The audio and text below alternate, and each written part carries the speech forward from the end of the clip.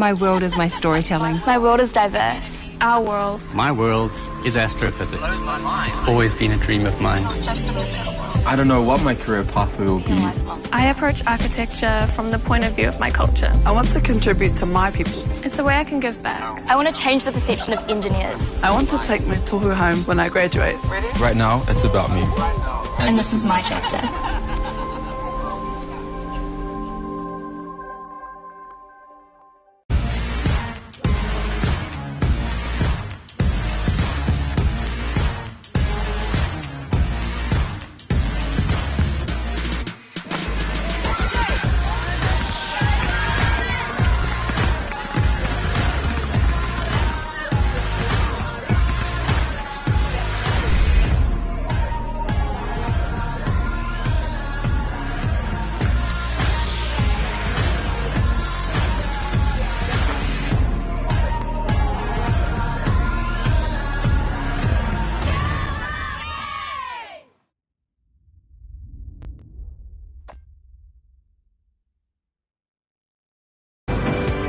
Only one New Zealand university is ranked among the top 1% of universities in the world and in the top 40 universities under 50 years of age.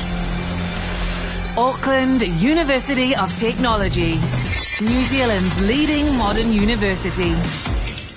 Home to world-class academics, called on for their research expertise here and all over the world, making AUT the New Zealand leader in global research impact.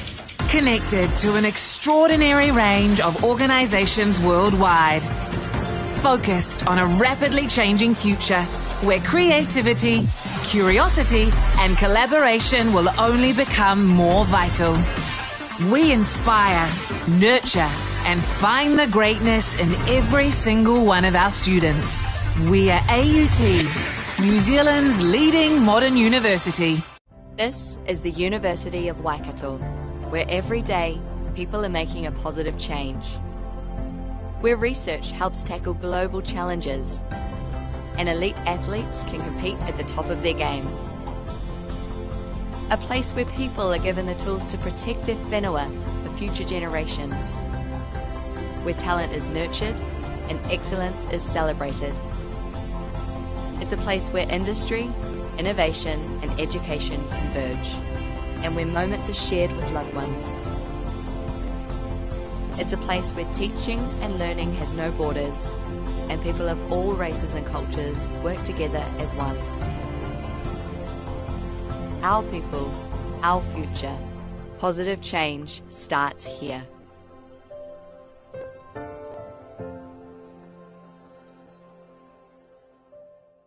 We believe where you live shouldn't decide your destiny, and that any place can be a place of learning. So much of modern life has a handy home delivery option. Why not your education? Maybe you'll start your degree in the same space you share with your whānau, or from that corner of the spare room that catches the most sun. Start your new what at the place where can be anywhere, online or on campus. Massey, New Zealand's leading online university. Apply now at massey.ac.nz.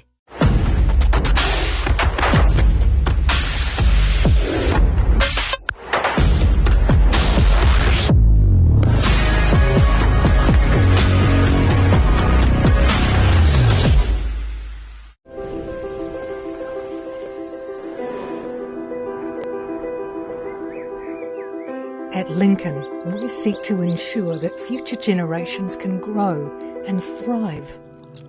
That means providing a world-class learning environment to grow fresh solutions to real-world problems, including using the world's resources wisely and sustainably. Come to Lincoln University, a place to grow.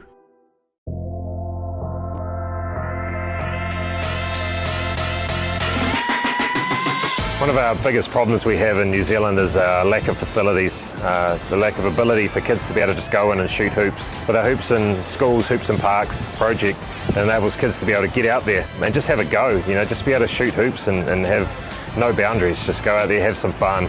By not being able to get inside to a lot of facilities, this solves a lot of our problems. We're seeing the hoops that we've already installed just be so well utilised. Every time you drive past the school that's got these hoops in it, there's always kids using them. We know it's going to increase participation in our sport, which is a great thing. Yeah, hoops in schools means to me just a lot of opportunity that when I look back and reflect on my experience at home in Portland, Whangarei, and in the schools, and there wasn't a lot of hoops around, but there was the odd hoop, and we'd always meet there, all the locals, and we'd have a ball, have fun, and that was a game for all athletes that played all different sports.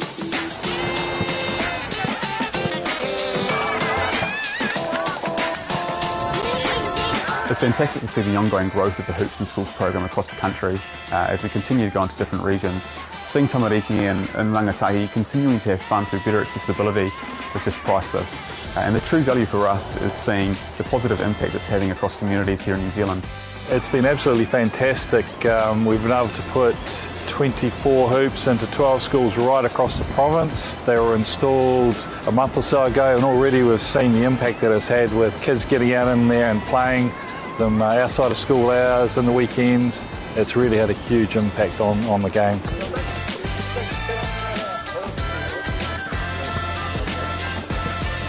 It is good to get into the community today and see the kids just having fun and being able to, you know, have access to these amazing hoops that have been put into new communities, because a lot of schools don't have access to these things.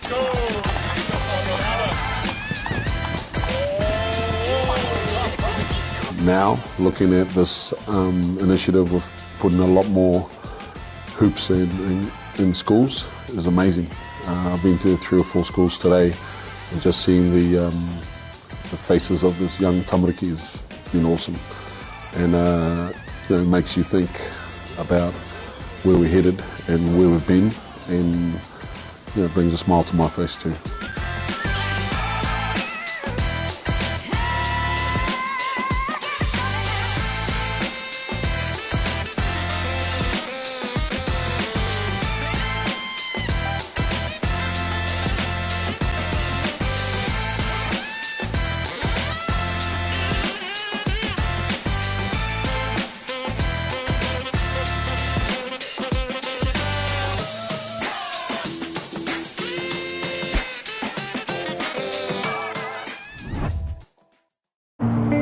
Belief, the emotion that stirs your body into motion.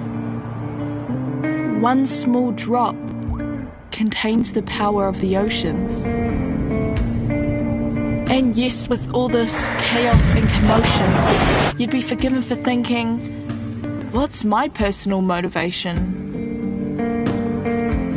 The new normal's so abnormal that now normal's an abstraction. What happened to civilization? This world is a distraction. But still, belief will never fail to cause a chemical reaction, fizzing up your synapses with purpose and possibilities to put into practice. Yet those ones. And so you pause, breathe, and say, what do I want to do for me? The future me. The one who needs me to believe that I can make a difference unequivocally, in whichever way I deem. Even if that's flipping me into we. You see, that really is living the dream. So yeah, it's a pretty simple plan. Believe you can.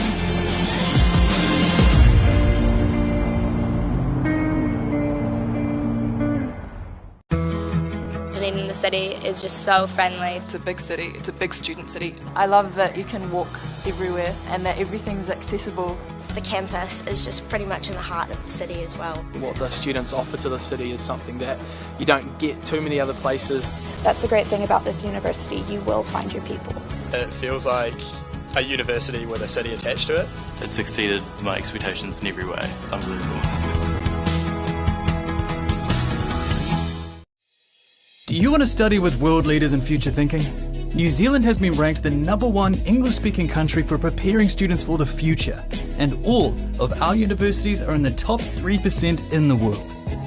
Start your journey to a high-quality New Zealand education by choosing a recognised study option available in your country. Take the first step towards your New Zealand education now, because the world needs new.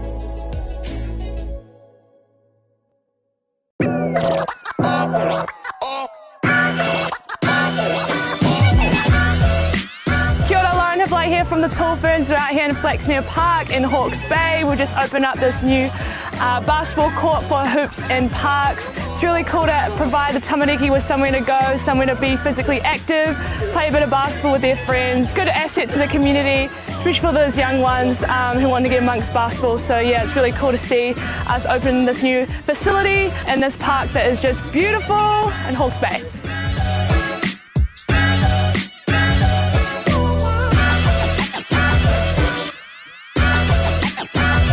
Kia ora, Pera Cameron here. Just want to talk a little bit about the Hoops in Parks and the Hoops in Schools program. It's been amazing. The return on investment is priceless. The accessibility for all the kids and the tamariki to get in here and enjoy themselves, especially through these trying times, been amazing.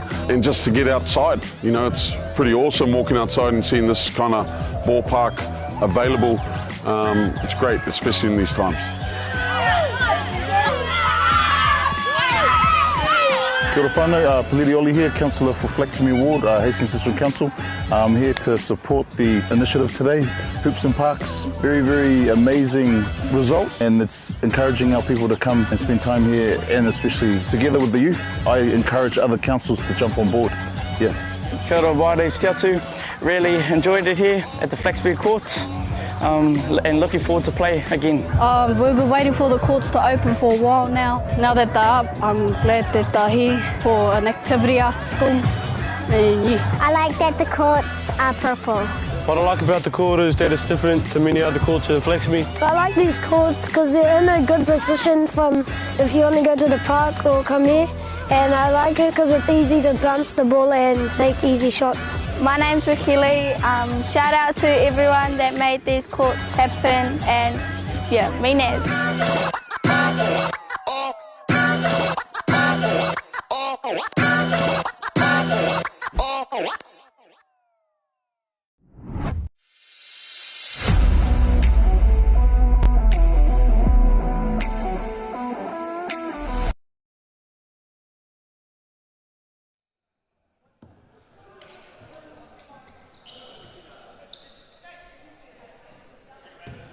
Good morning and welcome back to Palmerston North for the UTSNZ 3x3 Championships.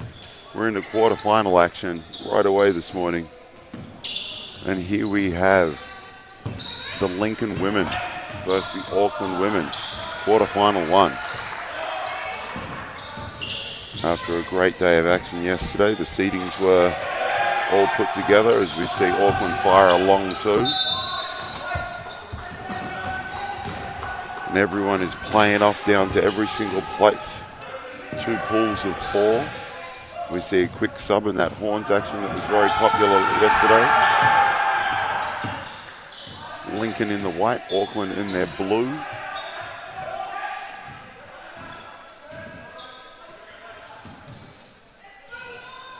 Eight seconds on the clock, on the shot clock.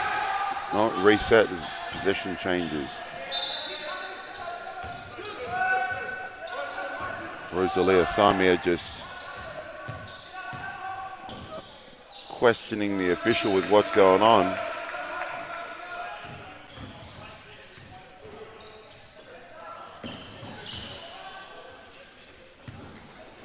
Samia is a very sporting family. Her sister Malika, part of the junior tall fern group, headed to college shortly. Big volleyball family as well. As we see Hippolyte drain a 2, corner 2. And Berry answers right back. The pace of these quarterfinals is definitely a little quicker than yesterday's as Hippolyte can't get that to go.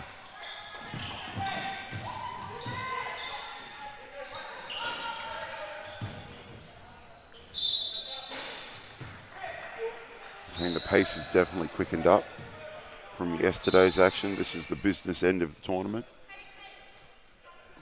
12 rounds of games yesterday to find all the seedings, and we play here today all the way down to the finals. The officials just sorting something out with the score bench. Gives the chance the women to huddle and just chat about what's going on.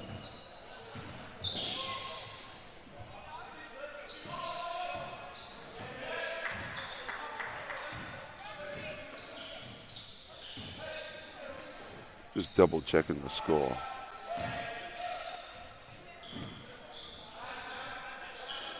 I think we know the score, the players know the score, but the score bench might be just trying to tidy that up.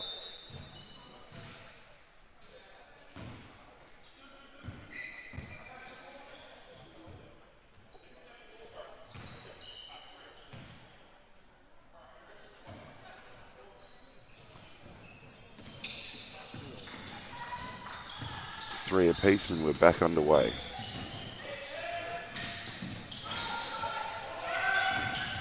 Tough rebound, good find down low. Samia taking advantage of some height. Putting in work in the post.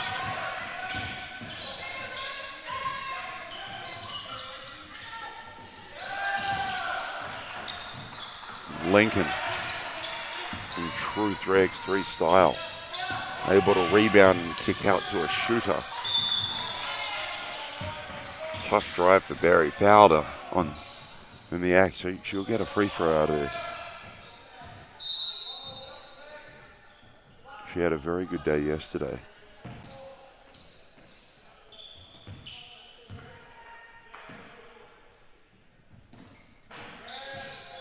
Can't connect there. There it is again, that quick fire too.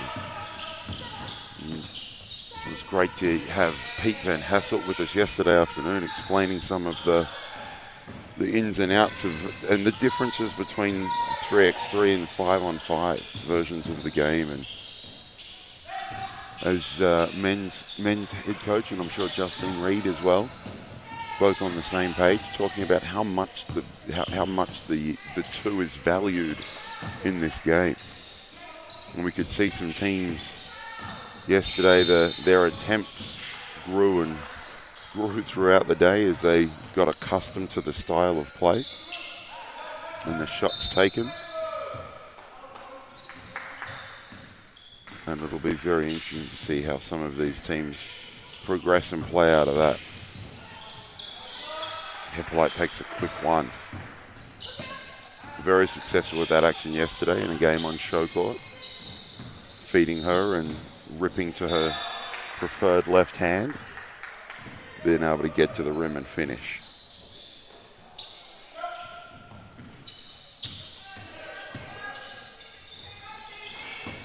There she is going left. Fouled on that one.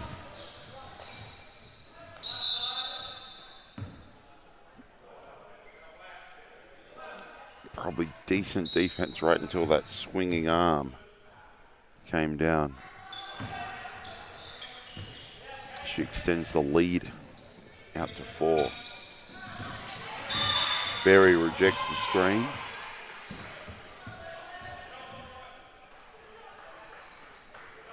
Fouled in that process of getting to the rim.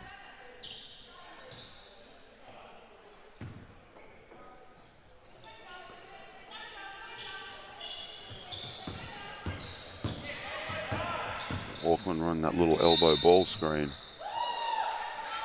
Samia this time called for a foul.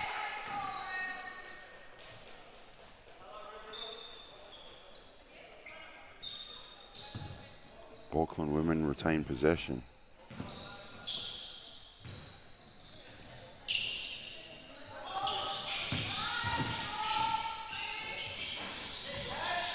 Berry on the keep.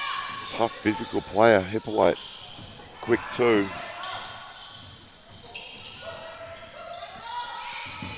Lincoln with the offensive rebound, not able to stick it back that time. Successful on the third attempt.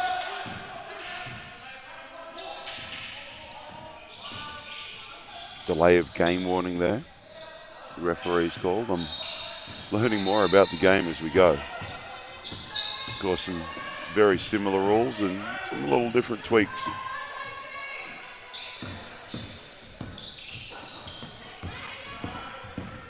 As Layson was too strong on that attempt, but Hippolyte can finish on hers to push that lead out again.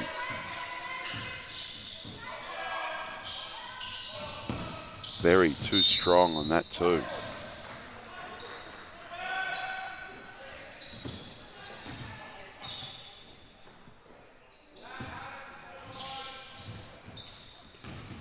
Kate Herman gets us restarted to that left-handed rip of Hippolyte. Just cannot be stopped in that play.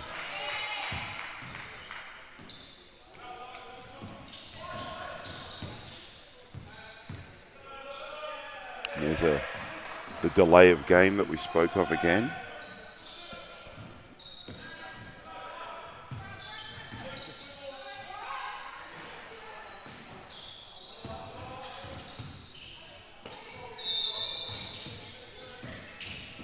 Little ball screen for Berry. Working with Steve Rotes, can't get that to go. Auckland track it down.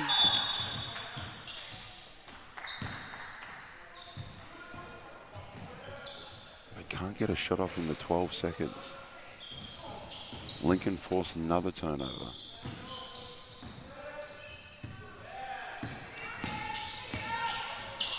Little ball screen action to get into a drive on the rim. Herman with the easy one inside.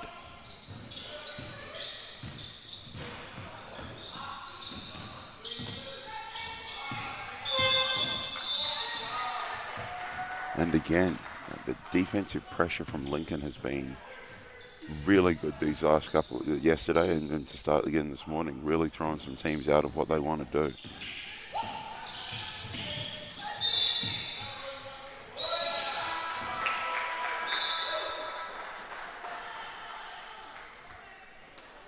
Samia gets fouled.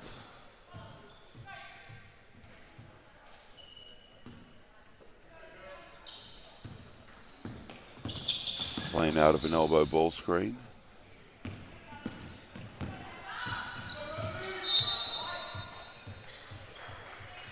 Knocked out of bounds by Auckland, so they'll keep possession of the ball.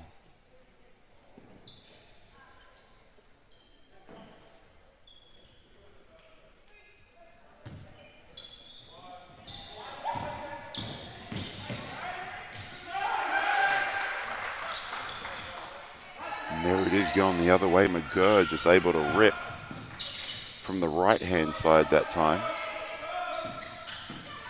Quick ball screen, not good enough on the switch there. Hippolyte misses one that should probably want again.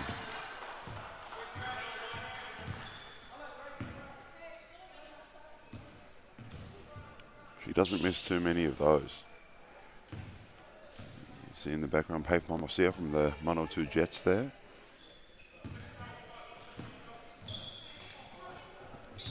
A Lincoln boy himself, supporting the girls here this morning. Berry can't connect, quick kick out, quick two, off the mark. Herman with her own rebound. Deflected, but they get to keep it. Lincoln hold a strong lead here in the first game. Is that left-hand rip. Auckland doing a better job defending that one. And on the boys' side, the Lincoln men, I believe, have taken care of business in pretty good time, as Samir shows and goes. Berry, well off on that one. Shot clock running down. She's able to get to the cup and finish. Samir for 2. Short on that. Hippolyte can regather. Playing off 2 feet. Right now it's all going Lincoln's way.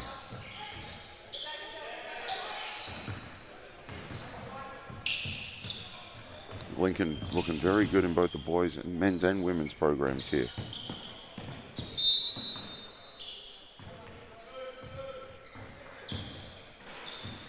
It's a dead ball situation, subs for both teams.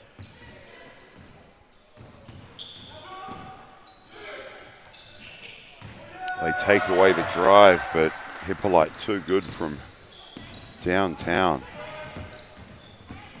Stepped off to take away that left-handed rip. And she just pulled the trigger.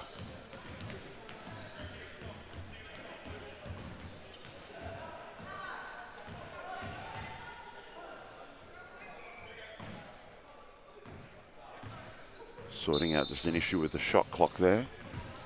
Take it down to 9 for Auckland. Berry.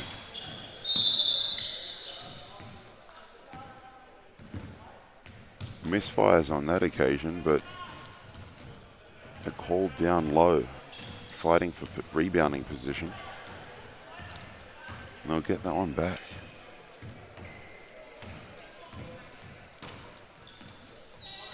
So here we go again.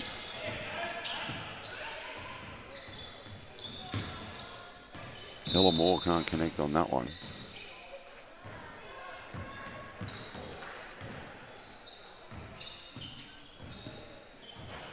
But I don't think the question is going to be if Lincoln wins. It's if they can close it out before the time runs out and get to that score of 21.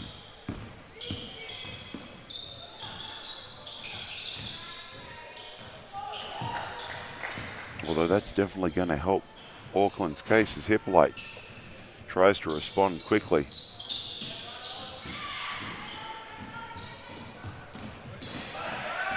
Great hands there. Dribble out 2. Doesn't go for Lincoln.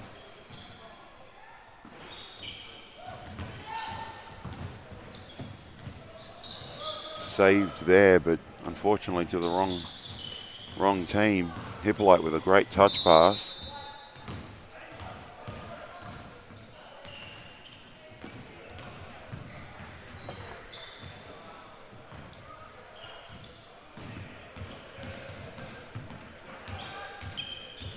Trying to get that to work. As we just tick under 2 minutes left in this game. Lincoln with a commanding lead.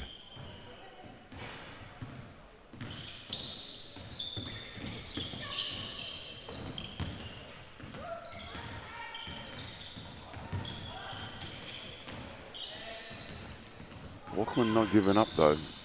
They keep working.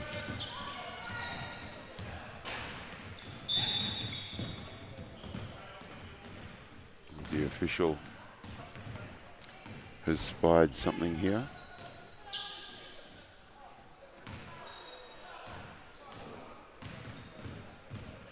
The ball may have hit the support on that shot.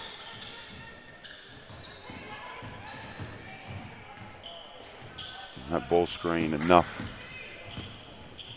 to get that defender trailing. Berry can get to the cup and finish, but Samir answers right back. She is too big and too strong in there.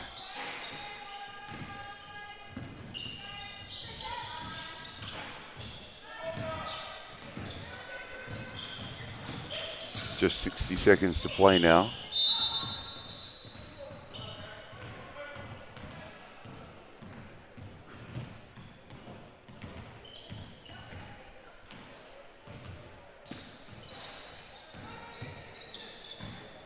Auckland with possession.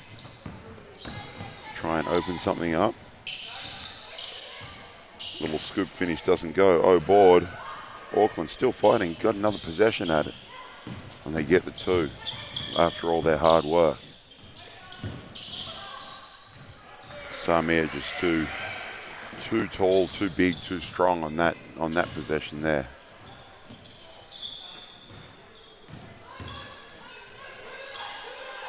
Sandra Lacey's just not up to, doesn't have the inches that Samir does.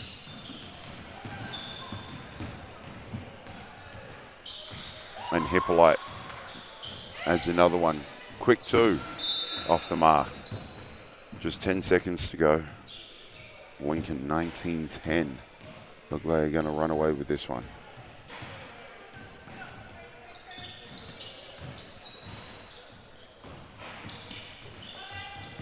Hippolyte can't finish. Can Barry get a couple more points on the board? No. So game one, quarter-final, done here for the first round this morning. Lincoln women running away with that in the end. Easy win by 9 against Auckland.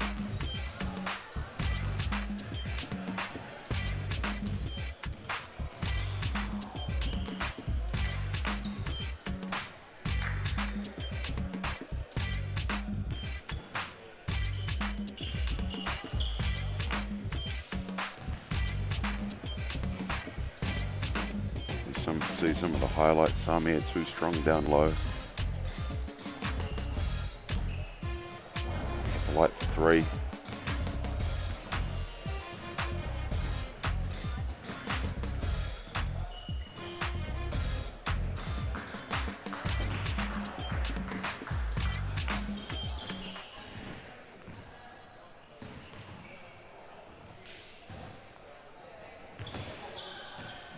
As with our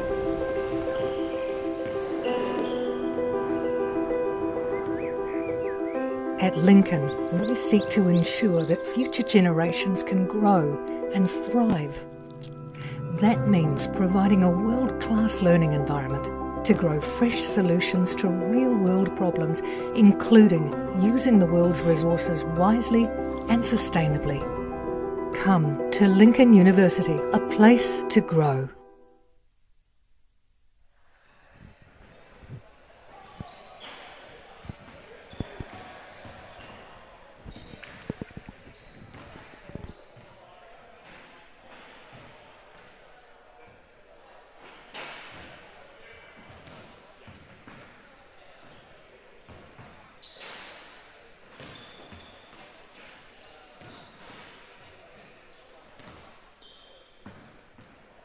Here we are back for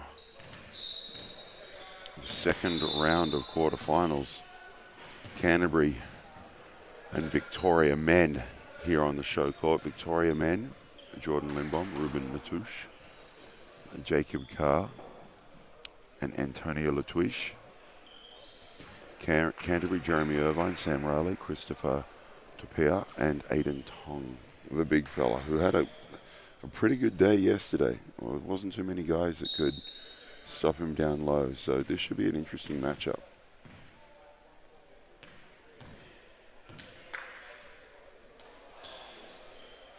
UC was pretty dominant yesterday in their play.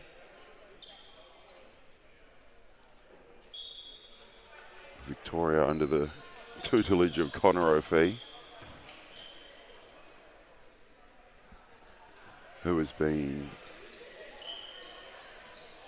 involved with basketball here in New Zealand for a very long time. Very clever young man.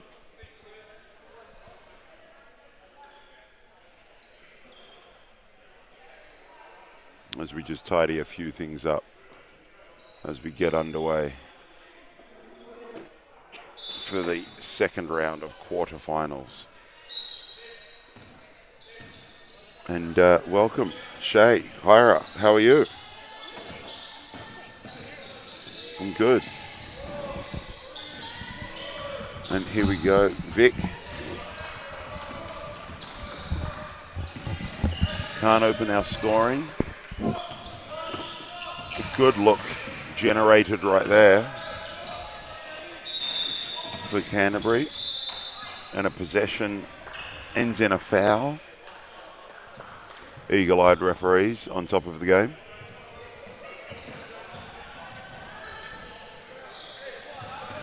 As UC have the ball to start, playing out of a little elbow action.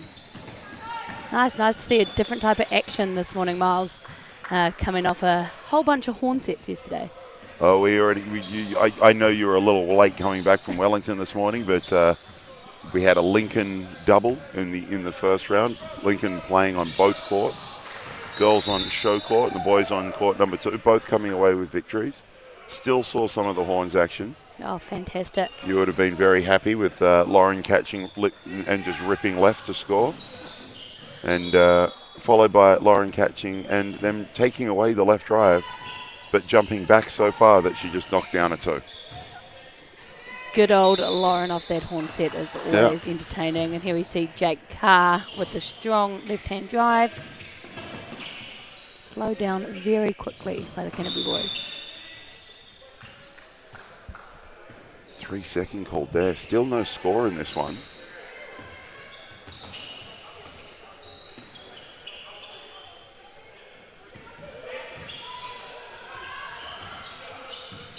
Tong asking some questions of the official.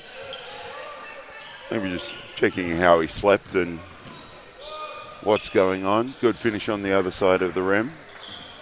And the Vic men get us on the board for the first time this morning. Jordan Limbom with that little reverse. I think we might see a lot of that with the number 14 down low. Seems to be his game. Dominated down there yesterday. Yes, Aiden Tong didn't have too many guys that could match his size and strength. I'd like to see him and Otago's Nathan Hanna go at it. That's 2 big bodies there. I'd like to see that battle. As we get the little side step 2.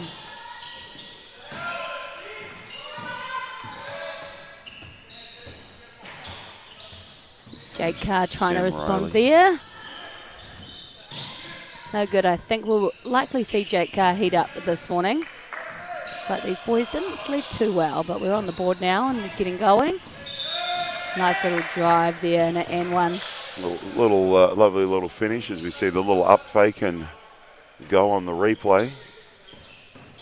And I think the Vic men have definitely changed into their hard one-on-one containment today, but they really need to be aware of those open drives and when to help, when not to help.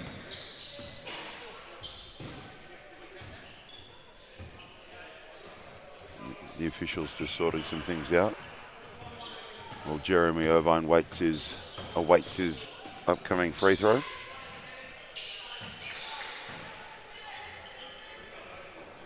Canterbury in the grey and red. And Vic in their lovely green. Manawatu green? Maybe not quite, but... Very close. I'm going to go with a khaki. Oh, there we go. Khaki green for the Vic men today. Taken away there by Canterbury. Tong's picked up his dribble. Doesn't have many options. Doesn't look too comfortable out there, does our Tong? Oh, great block. Definitely a bit more of his cup of tea there, as you see Tong go and take a hard drive and reaps the rewards from the officials. A bit of contact. I like the challenge to get up and block that shot there from Jordan Limbom, but couldn't prevent the finish. I think you said yesterday, Tong wouldn't have had many people trying to contend with that yesterday. So it's nice to see some boys really going at it this morning in the quarterfinals. And Canterbury take a quick 6-point lead here. Vic's not going to need to do something about that. The shot clock's running down. Well off on that one. Someone needs to close these doors. Getting a little bit windy in here for the Vic boys. Too used to that windy Wellington weather, potentially blowing those shots in. Little elbow action here with Tong. Probably seeing him turn the corner. And then we're into Vic's got it. Can they get a quick one to try and chip away here?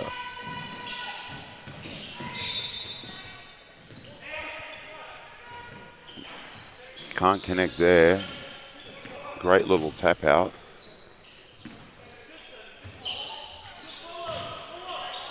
Well off, but followed and finished. Yeah, I think Vic really punishing Victoria with their switching D. I see there was a big mismatch, and I see one of the guards taking one of the bigger players off the dribble. The quick finish, and you see Vic men now up 11 this morning.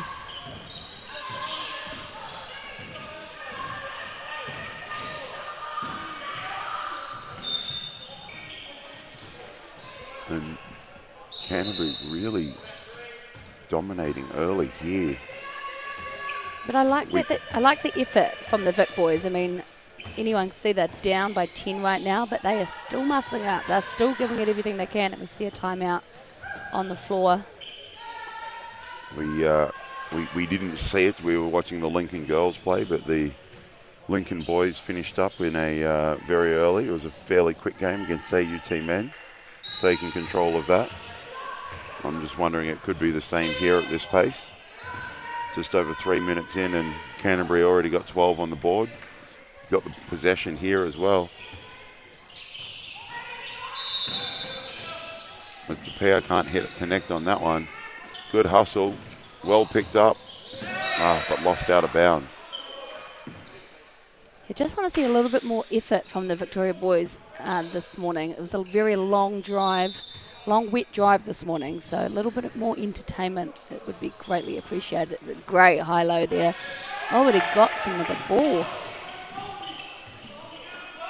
Officials didn't say anything wrong with that. Thought Tong was a little bit disappointed in that.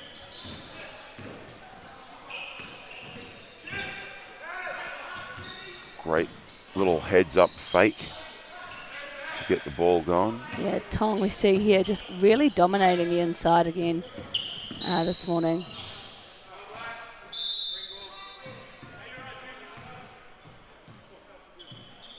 I think we see a no clear. That was, if my knowledge corrects me. And we've got Vic boys. The long two really need to start connecting if they want to stay in this game, as we see the score 13-2 to the Canterbury men. And Canterbury's coach Pete Van Hasselt would have scouted, filmed, analysed, and done a huge amount of work to make sure Canterbury ready to go, as we see another finishing slide by the Canterbury men. Yeah, the Canterbury boys are very, very fortunate with having the experience of Coach Pete on their scout. I'm sure that was very in-depth this morning.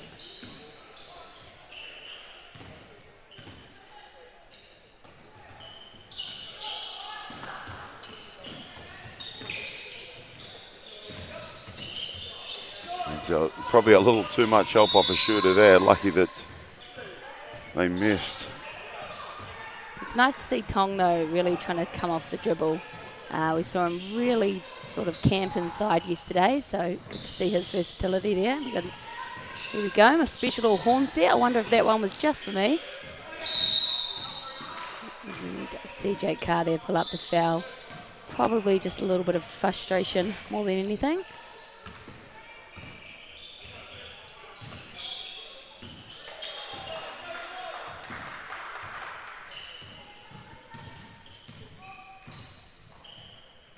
Sam Riley heads to the line, knocks down that one, extends the lead. Scoring slowed down for the Canterbury men. Still managing to tick it over, but just not quite at the same rate. Great find in there, a little wraparound pass.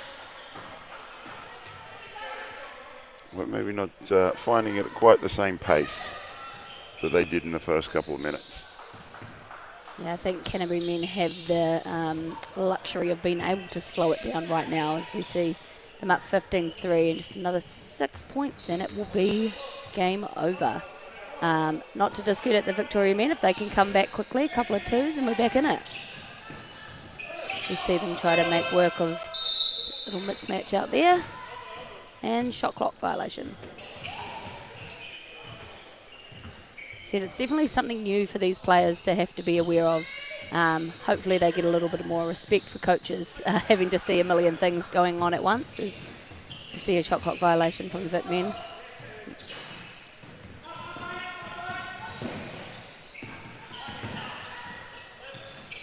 good ball movement there. Can't connect on that. And Vic's managed to generate some good looks. Good looks inside, good looks from 2. They just got to be able to make a couple of those, and there's still time on the clock. Yeah, we haven't seen a score for about a minute now, so it'll be interesting to see what Canterbury do here. See if they look to get Tong on the inside. A little bit of miscommunication going on there. And The shot clock, they're going to need to shoot that. Shot clock violation. Vic upping the defensive ante. Yeah, I really want to see Canterbury men just keep pushing through. I mean, I know it's been a long tournament, but up 15-3, and I just want to see them try a little bit harder to get this game closed out. Have a little rest for the next game if they can. So we see another turnover there from the Vic men. And that's the huge one right there, isn't it? If you can finish a game quickly, even it might be a few minutes. It's a few minutes off the court and a few minutes off the legs. Just manage to take it whatever you can. As we see another long 2, not going for Canterbury. It's a car with his famous 2. Not today. Got a piece of that. Teams trading 2-point attempts. Unfortunately, no 2-point scores. Oh, good great find dish. inside. Oh, and Canterbury answers straight back.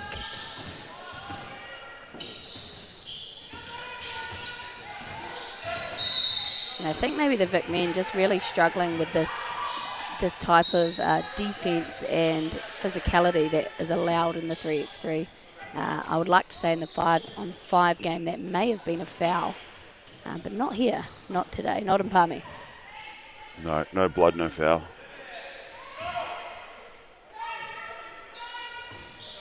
Taking it back to the old school pickup games. As the men get together to try and figure out what's going on. Oh no, there was a foul on that call.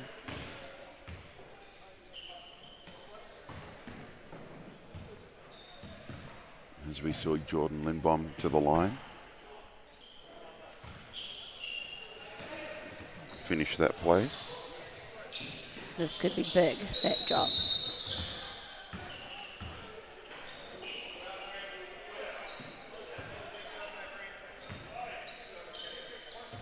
See Vic men just finding themselves in a little bit of foul trouble right now as they go up to number 6. So on the 7th in the 3x3 game, they will then be shooting on a foul. And then once we get to 10, it will be shot and possession. So, oh, Tong with a great drive and move. Just can't finish. You see off the ball foul on Jake Carr. Frustration just starting to set in here for the Vic men.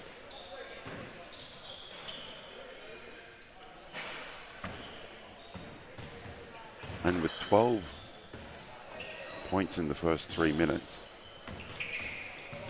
they've only scored 5 in the next 4. Had another one there with another one to come. Of course, 7 fouls is two shots, and with 10 fouls, 2 shots and possession. So Pete was kind enough to spend some time with us yesterday afternoon and had a chat and said you really want to get to 5 or 6 fouls in the game. Yes. To show that you're playing hard and being physical. But you really don't want to start giving away those 2. And definitely don't want to start giving away 2 in possession. Yeah, no, definitely not. And I think it just comes down to discipline here with the Vic men. They are down 14 at the moment and already in the bonus. Have a nice little pull up there from number 10. As you see, we're up 19-5 and Canterbury can finish it here. But no. Great defense Can they get a shot away? And another violation. And that's a tough one right there. Had an open look, but did not shoot. So that's always a tough one. You don't shoot that one. You'd rather have a miss than a turnover. Great little crossover there.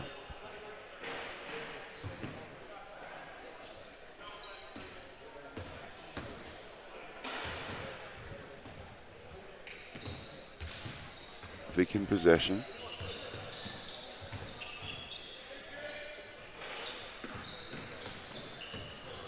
Great drive and left-hand finish. Bit of a sloppy turnover there from Canterbury. Got a little bit of time on their hands though. They are up 14, 2:20 to go. But as we said earlier, getting a little rest after the game is always ideal, especially coming into playoffs.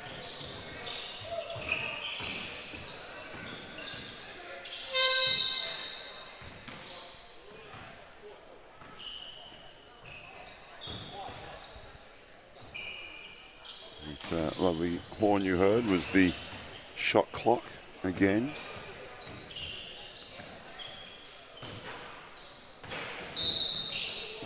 As we see Canterbury trying to close out that game with the 2.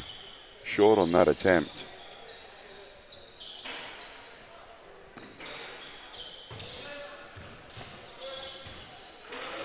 As we tick just over 2 minutes and nice little slip inside there. You can see Vic muscle up. We've got to make those. They've had a lot of misses early. So we see if Canterbury try and close this out early.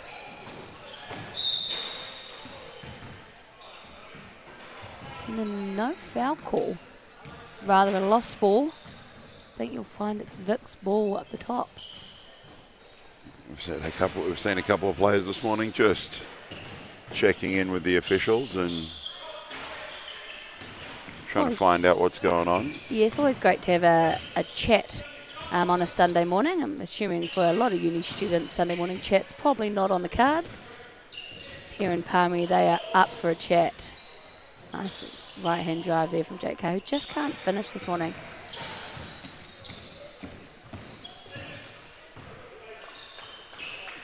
Tong with the easy drive there.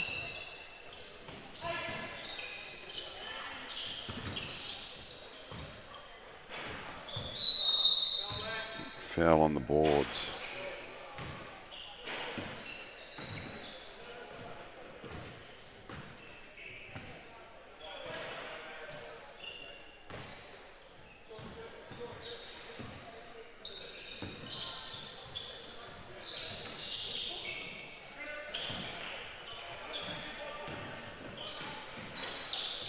Still going. At 11-point lead, time's just going to get away from them. Foul on the play. Yeah, Tong. 2 free throws to come. If you can make one, that's game. Yeah, Tong doing a great job inside there, seeing the mismatch and just really making number 6 from Victoria post up. Can he make the first one? He just wants to keep playing this morning. He's not ready to go home. He just wants to stay involved.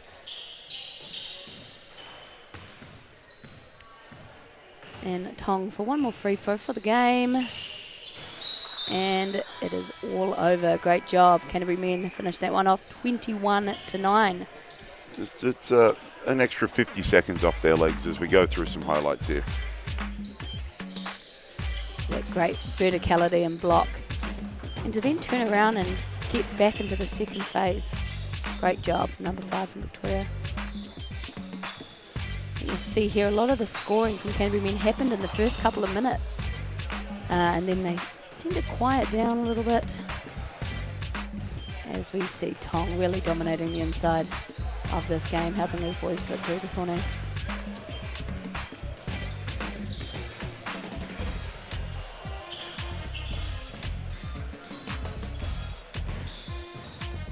That quick kick out, quick fire too.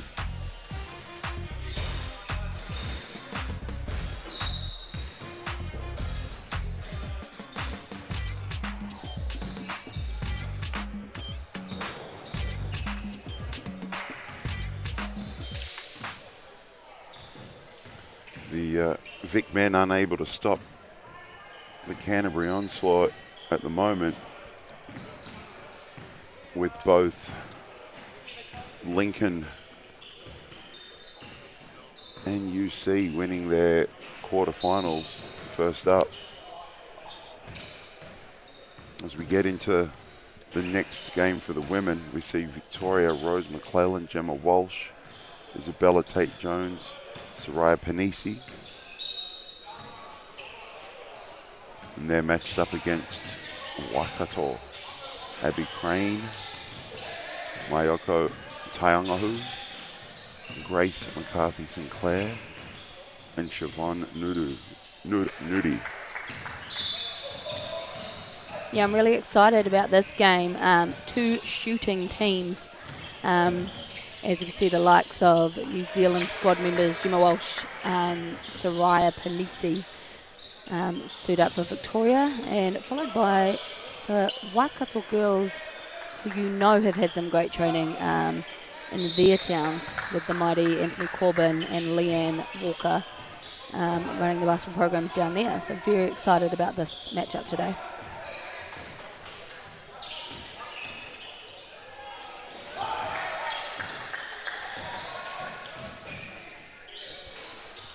And it'll be Waikato to get us going here.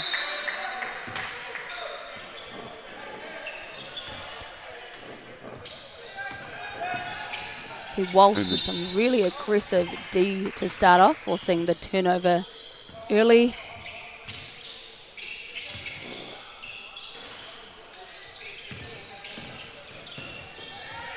Walsh coming up very aggressive this morning with an early turnover and then a quick single. There's that shooting you spoke of.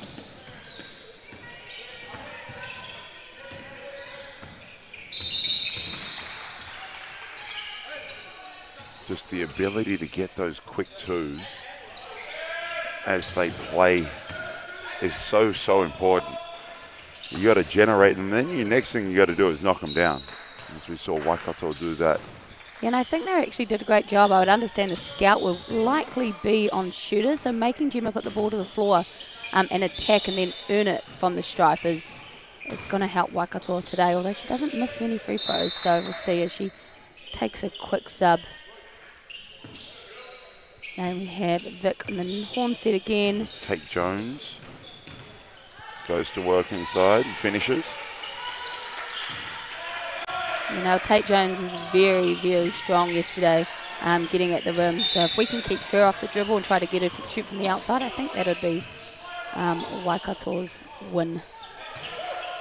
So we see a foul there and Waikato ball. Another horn set we like to see here on 3-on-3. Great defense, but I think Tate-Jones might have just got a hand to that. Officials just sorting out the shot clock there, down to 6.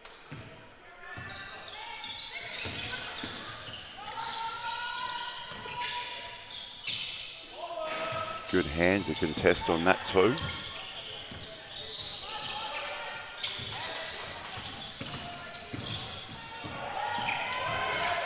Nice little behind the back drive from Panisi.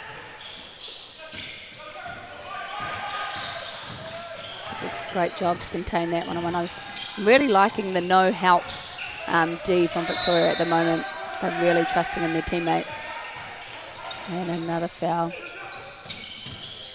I'm chatting to a couple of the 3x3 coaches off camera and off court yesterday. They were saying that they get to give up a 1 at times to get an uncontested 2. So you're right, that no help, I'm not going to go and help if my teammate gets beaten. And we'll give up a 1 to generate a 2. Yeah, absolutely. And I think that the understanding that 2 is worth more than 1 is a great way to look at it. We're mathematically gifted there, hearing commentary, to know that 2 is more than 1. Yes, thank you. It's higher education and work. A hard drive. I think you'll see when Tate-Jones gets the ball, she will go head down to the rim if she can. One-on-one. she doesn't see anyone here that can guard her with some great D. Apologies. A blocking foul called there on Tate Jones. Maybe a bit slow to the party on that switch. Quick fire too from the Waikato. They've scored all their points from outside right now.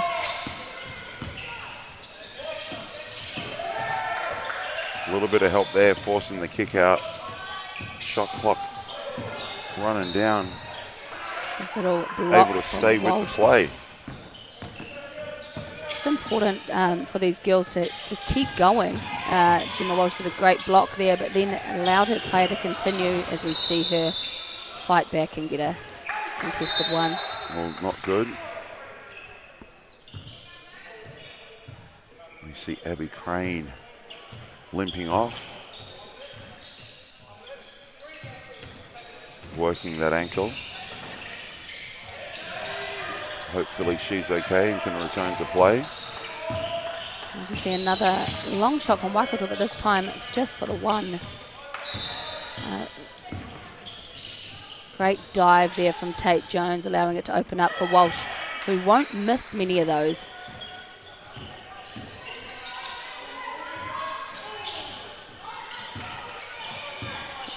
Waikato just looking a little bit more hungry than Vic this morning. Although Vic do lead 7-6 in this close game with just over 7 minutes to go.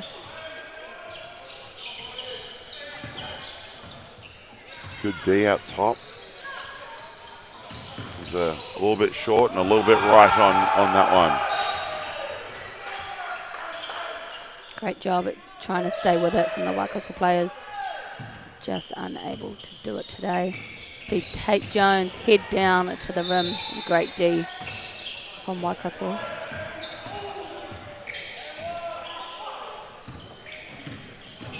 Oh, great backdoor pass and cut from Panisi to Walsh.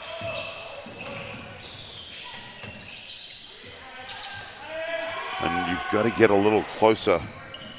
Yeah, Waikato. Because that's only scoring from deep today. McCarthy Sinclair has the ability to shoot that, so you've got to take away some space and don't get her get into that rhythm shot. As we see another Waikato player going down, which I think we'll see a lot more of that today than we did yesterday, and I think a lot of it might have to do with tired bodies as well. As we see some staff members coming over to help her off the court. Victoria taking the opportunity to get together and have a chat about what they've seen so far. It's not great. They've already had Abby Crane limp off, and now McCarthy Sinclair is doing the same. Good to see Crane back on court, which is absolutely fantastic. Could have been another maths decision, understanding that 3 players is better than 2 when she had to make that choice. Nice little drive there. Long on the rebound. Vic able to contain and control that. Tate Jones puts the ball on the floor. Is able to regather, but unfortunately saves it to out of bounds.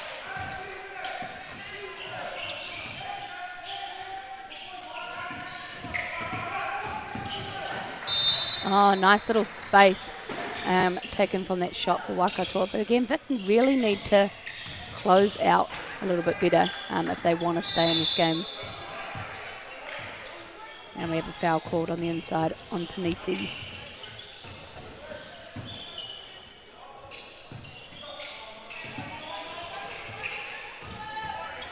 Just a little bit of miscommunication Waikato from there. 2. Ticking the scoreboard over. Really playing a style that I believe the 3x3 caters to, with multiple 2 attempts. And Vic trying to answer back but can't connect.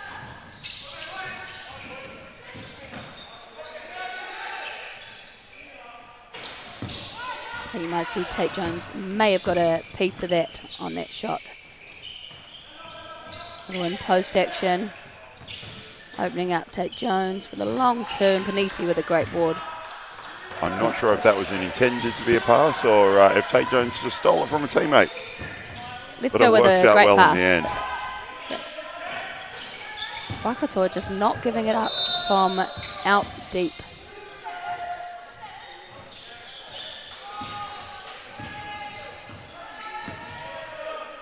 Shot clock running down. Panisi has to force one up. The Vic girls, while their effort is there, their execution has not been great as we see them tick over their 5th foul in less than 5 minutes already. Nice crossover. Walsh able to stay with it. There's Waikato again from 2.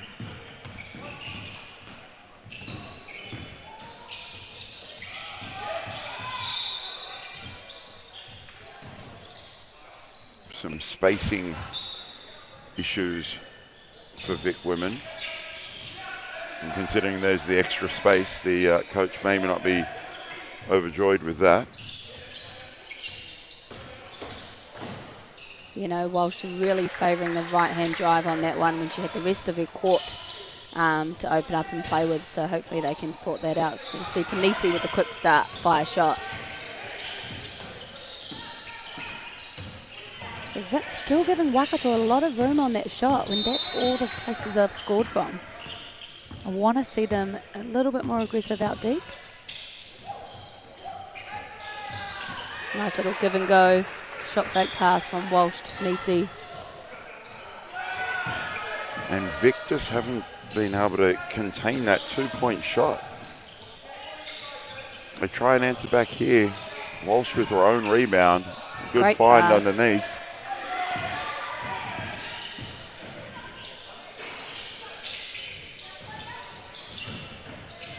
See the Vic girls really not playing D by committee here.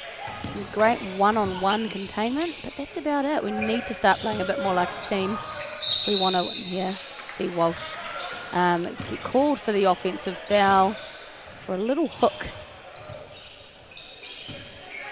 And that is a shot that Waikato women would have taken on that dribble out. Great little highlight action. Nice finish inside. I think that may be their first scoring. Yeah, score inside. Yeah, absolutely. As And they open up a 2-point lead. I think that might have been the first time that I think Vic did a really good job at shutting down the 2, but hey, one's less than 2, so let's continue with that. So we see the Waikato up 13-11. Walsh rejects the screen and pulls back for a step back 2. And some great boards from McLennan. Unbelievable. Just straight up, not getting a hand up. Hand down, man down. Not cleared. Not cleared properly, no basket. So Vic women causing themselves a few little issues along the way here. Just not being able to contain the dribble. And not being able to contain the 3-point shot. I think it's pretty obvious to see that Vic's advantage is at the rim right now, but it's not going to help when Waikato are not missing from the outside, so they really need to work on containing that shot, getting up to touch, and making them put the ball to the floor. Well, standing a couple of feet off them isn't working.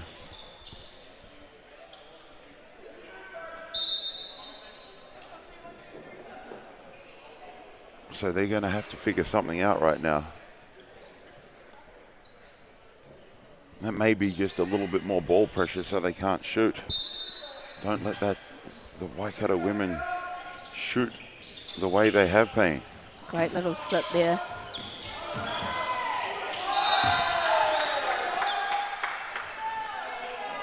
Contested finish on the inside. I think you'll see they put that foul on the wrong team there. Yep, it's replaced and Waikato take that foul. Panisi with a great find to take Jones cutting. Vic really need to just work a little bit harder at finishing. Or step up the D. Something's got to give. And still a very close one. Only 3 points in it. But Vic needs to be able to put some scoreboard pressure on and be able to make some shots, as we see Crane, I think it was, just miss from the top of the key.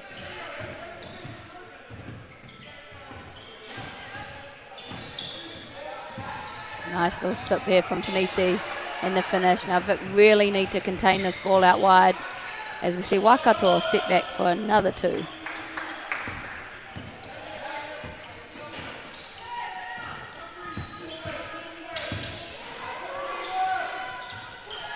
Sort of full behind action there from Walsh as she puts her head down, drives straight into traffic, and we have a shot clock violation. And Vic playing more of a 5-on-5 style, trying to run some pick and roll action, take advantages from slips, whatever it may be there. And Waikato women just up until now have shot the first shot available, and most of those have been shot the first 2 available. Yeah, and I think that foul by Walsh there really does demonstrate the 5-on-5 they're trying to play. Just not quite aware of the foul count. Not much comms coming from teammates as we see the Vic girls now into the bonus for fouls. So every foul from here, Waikato will get 2 shots, which isn't ideal when you are down by 3. Crane able to make both of those.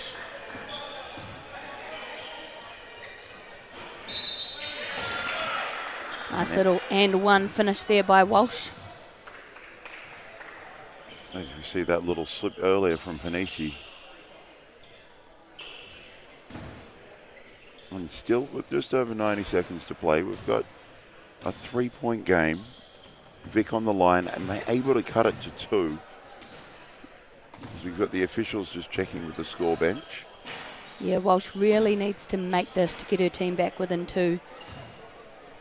Waikato could finish this game with 2 quick 2s, and we've seen them do it already, so I really want to see Walsh make this and really get her team back in the game.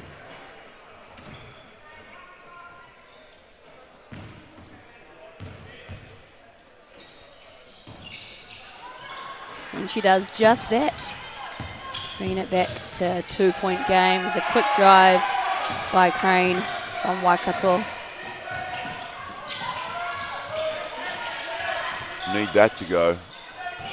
Great offensive rebound. Gets caught with some indecision and turns it over. Yeah, the effort was definitely there, just not great execution. I think Vic girls really need to communicate a bit more. As we see step back 2 from Waikato. As they now lead 20-15, and Panisi tries to answer back. Walsh doing a great job on the boards. And Vic playing with a little more urgency, but it may be too little too late as Crane fires and connects. And you can hear the Waikato men cheering on their female counterparts. And the Waikato men had a win on court number 2 at the same time. Yeah, that, as we see some highlights here, that game was a great example of how important that 2 is. Making sure we give up a 1, not sacrifice a 2, as we see Waikato continue to shoot from deep and end up going ahead and winning that game 22-15 to head through to the next round.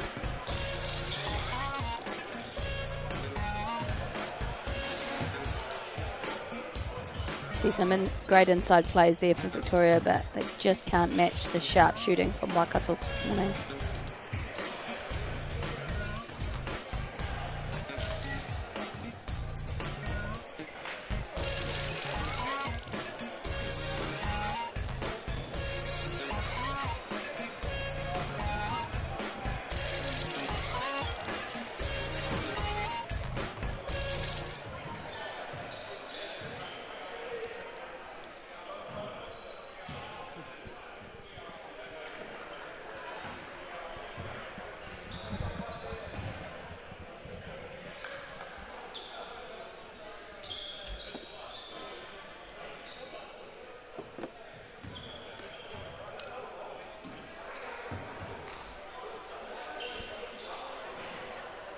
we roll straight into the next game.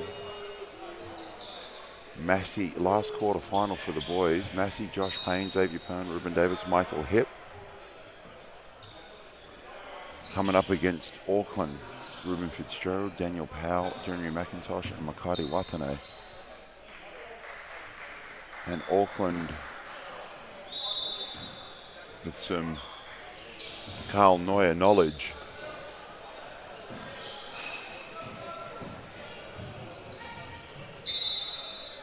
Massey didn't have a great day yesterday here in their white strip. And Xavier Pern with the white strip and the white hair, it's all sort of blending in to one. I spoke to him about his hair yesterday, and it was a friend's idea, and his girlfriend lovingly did it.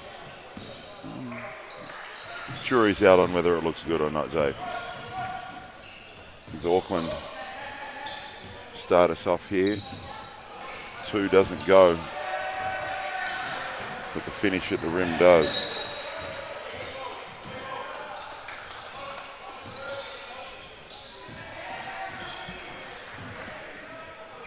And the ball tipped out by Massey.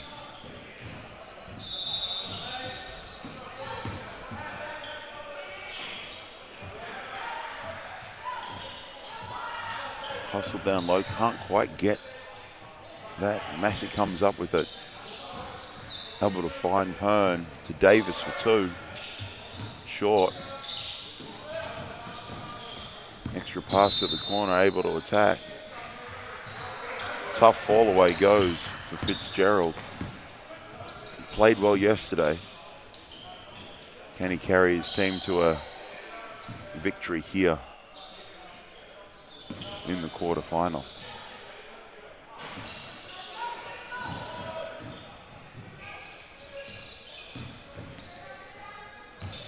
Davis fouled in the act of shooting a 2.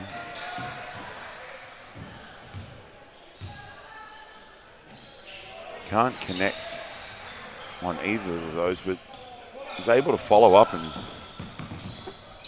get the scoreboard going for Massey University.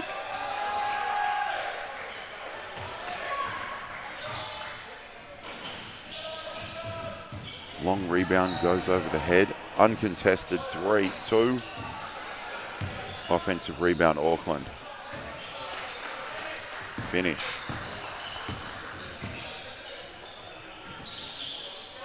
Pern for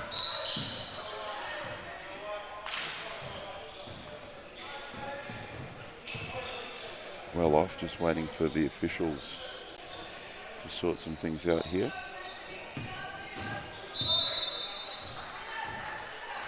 Fitzgerald for 2.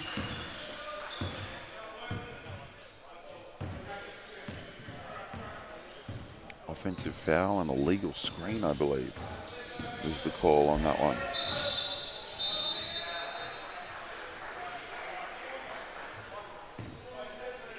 Stalling, delay of game, the technical warning.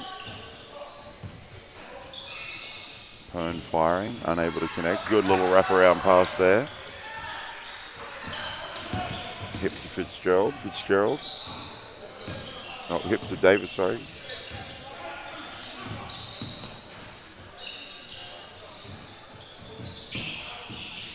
Shot clock running down. Pern finally connects on a 2. Massey, a little bit of playing with a little bit more life.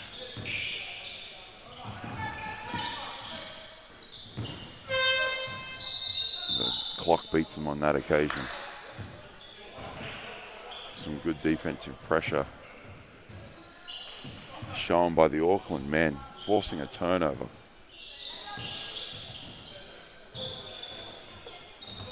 Good find out of the post. And good finish inside. Jeremy McIntosh.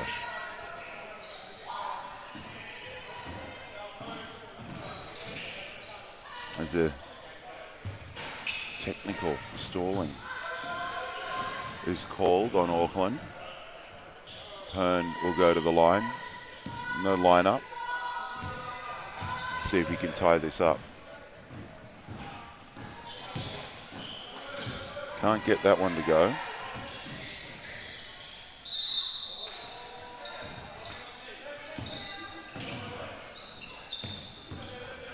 Massey gets the ball back after the technical.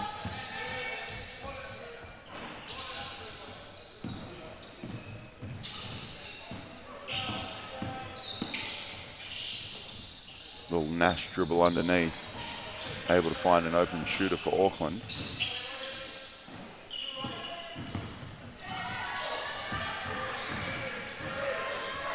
Good bump. It's the players looking for calls that they might possibly get. They might possibly get in the 5-on-5 version of the game, but with the physicality here at 3x3, they sort of looking for reasons why that wasn't blown. As Pern able to finish.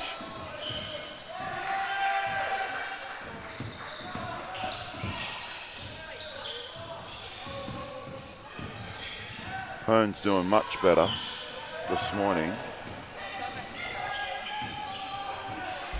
He's contributed. He shot the ball a few more times, had a few more looks at it. As we see Auckland finish inside, taking a 1-point lead.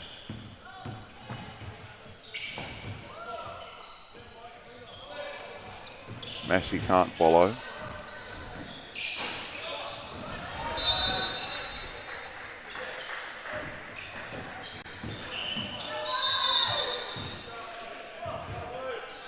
And Pern fouled in the act there on a good baseline drive. That physicality just a little more than 3x3 allows. And they allow a lot, so saying a little something. We see Hearn can't connect, and no, it's 2 missed free throws. He'll probably want those back again. Yeah, Massey boys been a little bit too aggressive as we start off this game this morning.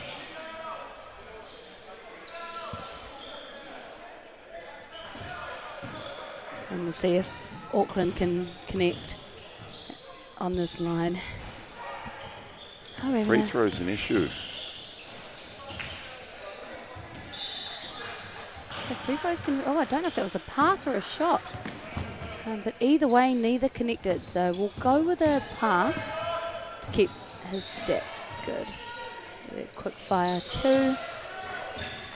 Take Auckland to an 8-5 lead.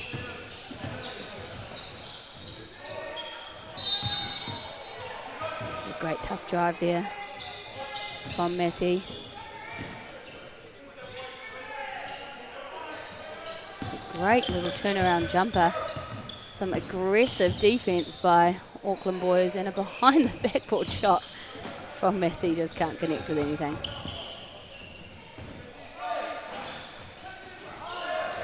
A step back 2, no good. Massey following with a strong rebound. Massey have definitely upped the ante here a little bit today. Yesterday they were a little off the mark. It's good to see them playing with a little more intensity. Yeah, and still managing to keep their foul count down. And let's see their foul count 2-5, with Auckland leading the way in that respect.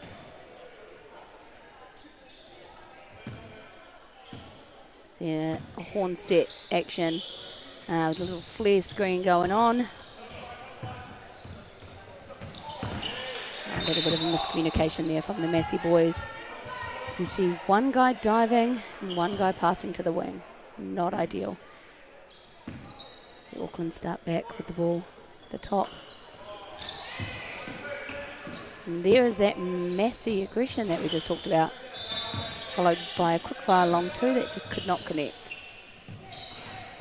And it's great to see them it's great to see them trying to get those twos up. Great Shot inside clock look. running down. They need to be a little quicker on some of those attempts, and it's not just Massey. It's happening to a few of the teams. Yeah, I wonder if these Massey boys watched the Waikato girls shoot earlier and thought, hey, anything you can do, I can do better. But Waikato girls shot pretty well as we see a inside foul on Auckland now. Followed by a quick timeout. They want to have a chat about it. And the game's still in the balance with just over 4 to play. A 4-point game is nothing to be concerned about, but you really do need to put the ball in the hole. And we saw the Canterbury men score 12 in the first 3 minutes of their game in their quarterfinal, and both teams here just struggling to put some points on the board, which is leaving the door open for Massey, which is great for them. I'm sure Auckland would love to put it away. They both started off scoring pretty quickly in the first 2 minutes, and it's dried up a little bit. And I think Massey have scored in the last 2 minutes. So we'll see if Auckland can connect here to make it the first free throw of the game. No, not today. And we've had a few missed free throws from both teams. Auckland just upping that defensive pressure as the shot clock winds down. I guess it was just two Massey boys fighting each other for it. The official fist went in the air. There was a call. I didn't think you could foul a teammate, but hey. Yeah, we learn every day. Oh, it's all about learning. So we see the refs grab the ball and just try to reset it here, get a little bit more structure back into this game. So we see Auckland boys lead the game at 9-5. The in-post play, nice little wrap. Just can't connect. He needs to get down there and take the glad wrap off that rim. So we see a hard rebound, and he is rewarded for his efforts as he heads to the stripe. Pushing it out to a comfortable 5-point lead. Could extend it to 6 here. Once again, another missed free throw. Massey really needs to start getting something going.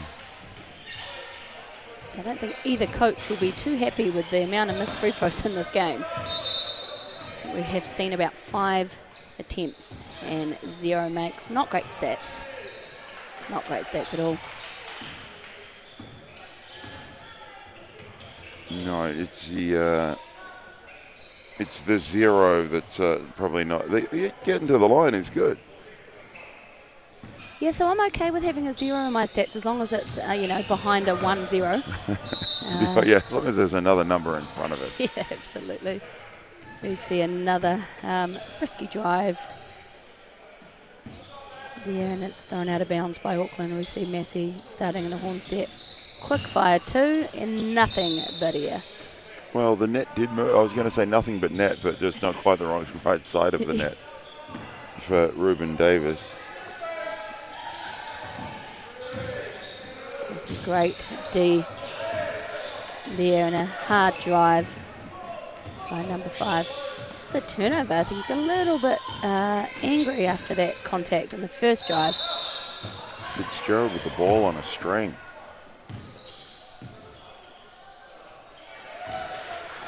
And you could see that defense was pretty good. Body, absolutely. and then... And this is just coming down, I think, to... hands in right at the end there. Yeah, they just need to stay with it. Trust in yourself. Do such a great job to give it up in the end.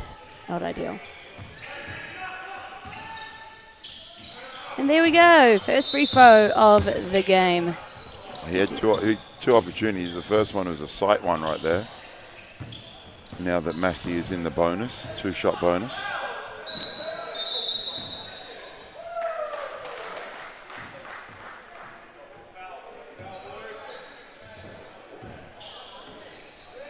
And the referee's called a technical after Fitzgerald with a little bit of an outburst. Unhappy with a no call.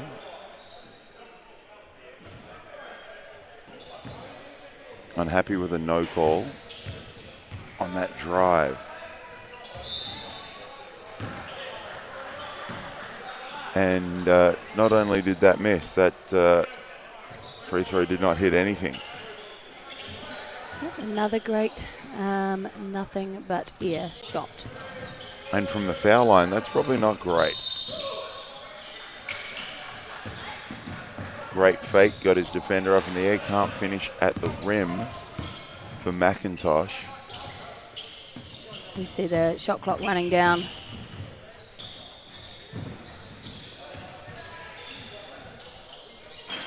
Auckland is doing a better job at clearing the ball. I mean, we're not seeing much scoring from Massey, but they're more inclined to pass out. And as you said, Pete mentioned, passing the ball out from the stripe is just going to help you in the long run with that short shot clock.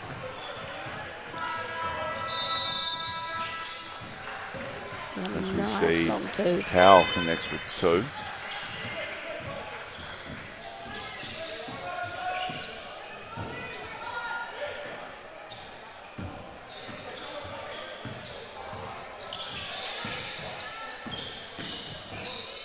Just able to bump off the defender.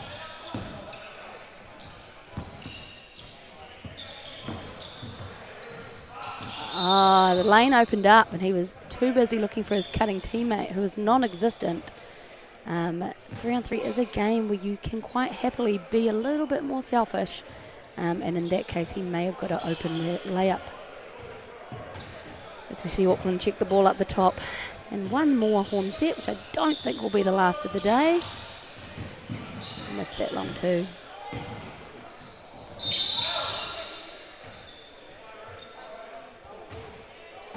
Fitzgerald fouled on that one. Yeah, initially looked like he lost control of the ball, but managed to gather it and had some great contact on the drive. Davis on the drive. Fitzgerald with the foul. Wrong way around there. And they finally connect with a free throw. Probably left 4 or 5 points on the line at least.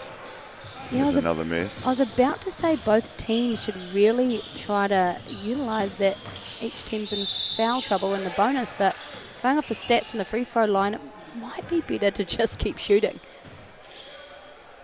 As we see a tough drive there from Auckland, who just cannot get it to drop today.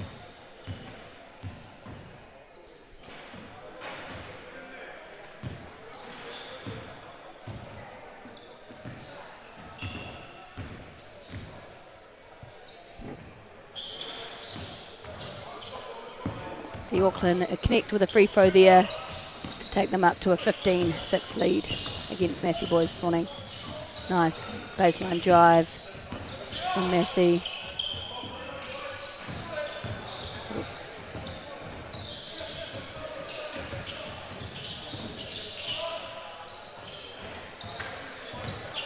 Massey able to connect on two of their own.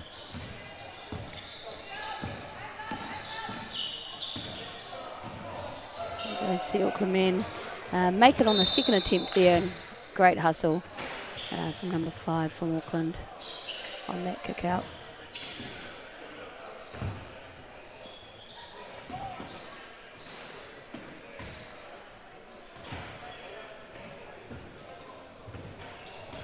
Little mid-range jumper there from Massey. They really need to defend that too. You see them trail by 7. And it really is the modern analytical game. As you look at Daryl Morey who made that quite popular when he was with the Houston Rockets, now with the 76ers. But I'm sure he would love the amount of twos shot in this version of the game. Yeah, absolutely. As we just tick under 10 seconds, the game winds down. You see, I think we're going to see Auckland men come away with this one, and just dribbling it out on the clock, finishing it up 17-10. And that is the last round of quarterfinals. So we go to some highlights of the game. Some great, strong, aggressive drives.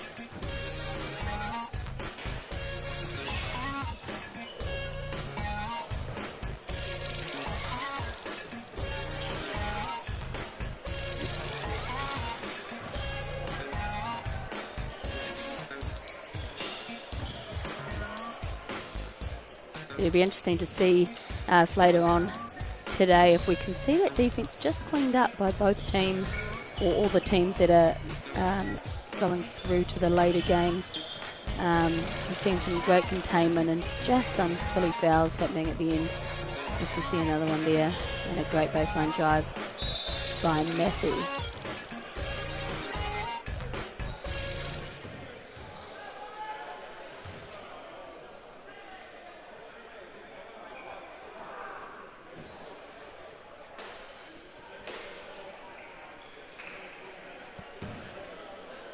My world is my storytelling. My world is diverse. Our world. My world is astrophysics. It's always been a dream of mine.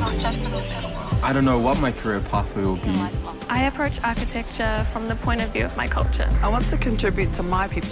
It's a way I can give back. I want to change the perception of engineers. I want to take my tohu home when I graduate. Right now, it's about me. And this is my chapter.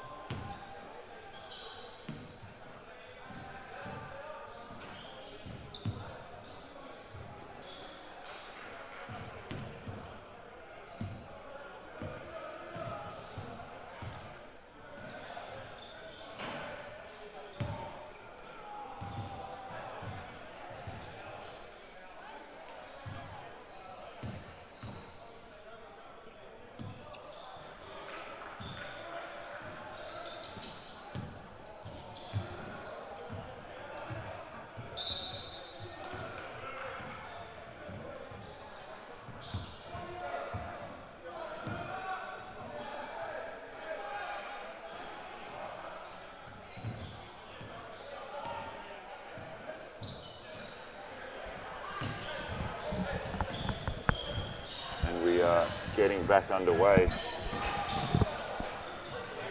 into some warm-up here for some of the positional playoff games.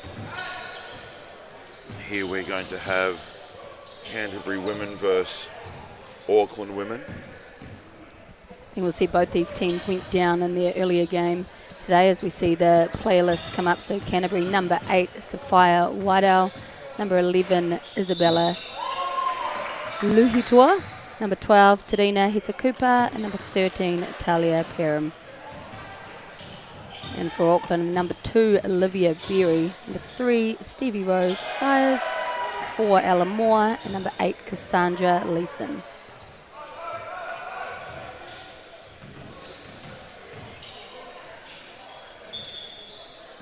And Berry has had a strong tournament trying to drag her Auckland team to a couple of victories. Let's see if she can do that against the Canterbury women here today. Yeah, Berry, definitely one of the more experienced 3x3 players here at the tournament. As we see her with the ball and on cue.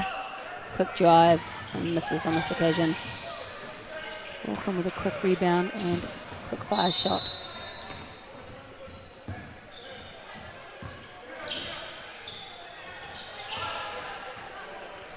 As we play off all positions, all the way down. There's 8 teams for the men and 8 teams for the women. 2 pools of 4, and of course all the pool play happening yesterday. 12 rounds of basketball. Quarterfinal action this morning, already through the quarters. Berry fires a long one. Deep too. Not quite long enough. And now the teams that lost are going to be playing off for positions 5 through 8. This is one of those games. So we see a nice little handoff there. Quick fire shot from Auckland. And it rebounds. She wants another shot at that one. Auckland just a little bit more hungry this morning. We see been fighting to get those second chance shots.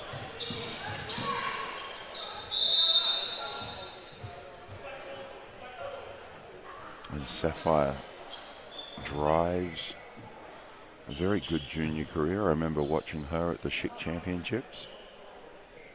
Her and her sister did very well a couple of years ago now.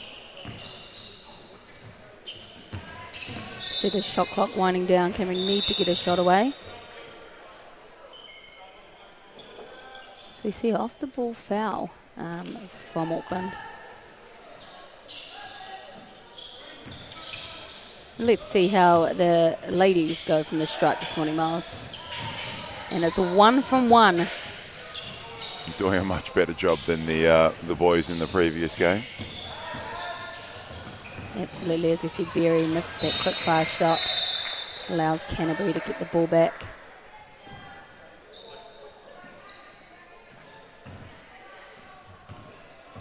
Very slow start for these girls at the moment, as we see a little horns action and a mid-range jumper. Right there in your face. You say slow start, I say jumper from the elbow. So Canterbury able to put that one away.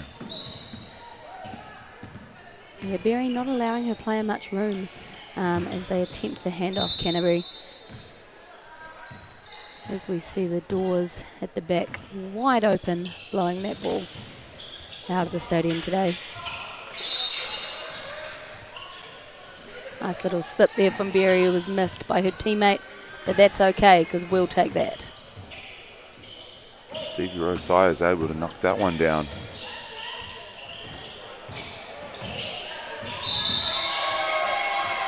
And again, it's just going to come down to that second phase part of defence. Berry doing a great job at containing, but then allowing a second chance shot. So we see another quick fire 2 from number 3 from Auckland. She's just knocked down a couple, so Canterbury may need to adjust their defence on her. Dyers puts the ball to the floor. Layson fires a 2. I really do love the physicality that is allowed in this game.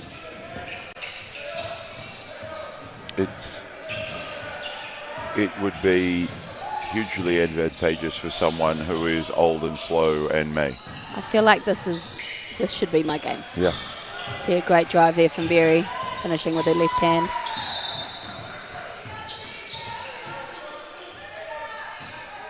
Berry just needs to get a hand up on that. I know they haven't made one yet, but... Good finish inside off the offensive rebound. But Auckland not mucking around. Found her legs. Firing that straight away. Canterbury try and answer with the 2 of their own, but short on that one. Yeah, I think it was fine. Number 8 got a piece of that, which allows Canterbury to grab the ball back on there. But there was no piece on that one, so Canterbury just wanted to have one more go, and as we see Auckland check it up at the top.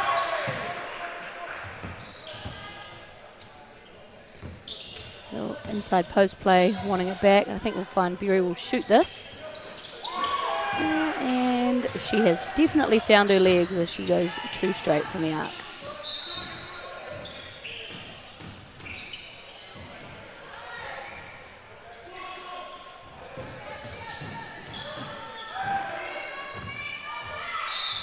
And that is the difference in the game right now, is the Auckland women are just willing to shoot and shoot that 2 ball. And they've connected on a few, which has given this little tidy 6-point lead. Yeah, and the thing is, you only need to connect with a couple to open up that scoring. You see Berry knows they're going to come sprinting at her, fakes a shot and drives, but misses on that occasion. Just a little bit too aggressive under the rim. Had an open teammate, but didn't quite kick that on.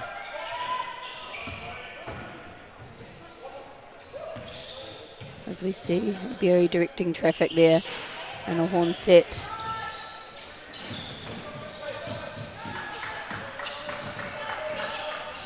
We'll see some of that great 3x3 switching D, which allows Auckland to grab the turnover. A quick fire too. And that looked more like a AFL situation. Everyone jumping for the ball, trying to take the mark. Spoken like a true Australian.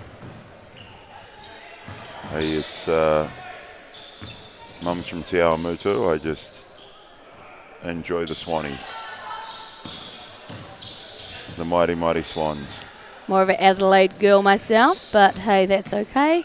As we see Canterbury fire from deep. Hopefully bring them back to the game. Don't know if that was cleared. No, not cleared as we see them kick it out. Great comms from the ref there. And boards. And little number 8 definitely gets after it. She's not the biggest on the court. And she has so far had 1 block. No, Cassandra Layson. Definitely a little feisty, fiery guard. Able to mix it up with some of the taller players. So you see Berry step back for that quick 2. Again, I think Berry maybe just needs to be a little bit more aware on her diving teammates. She is getting doubled quite quickly by the Canterbury girls. She looks to find her open player, maybe more of an advantage there for Auckland as we see her fire away another quick 2. Isabella Latuatoa had the size advantage on that previous possession. Couldn't quite take advantage of it. Here she is trying to guard Berry. Great find. The kick out.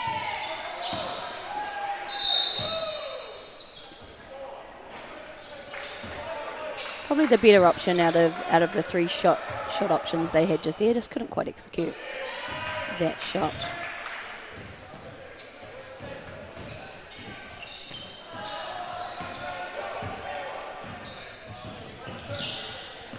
Canterbury not afraid to let it fly. As we see another quick fire shot there. And great rebounds by Izzy.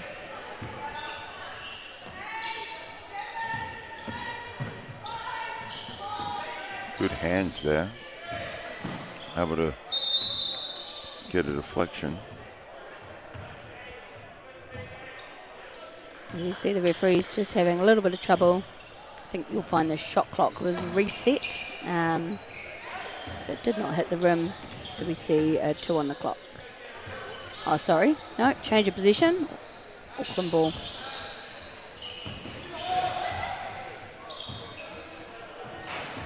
Berry again. The soft touch on the soft rim, manages to get that one to roll in.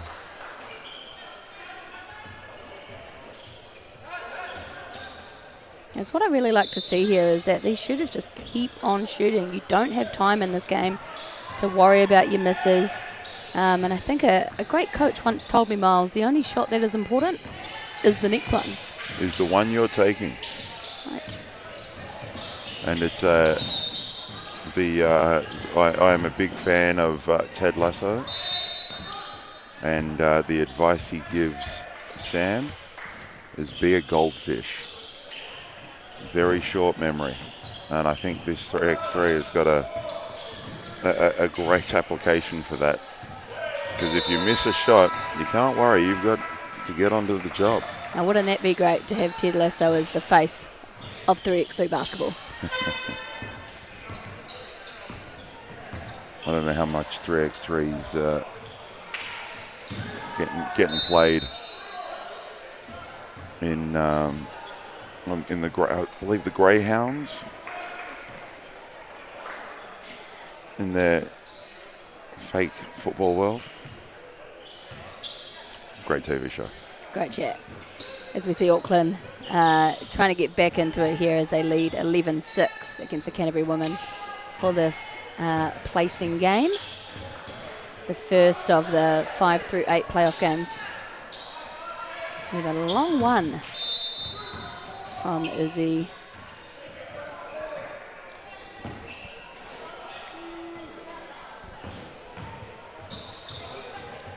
No, my apologies. It is Sapphire. Took that shot. Great inside pass.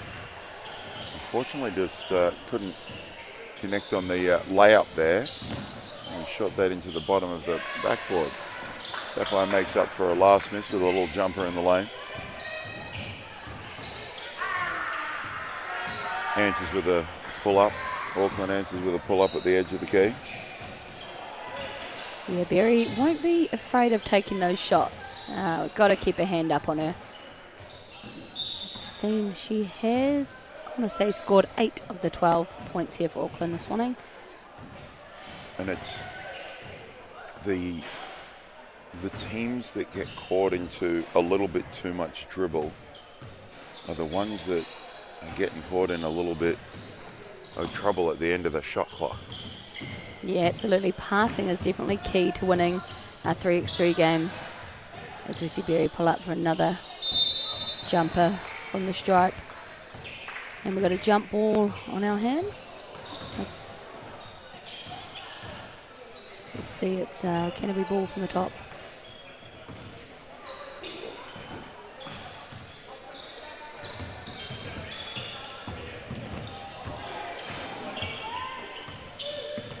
Shot clock running down. Sapphire loves those mid-range jumpers. You see her connect for 2 in a row. Oh, and the bank is open. On a Sunday. There Who would have go. thought? No, Sapphire has been watching some of Daron Rokawa's game with that mid-range pull-up. Maybe not quite the finish, though. Maybe not quite the finish. I've seen Daron make a few of those in his time. Sapphire's made a few here today. Daron's Hawks going down to the Otago Nuggets in the Sal's NBL last night. Yeah, great game that was. As we see a long 2 from Berry to open that up to 16-18.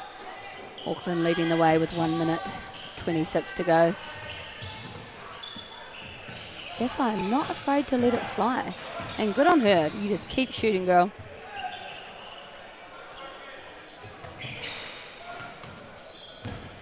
No, there was a couple of exciting games in the Sal's NBL last night. Yes, there was. Nelson Giants away. Yeah, getting up over the Franklin Bulls. Bulls. Yes. And the Nuggets got the win down in the dirty South over the Bay Hawks on a very tough doubleheader. Yeah, love an upset. Love an upset.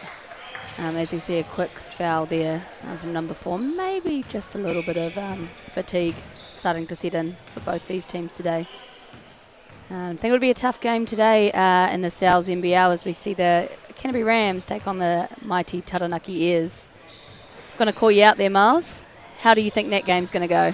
There's going to be a winner and a loser as Berry hits another 2. Just like every other game, a winner and a loser. 1 winner, 1 loser. Now, if you ask me to pick, that's a really tough one. The Airs had just, did you see the announcement? New player announcement? I saw the announcement today, and that will, I think, get fans in the stand as we see last year's MVP, Marcel Jones, suiting up for the Taranaki Airs today. Shot clock violation there for UC. But with just literally a second under 30 seconds, 29 on the clock. Auckland in control. Berry not able to finish. No trouble from out deep, but a little bit of trouble under the rim. Great extra pass. Corner 3, 2. Let's see if Auckland dribble out this last possession. No, Berry wants one more look at it as we count down the last 3 seconds of this game. And I think we'll find Auckland girls will take the win, and we'll count that last shot. Girls going up 18-11, Auckland over Canterbury this morning. And here we get some highlights of this playoff game for positions 5 through 8.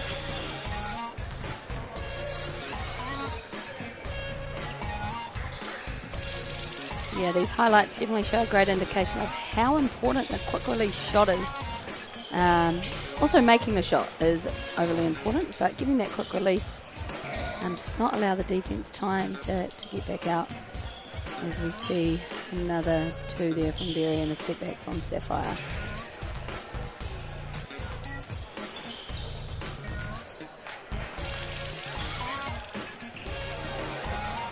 And some of those mid-ranges that Sapphire did hit, that can change the game. Just a step back and out to that 2-point range. As we see here, we have the Massey men and Otago men warming up for their positional playoff game.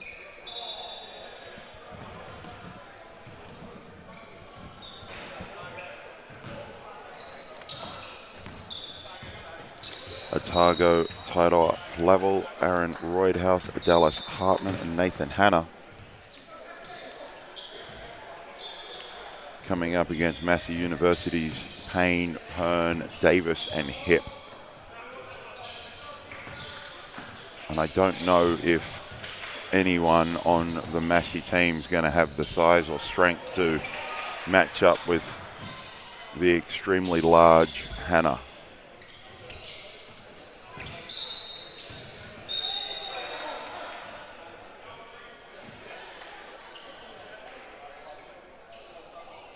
He's probably got a couple of kilos on everyone.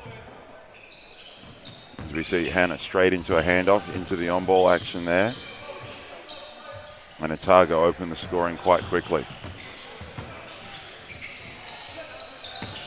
Good defense, switching, pressuring. Great backdoor cut, that backdoor cut and finish by Pern. And there's that power and strength. We find we get a little baseline foul call. I think he was lucky to not pick up the hooking foul on that one. That is the I am bigger than you and stronger than you by Nathan Hanna. And there it is again. For a big man, he does have really good feet and really good hands.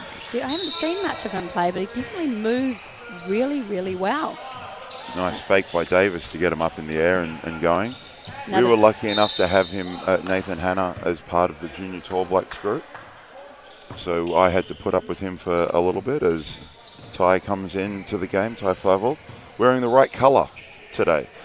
Unlike yesterday where he checked in the wrong colour and had to take his shirt off in front of everyone. No one really wanted to see that, ideal. Ty. Not ideal. I hope you listen to this back. A little quick foot drive there from number 10. Taking advantage of the big man taking a seat and trying to get to the rim. Great drive there from number 14. That rebound went over everyone's head. Great block by Ty. And Dallas to the rim, missing the dunk. Great sportsmanship going on there. I don't know if I would be so nice if I had just got blocked. Turn around and say, good job. You've got to acknowledge a good play. You might not be happy about it, but you've got to acknowledge it. As Davis checks out of the game.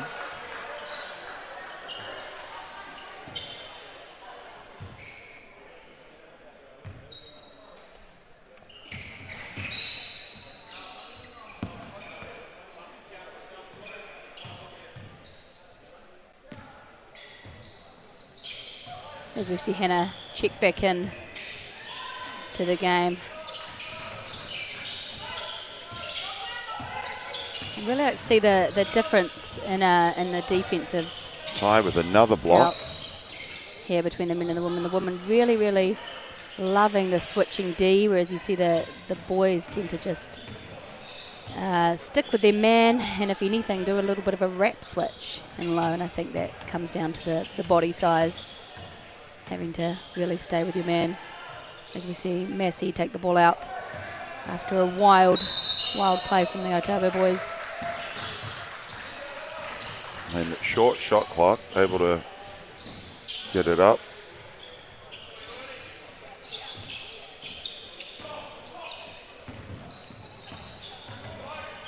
Great D from Hanna. See a tough drive. A little casual with the ball there. Hip really getting after it this morning. It's that necky blood in him, I think.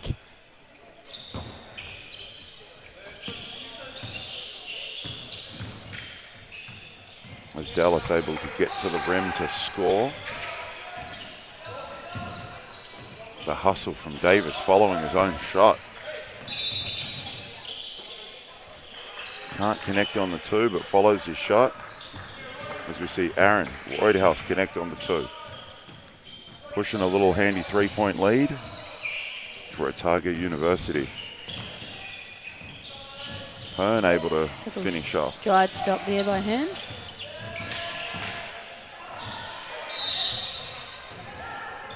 And Aaron wide open. Just missed by his teammate on the drive.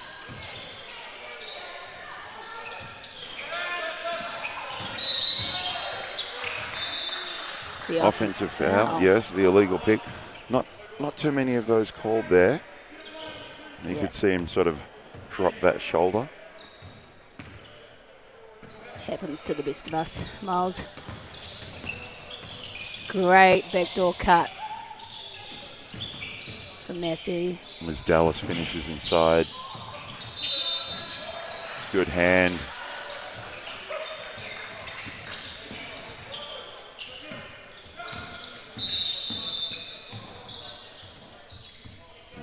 The officials blowing the whistle and something's happening.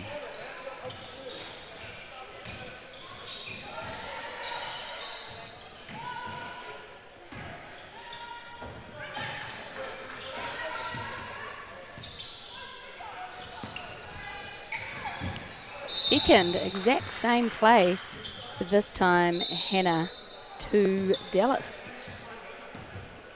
And he gets rewarded as he heads to the shot. And Dallas Hartman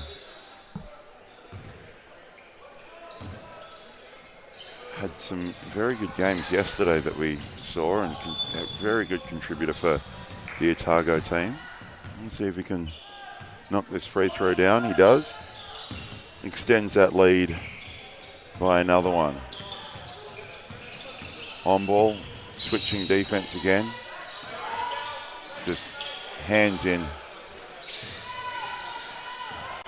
on that one. As Aaron Roydhouse checks back into the game. And Massey University keep possession. Quick fire 2, doesn't connect. Quick fire 2 does connect. Roydhouse pushing the lead out again. Roydhouse all over the place at the moment with a quick steal. And we'll call that a pass to Ty Flavel underneath.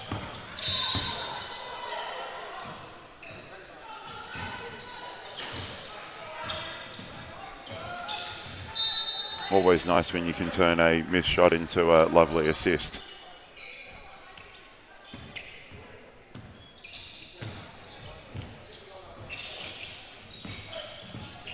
Otago sticking with that little set that they've been running.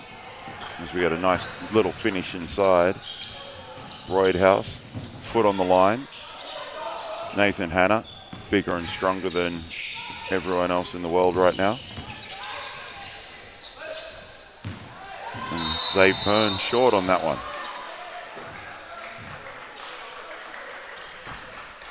Nathan Hanna doing OBs proud. As he goes to sit down, that's probably the most work he's done in a while. Yeah, big men deserve rests too. If they rebound well enough, yes they do. Absolutely. Dallas to the cup. Great drive. Ty can't finish on the offensive rebound. I think a little bit unfortunate. Scrambling defense there.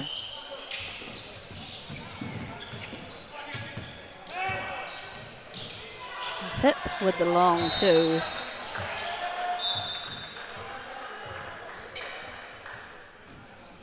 Got a little break in the play here.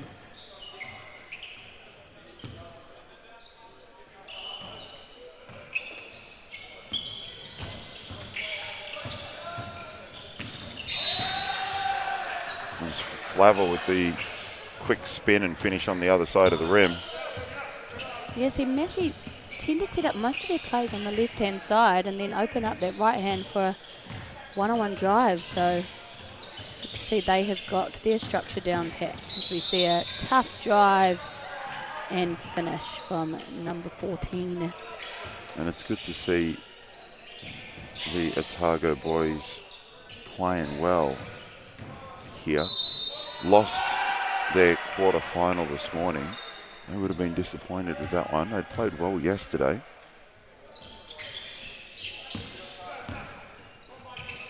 Yes, but unfortunately no time to dwell on it as they go straight back into it.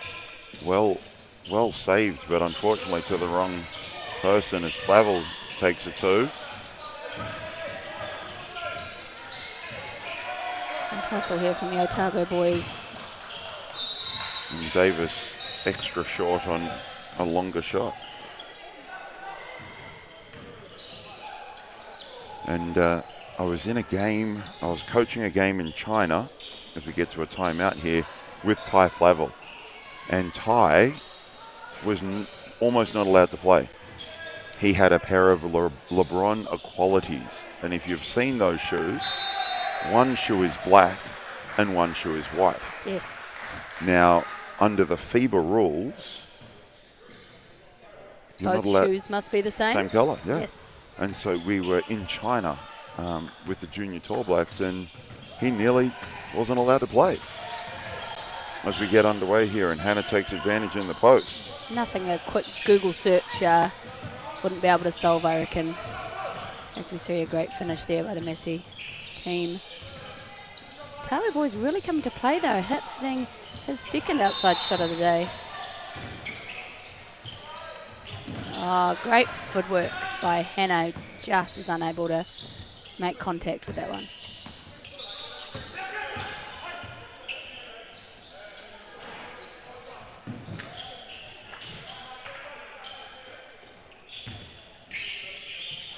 Flavel, 2, long.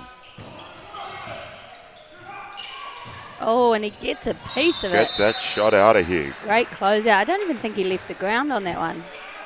I want to be taller in my next life. Ty, I don't know if he can get off the ground. He's not the bounciest human. Ty, I love you, but bouncy is not the thing he does. It's okay. He's a good basketball player. We'll give him that. He is indeed. He's a great basketball player. So shot clock wine out on that one. But Massey stay with it.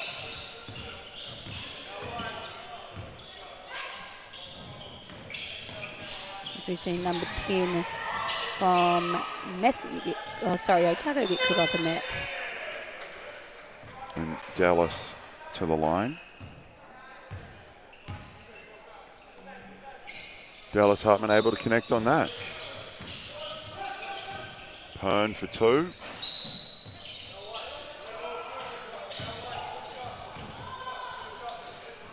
As Hannah checks out and Hip checks out.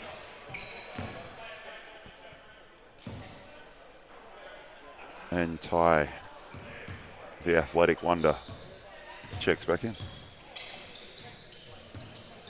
Gives us away. Must have been knowing we're talking about him.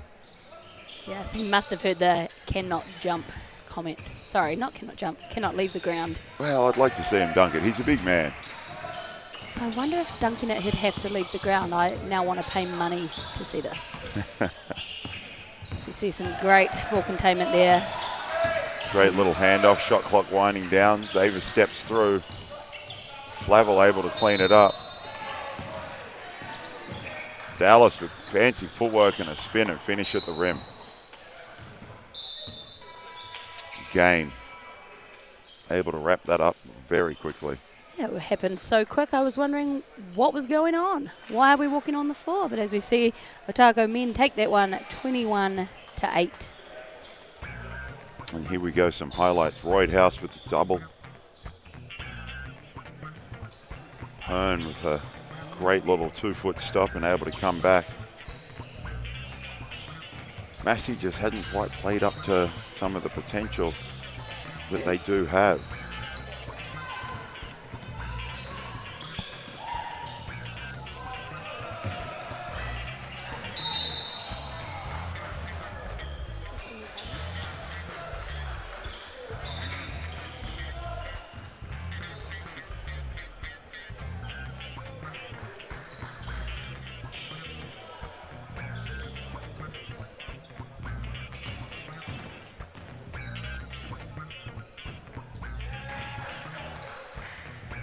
We just roll through some of these highlights from the boys' placement game. And get here, we've got the first semi-final for the girls. Lincoln out there warming up. And it looks like they're going to be taking on Massey University as teams come to the floor to warm up. And it'll be a tough one for Massey University to see if they can contain the likes of the Lincoln women. Yeah, it They've will be played very well. Great Kate Herman, matchup. Lauren Hippolyte have played very well. McGurr and Samia. And you've on the flip, you've got the famous Fotu name in Gabby, or as people know, Ella Fotu. Alex Blyde. Here we go. We've got the team lineups coming here. We've got Massey, number 6. We've got Bryn Durkasov. Number 9, Alex Blyde. Number 10, Kula Baldry. And number 12, Ella Fotu. Just a little shout out to Alex Blyde. I believe it was her birthday yesterday. Yes, happy birthday, Ellen, as we like to call her in the Naki. And on Lincoln's team, we have number 6, Lauren Hippolyte. Number 7, Rosalia Samia. Number 16, Grace McGurr. Number 18, Kate Herman.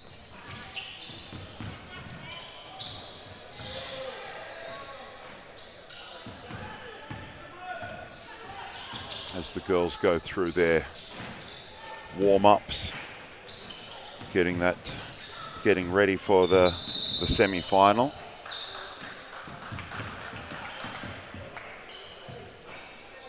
And Massey did a very good job yesterday. And Ella Fotu was dominant in some games, which was absolutely great to see. Yeah, I think it's Gabby Fotu. Sorry. Ella, known to her friends. But yes, Gabriella's her name, Yes. known to Ella. So I'm really excited about the matchup, which will be Ella versus Lauren, I'm assuming. Alex Blyde, also ex-junior Torfern squad member, really known for her defence. So interested to watch this one go down. And I think we're going to have a great game on our hands, Miles.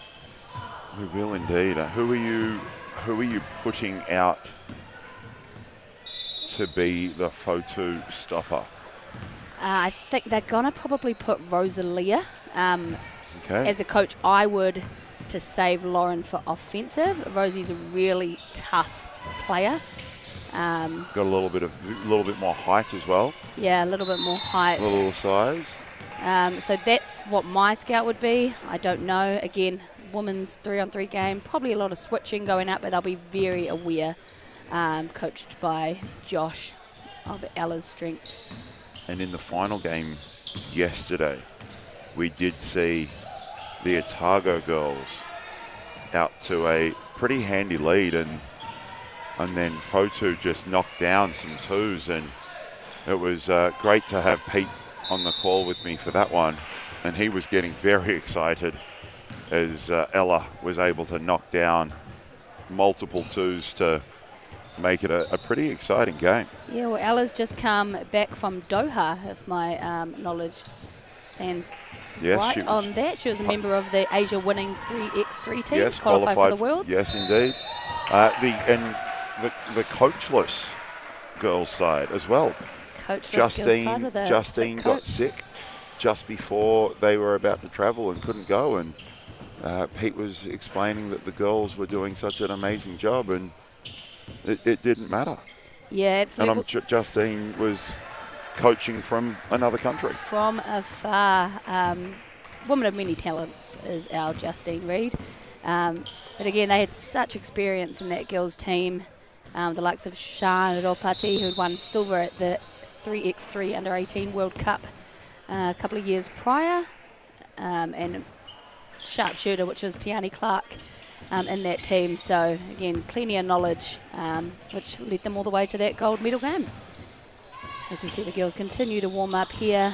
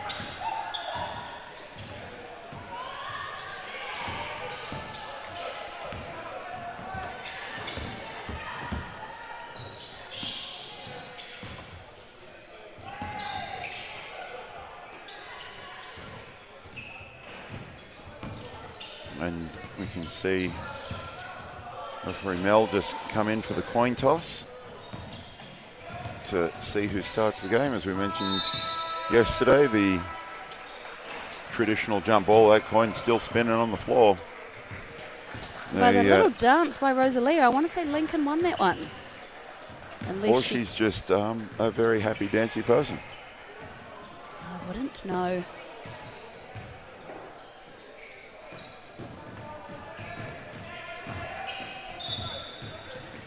I have heard her sister sing, and like I don't know if I'd call them, you know, Malika a musical person, but it's entertaining. Maybe Rosie's just a bit of a dancer. Yes, Malika has got a great voice, and I want to say those Samias are just women of many talents. They sure are. Mother Kath used to run Hawke's Bay basketball, so shout out to her.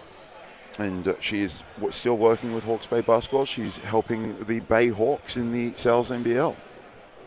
Well, there you go. Great to see her on the end of the bench in the game last night. Very, very sporty family.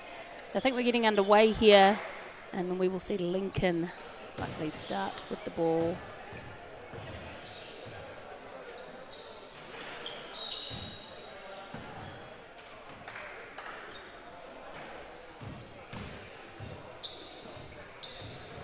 Lincoln starting in that very popular horn set.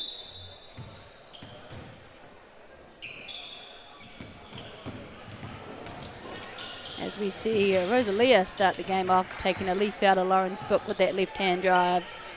And Hippolyte with the long two. Great rebounds by Herman. Lincoln are just so quick at getting the ball in and out. We see Fotu from deep. A bit flat on that one. Great follow-up boards. Yeah. And as we mentioned yesterday, the Massey girls team is pieced together from different campuses. So Alex Blyde down here at Palmerston North, and Ella's based in Auckland. So some teammates meeting each other for the very first time just before the competition started. See a great drive by Fotu with the slow down behind the back dribble. So we see that Fotu Hippolyte matchup that we spoke about. Oh, unlucky on the drive. Again, Massey just needing to understand that Lauren's preference is that left hand. So how do we go about shutting that down?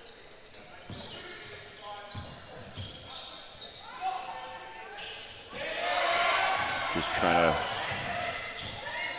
figure each other out as we go, but a little bit of scouting, I'm sure, would have been part of what's going on.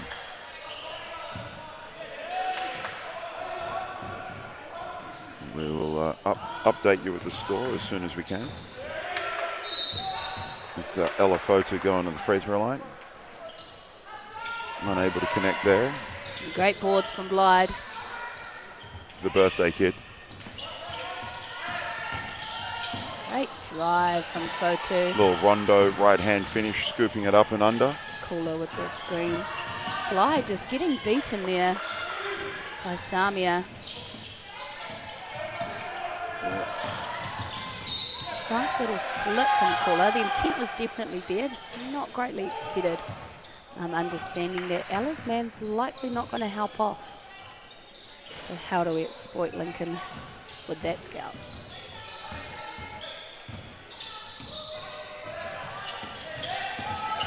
There's the switch. Herman picking her up on the switch. Yeah, great drive from Fotu. She's so strong, and I think that may come down to the number 4 she normally wears on her back. That Fotu family are definitely known for their strength. Indeed they are. Ella's probably the strongest one out of the lot. Yes, I would not disagree with you there. With brothers Ike and Jan both currently playing overseas, and younger brother in the junior Tall Black squad. Yes, Jacob's in the junior Tall Black squad currently, and Dan Fotu finished a great career at St Mary's, about to come back home as we see Fotu come up with a steal. and he's coming back to play with the Auckland Tuatara in the Sal's NBL. Yeah. Be a great addition to that team. Great pickup from the Tuataras as we see Fotu with the step back too, just a bit short today.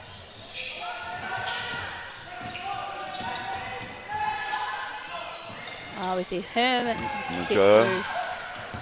McGurr trying to fight, leaves Samia open. Can't connect. Hippolyte fighting for the board.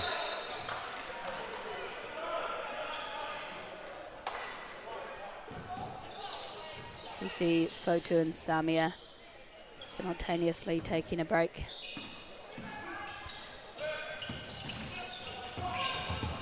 Blyde doing a much better job than some of the other teams, with Hippolyte going left off that rip, but still able to get to the cup and finish with the foul.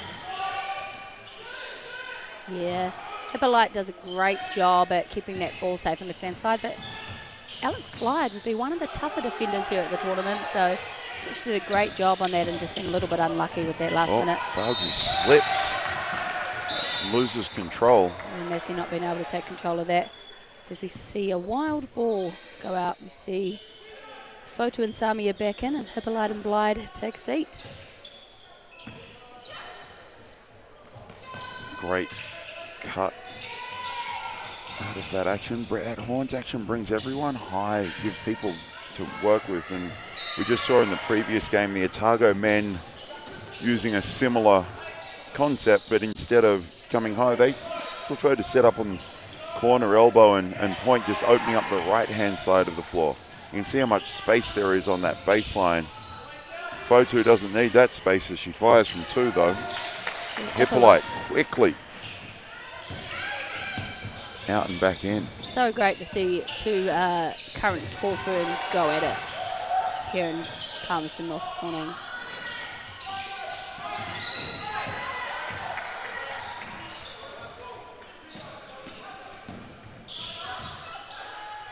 You see Herman with the long two. And she shot the ball quite well this tournament. Getting hot at the right moment from two is going to be the key to winning some games, I think. Yeah, and I think also knowing that you're playing off two very well-known players in Rosalia and Lauren, having the confidence to really let it fly will be a great asset to your team.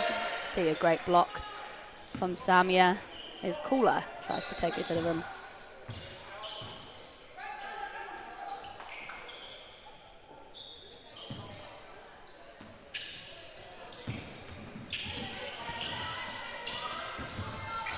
Fotu needs to get a shot away here, and we see a shot clock violation. Just lost a bit of handles on that. She is human.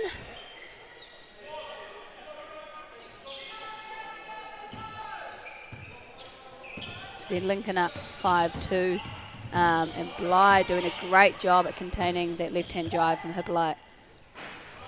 Herman firing from the top. Can't connect. Massey rebound. Kicking it out to Fotu. Clock's winding down. Good middle on-ball action there. Ooh, as we see it. Foul coming in there from Grace Lecure. You can see a great find on the dive.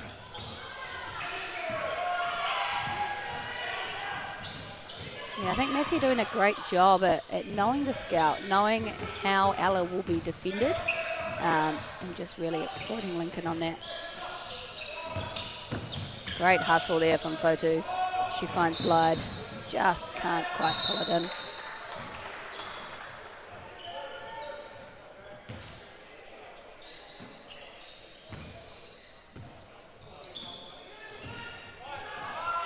The denial defense, pressure defense gives up the opportunity to go backdoor, and Lincoln score on that one. Fakes a handoff there to Fotu. Mika Vakona would be proud of that fake handoff. Legendary Tall Black, former Nelson Giant and Manawatu Jet. So Basketball Player of the Year 2021 was our Mika Vakona after a great 16-year service with the Tall Blacks. Well deserved. Now working with the Tasmanian Jack Jumpers, who had a great run in the NBL, Australian NBL. Yeah, first year appearance and a final appearance. Always good to good start to the season. Ultimately went down to the Sydney Kings. As we see a little push in the back there, I think, on that rebound. Yeah, Blythe's definitely not afraid of a bit of contact. Also, national touch player and Condor Sevens representative is our Alex Blythe. Great drive there from Grace. As we see Cooler with the corner too. Ball was strong on that one.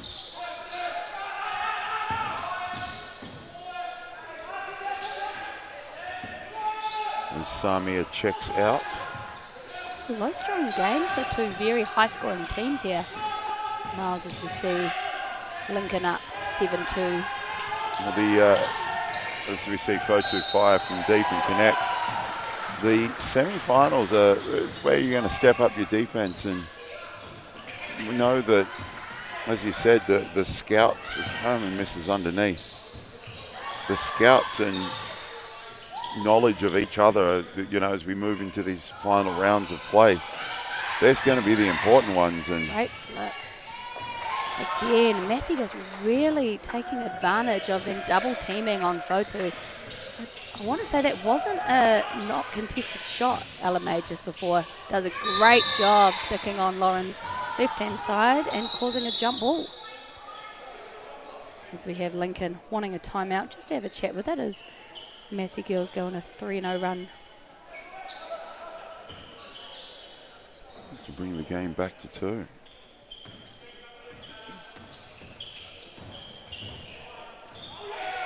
It's, who's your pick for the Sal's NBL game? So as we were talking earlier about the Sal's NBL game, the addition of Marcel Jones will give them a scoring punch.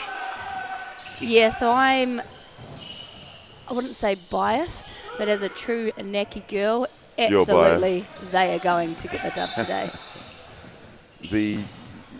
I was fortunate enough to be at the Manawatu Jets Canterbury game on Friday, and watching that game, the Rams look good. The Rams are playing some pretty good basketball, and they're starting to. They had a lot of guys come in over the last week or so. Yeah, absolutely. But I think that we can't downplay the strength, which is the coaching staff of the Taranaki years. No, not at all. Not at all. And as well as the athletes. I mean, we have Big Ty Wynyard doing a great job at getting his body back in shape. The addition of Marcel Jones, the legend Aaron Bailey-Knowles. So I think it's going to be a great game, and I'm hoping I can get on the road at some point today and maybe catch the end of it. As we see Samia take a quick drive and a right-hand hook. So your tip is the home team? Absolutely. The double header? Always will be. Always the Rams? Always the Ears. 3-second call there.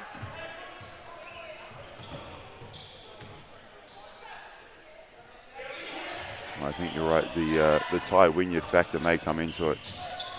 He is a large, strong human. He is, but a rumour had it Max Darling may be back. Max is back and played. There you go. And contributed quite well off the bench. He's in great shape coming off a season in Europe. Yeah, I think you mentioned it yesterday. It will be a battle of the Brains Trust with Juddy coming back from Southeast Melbourne up against the knowledgeable Trent Adam today. So, but also the other guys involved in that, like you said, the coaching staff as a whole. Pero Cameron helping there, and Ben Sheet. Yes, as well from the Rams, a junior national coach. Men's Coach of the Year, I want to say, for BBNZ Awards. Yes. That happened last weekend. He's doing a fantastic job with his high school program and the Rams. Christ College, a couple of very good products coming out of Christ College at the moment. Hunter Adam, and a name that you may be familiar with, The Books. The Books, yes. I've heard a thing or two about a few books. Josh, Amy. Nick, well, Amy's not at Christ. She's flying her trade and doing quite well at UC. Yeah. That one. Fullerton. It's Fullerton University. Cal State, yep. And I had to think about that. yeah. Sorry, Book family. Her dad is a well-known basketball player in the country as well, the big and mighty Ed Book. So yeah, it's fair to say it'll be a good game in the Sales NBL today, but as we come back to have a chat about this semi-final. 3 minutes to play, 3-point game, Lincoln women up. Massey flirting with that 7th foul, which would give them the bonus. If we're able to bank one home and quick fire 2. Oh, Grace does a great job on the weak side there. Fotu just going to sleep a little bit. And Massey pick up their 7th foul, which may not help them in this low-scoring game. They were just over 2.5 minutes to play in the first semi-final. A little bit too aggressive on that defense, trying to stop Samia from driving.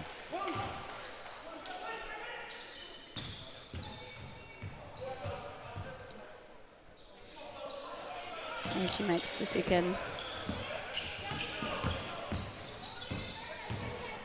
Rin trying to take advantage of some length there. Kicks to Fotu, who's able to knock that one down. Hippolyte very quickly to the corner for 2. Yeah, great game plan by Massey. Dribble, dribble, dribble, find Ella. As we see the faking the handoff. Kula tries to bat down Short on that. Hippolyte. Hippolyte again. So just that quick fire, quick action from Lincoln. Able to get that ball just out to the 2-point line to get a shot. Yeah, right idea by Fotu, just unable to execute it there. As we saw Kula suck on the outside on a smaller Hippolyte. Massey just need to be a bit more aware of their switching on D and who ends up on Hippolyte. She's going to let it fire, but at the same time, she will take you left if she can. You see Lincoln pull away a little bit with just under 2 minutes to play. 14 plays 7.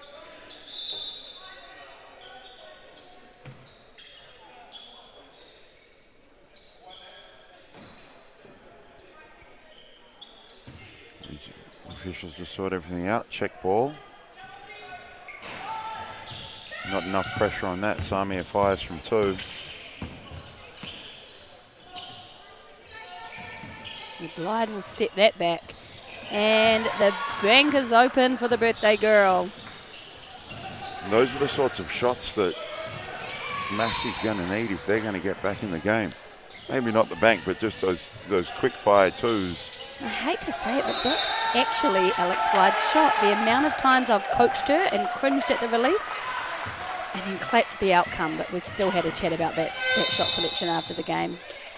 She's really good at just getting it away really quickly and banking it home.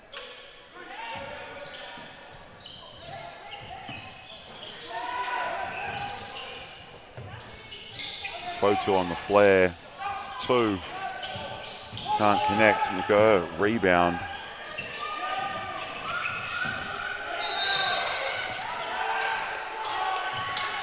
So you see Blyde with another quick 2. There we go. That's definitely helping Massey. Great defense by Fotu. If that had dropped, it would have been great for Massey. As we see Lincoln just try to get a little bit more composure. Really struggling with Hippolyte having to take a seat. See a great find, Samia to Herman.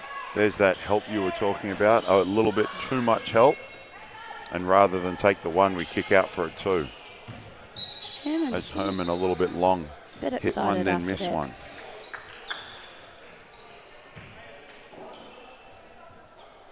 Maybe just understanding up 7, 40 seconds to go. Can we roll out the 12 seconds? Massey will likely be looking for a quick 2 here. You see Ella look to pull up. And she will fight. You see 25 seconds to play. Lincoln up 7. Deep 2 from Hippolyte. And that pretty much seals it right there for Lincoln women in the first semi-final. Great give and go action from Fotu, but might just not be enough. As we see Samia take the last shot of the game and Lincoln go through to the grand final this afternoon, taking on Massey 20-12. So we see some highlights, quick give and go action, Pepperlight to Herman.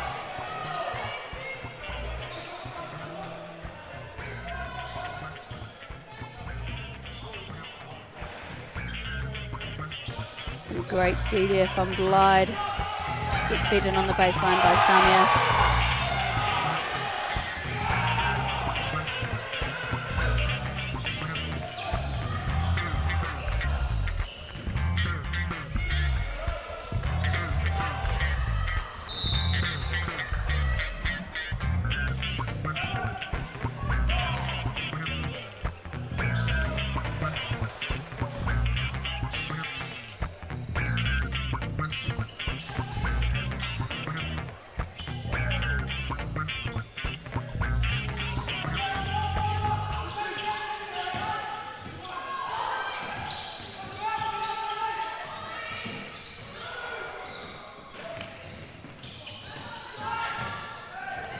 As here we are for the next semi-final. The boys here warming up Waikato and Auckland. Not far away from each other geographically. Let's see how far they are on court. Vanderleden, Dobson, Manaway and Tufale. Fitzgerald, Powell, McIntosh and Watanabe. Both having wins earlier this morning. You can hear some cheers in the background as Lincoln men and UC men finish their game. And with the amount of high fives going on at the moment, I'm going to say Lincoln probably took that win. Can't see the scoreboard, but there's some smiles and not as smiley people. So an assumption would go to Lincoln over UC for that one. So both Lincoln teams through to the grand final. The who they will play will come. Lincoln men will play the winner of this game here, and the Lincoln women will play the winner of Waikato and Otago in the girls' side. So two big games here for this final round in the semi-final action before we have a little bit of a break and get into the final place games. Quick huddle from the men, and look for Fitzgerald to take control for this Auckland team. He really does a lot of work for them, creating shots for himself and others. I saw a little bit of Waikato yesterday. Sort of had a bit of a bit more of a team approach, everyone chipping in.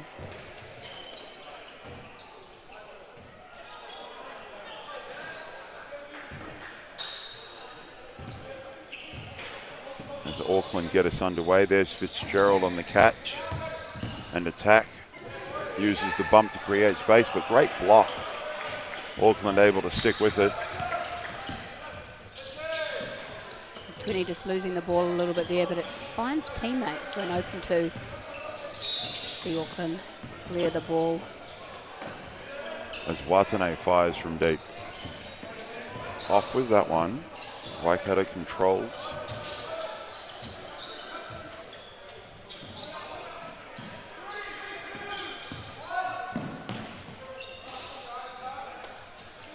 Feet set. There's those quick twos that we're looking for. No rebound, great play. Second block, less than a minute in, and 14 is 2 blocks. Dobson with a couple of great plays on the defensive side of the ball. As we see Powell. Doesn't look like the biggest human in the world, but clearly got some verticality to him.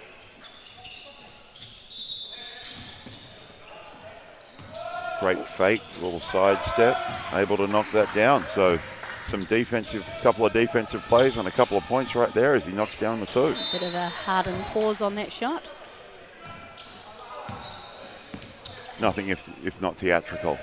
Absolutely. And short on that one.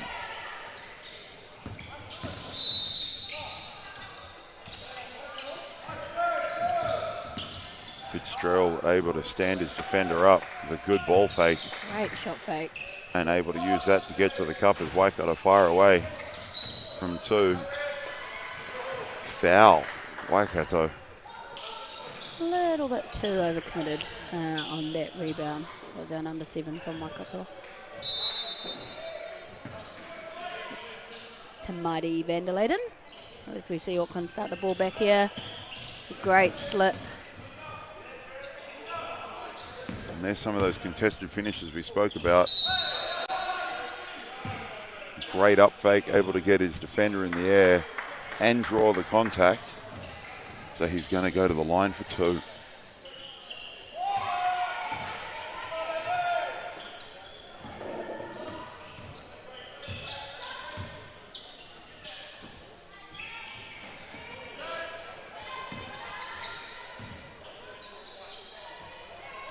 Able to knock down that first one.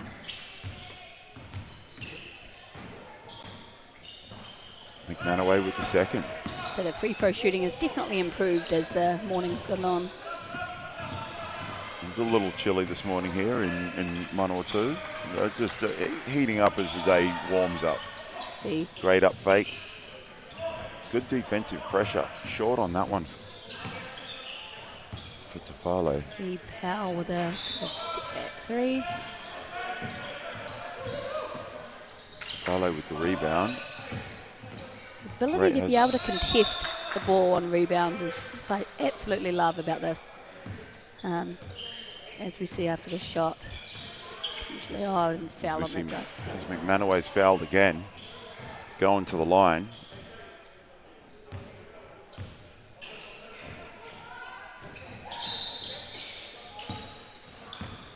Able to stretch that lead out by another one. Fitzgerald quick. Finds shooter in the corner. No, Watane steps out of bounds.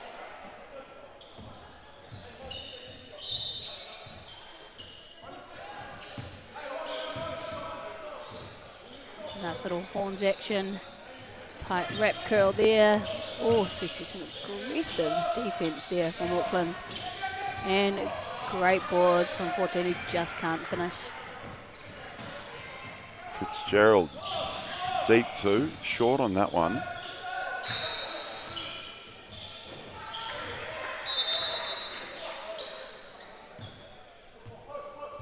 Can't quite control the boards on there, but Auckland get possession. Check it up, they're looking for some action in the post. Screen away at the top.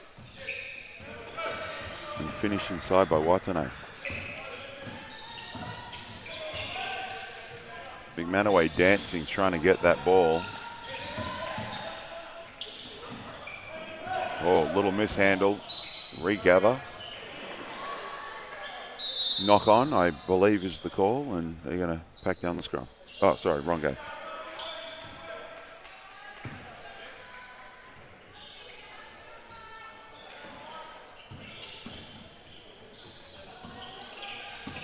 Lincoln are starting, Auckland men, starting us back off in the horn set, and we have one more stoppage. The refs just want to have another quick chat with the boys here.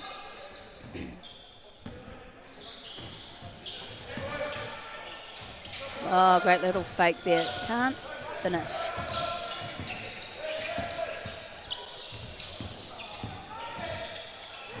Ooh. Can't finish above the rim, but... Get up, Dobson. It's a finish nonetheless. Keeps the scoreboard ticking over. Shot clock winding down. They've got to force something up. doesn't hit anything. I think you'll find he hit the floor on that one after the shot. There we go. Waikato with a slender lead here.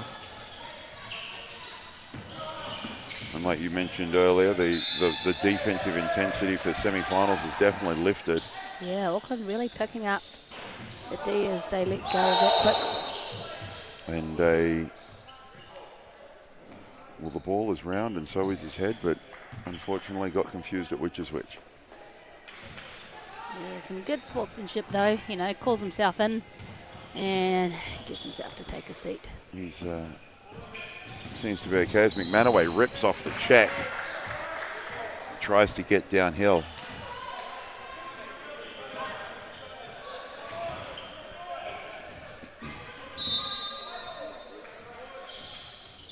Waikato look to go again.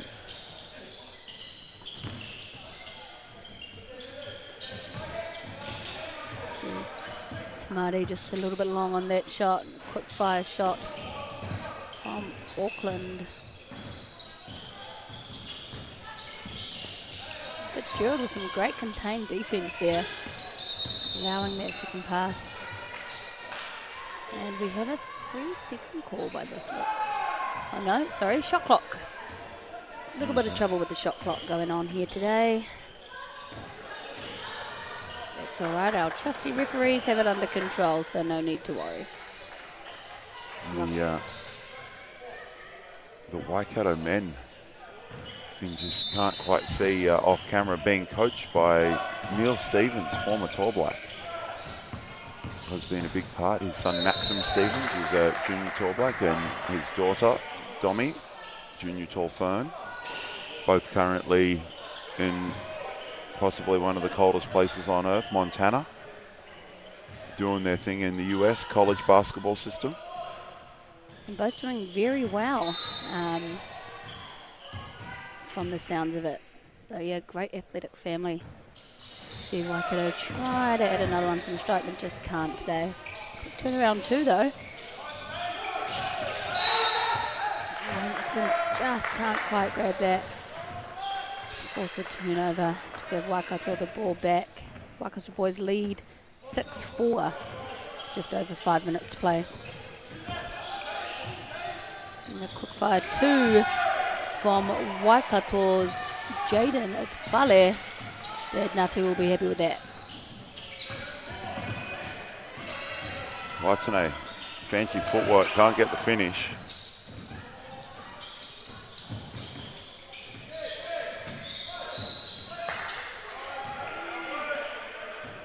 Foul on the floor.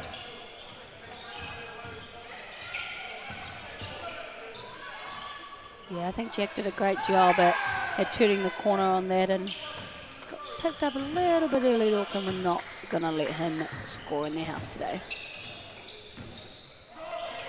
Step back two, which is good from Dobson.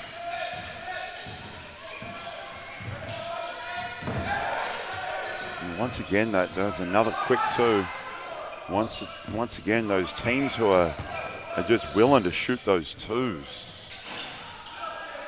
They're connecting on some and making it really tough. Can't finish inside. McManaway misses everything.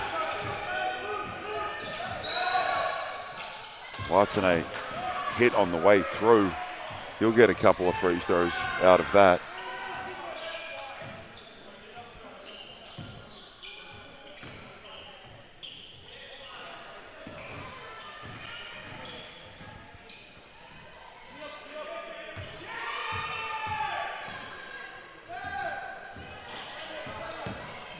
Can't hit that one. Needs to be able to cut into this 5-point lead. 4:19 left to play. Connects on the second. Waikato quickly to the corner. 3-ball to Fale. And Auckland want to have a chat about it. Waikato with some great ball movement, just very quick transition, able to pass out to shooters for twos. has been able to build them a handy 6-point lead with 4:18 left in the game.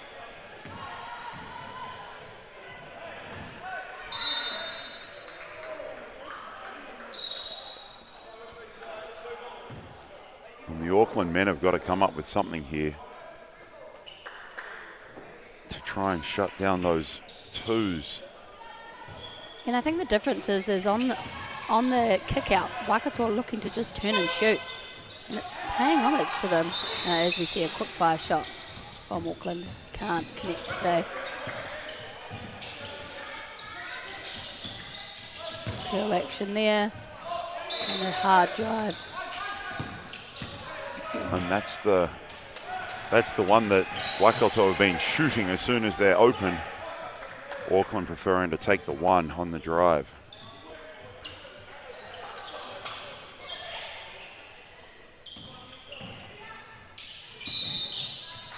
So we've got some finalists in the book, and we're looking for their opposition here. See a great finish there from Dobson. Yeah, Auckland definitely need to step up and start looking, I think, from the outside. They're doing a great job on the inside. 2 is more than 1, as we have learnt today. You can see, yes, indeed, and you can see the Lincoln men sitting there watching in the stands, watching eagerly to find out who they will be facing this afternoon.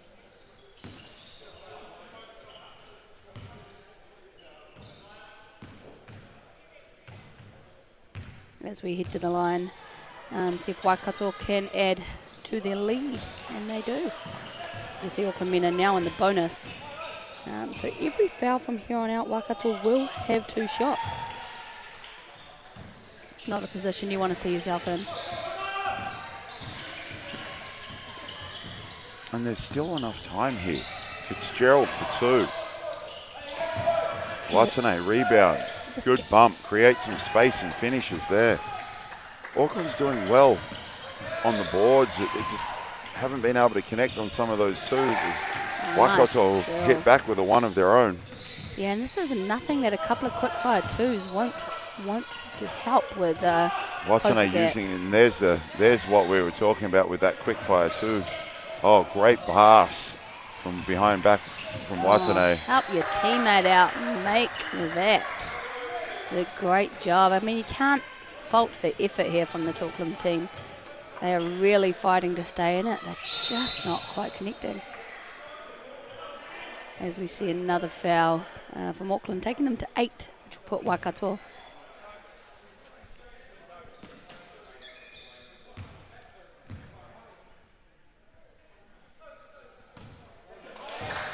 Waikato edging closer to that 21 scoreline to shut it out. Up by 6 with under 3 to play. And like we said, there's nothing is impossible on that 2-point shot. Finally, Auckland able to connect. Great job at being aware of that.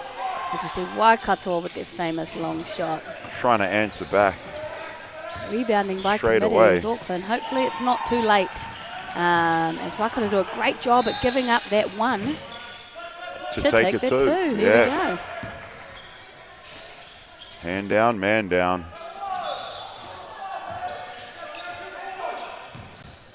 And you can see that's good ball pressure, forcing Waikato to take 3 or 4 seconds just to clear the ball. And that there in itself is able to add some time pressure. Yeah, so Auckland have definitely fought back and are now only down by 4. As we said, 2 quick twos, and it's a tie ball game. I'm excited. I'm excited for this last couple of minutes of this game. I really want to see Auckland stick it out. I'm sure Lincoln would prefer this game to go for the full 10, allowing them just a little bit more rest while their opposition continues to fight it out on the court.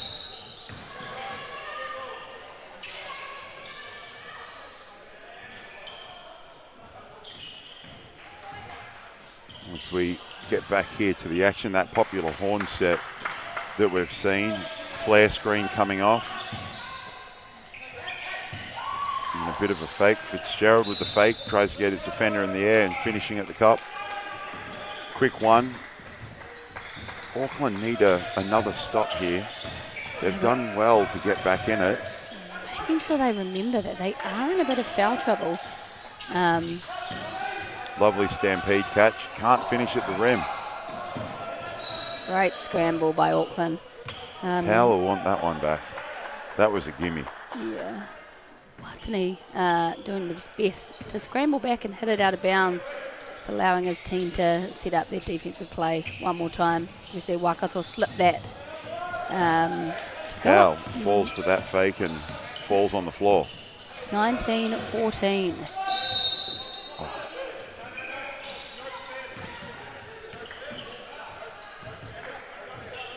So no foul because there was no clearance.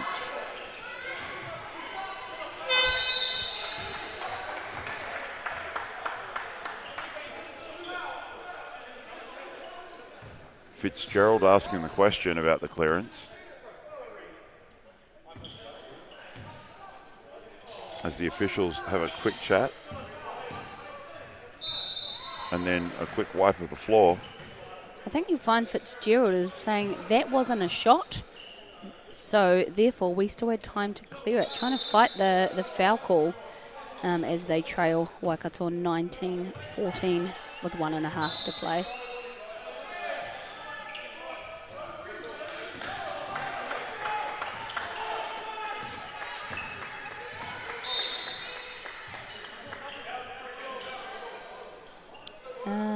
And it's all for naught as we get it underway with Waikato with the ball. Auckland probably some pretty good defensive pressure by Watane there. Great job. And we need to quickly kick back out. Waikato just need 1-2 to finish this game off as they lead 4. Great defense. Unfortunately, just gets a hand to the ball, and we're going to go an and 1 play as we see the replay there. Great extension on the arms to draw the contact and can put it away here with the make of the free throw. And of course, with the number of fouls they have, he's going to get 2 chances to do that.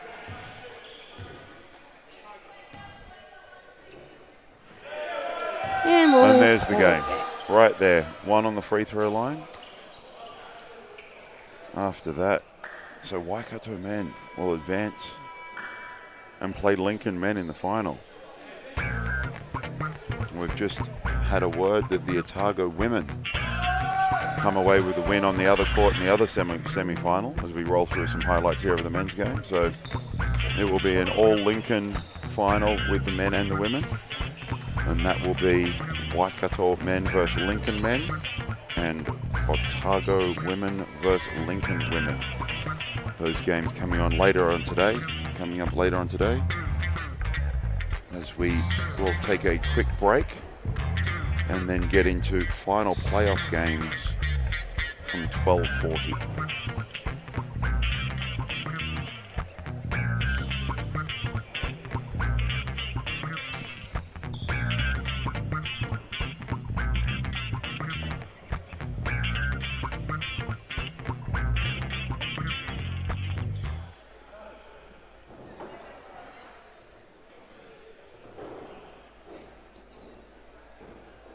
Thank you very much for tuning in, and look forward to having you with us as we get into the games this afternoon.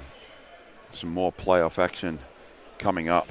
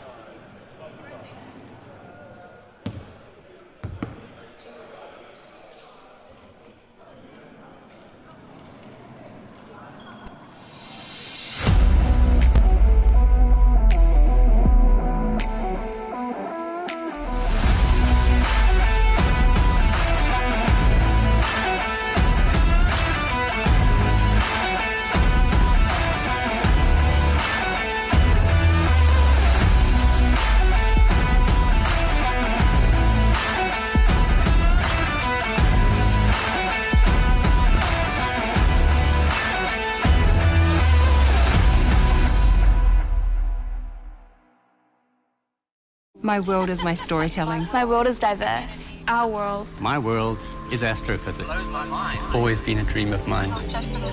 I don't know what my career pathway will be.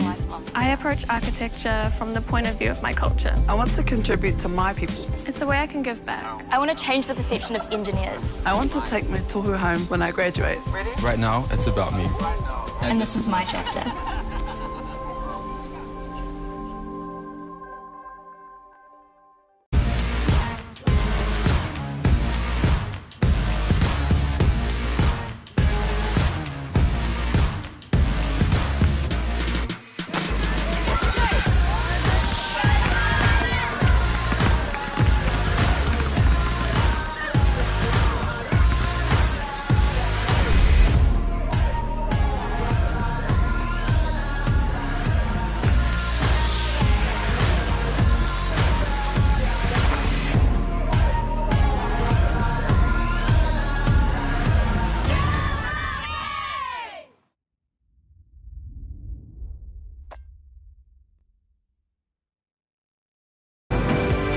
Only one New Zealand university is ranked among the top 1% of universities in the world and in the top 40 universities under 50 years of age.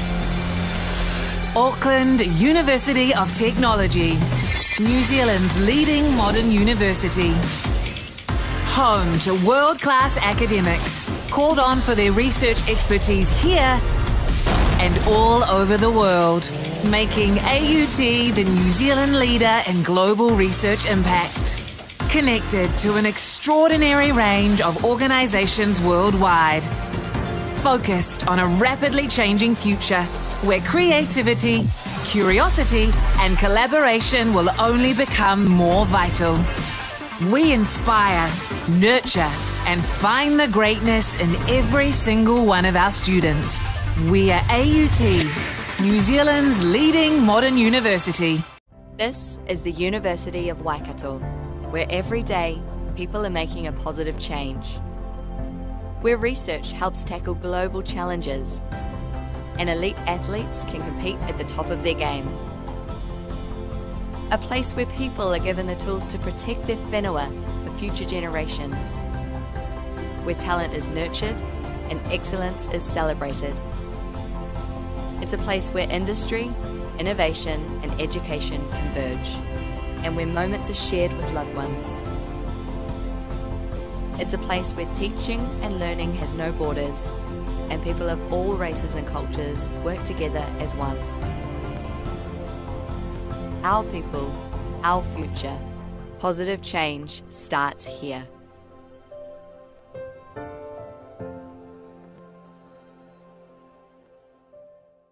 We believe where you live shouldn't decide your destiny, and that any place can be a place of learning. So much of modern life has a handy home delivery option. Why not your education? Maybe you'll start your degree in the same space you share with your whānau, or from that corner of the spare room that catches the most sun. Start your new what at the place where can be anywhere, online or on campus. Massey, New Zealand's leading online university. Apply now at massey.ac.nz.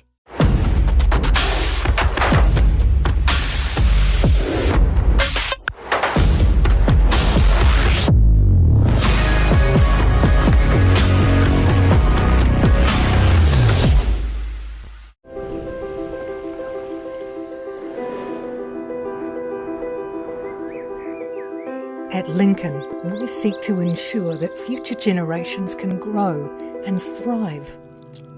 That means providing a world-class learning environment to grow fresh solutions to real-world problems, including using the world's resources wisely and sustainably. Come to Lincoln University, a place to grow.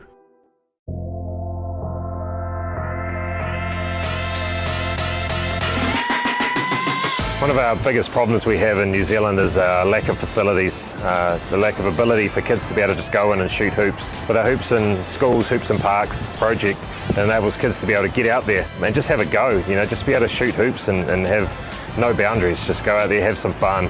By not being able to get inside to a lot of facilities, this solves a lot of our problems. We're seeing the hoops that we've already installed just be so well utilised. Every time you drive past the school that's got these hoops in it, there's always kids using them.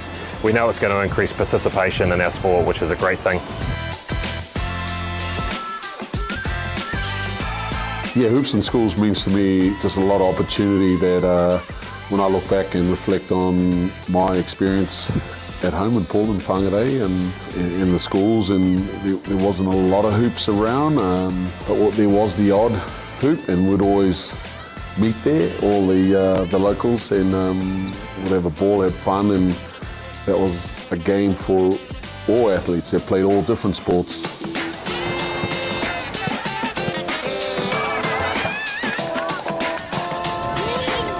It's fantastic to see the ongoing growth of the Hoops in Schools program across the country as we continue to go into different regions. Seeing Tamariki and Rangatahi continuing to have fun through better accessibility is just priceless. And the true value for us is seeing the positive impact it's having across communities here in New Zealand. It's been absolutely fantastic. We've been able to put 24 hoops into 12 schools right across the province. They were installed a month or so ago, and already we've seen the impact that it's had with kids getting out in there and playing them outside of school hours and the weekends. It's really had a huge impact on the game.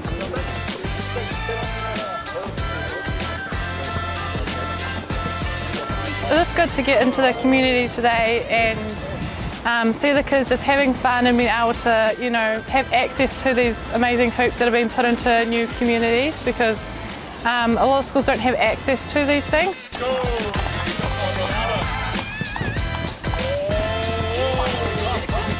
Now, looking at this initiative of putting a lot more hoops in schools is amazing. I've been to 3 or 4 schools today, and just seeing the faces of this young tamariki has been awesome. And you know, it makes you think about where we're headed and where we've been, and you know, it brings a smile to my face too.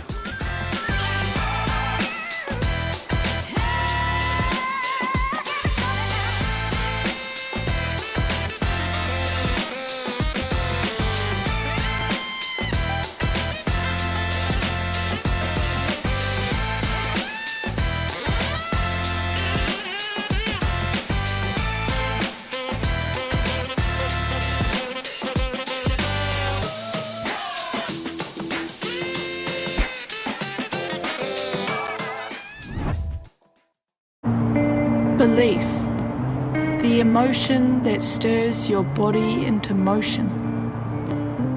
One small drop contains the power of the oceans. And yes, with all this chaos and commotion, you'd be forgiven for thinking, what's my personal motivation? The new normal's so abnormal that now normal's an abstraction. What happened to civilization? This world is a distraction. But still, belief will never fail to cause a chemical reaction, fizzing up your synapses with purpose and possibilities to put into practice. Yet those ones. And so you pause, breathe, and say, what do I want to do for me? The future me. The one who needs me to believe that I can make a difference unequivocally, in whichever way I deem. Even if that's flipping me into we. You see, that really is living the dream. So yeah, it's a pretty simple plan. Believe you can.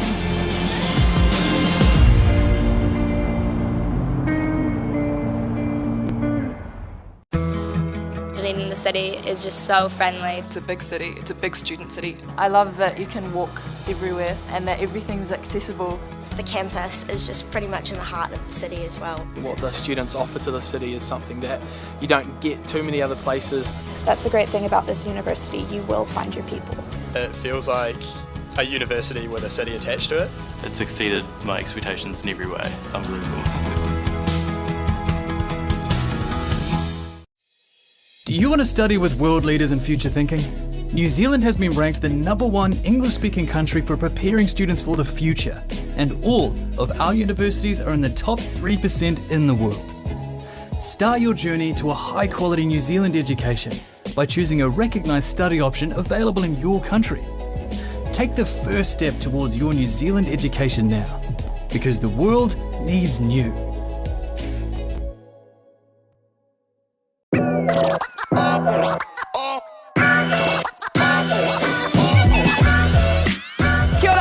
Here from the Tall Ferns. We're out here in Flaxmere Park in Hawke's Bay. We've just opened up this new basketball court for hoops and parks. It's really cool to provide the tamariki with somewhere to go, somewhere to be physically active, play a bit of basketball with their friends. Good asset to the community, especially for those young ones who want to get amongst basketball. So yeah, it's really cool to see us open this new facility in this park that is just beautiful in Hawke's Bay.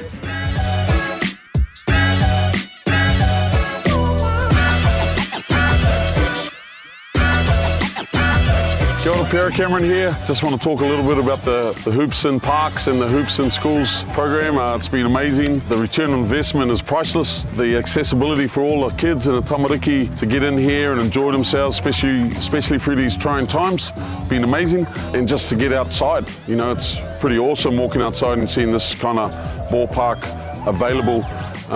It's great, especially in these times. Kia ora whānau, Peliri Oli here, Councillor for Flaxmere Ward, Hastings District Council. I'm here to support the initiative today, Hoops and Parks. Very, very amazing result, and it's encouraging our people to come and spend time here, and especially together with the youth. I encourage other councils to jump on board. Yeah. Kia ora, wāre Tiatu. Really enjoyed it here at the Flaxmere Courts. And looking forward to play again. We've been waiting for the courts to open for a while now. Now that they're up, I'm glad that they're here for an activity after school. And yeah. I like that the courts are purple. What I like about the court is that it's different to many other courts in Flaxmere. I like these courts because they're in a good position from if you want to go to the park or come here. And I like it because it's easy to bounce the ball and take easy shots. My name's Ricky Lee. Shout out to everyone that made these courts happen, and yeah, me Naz.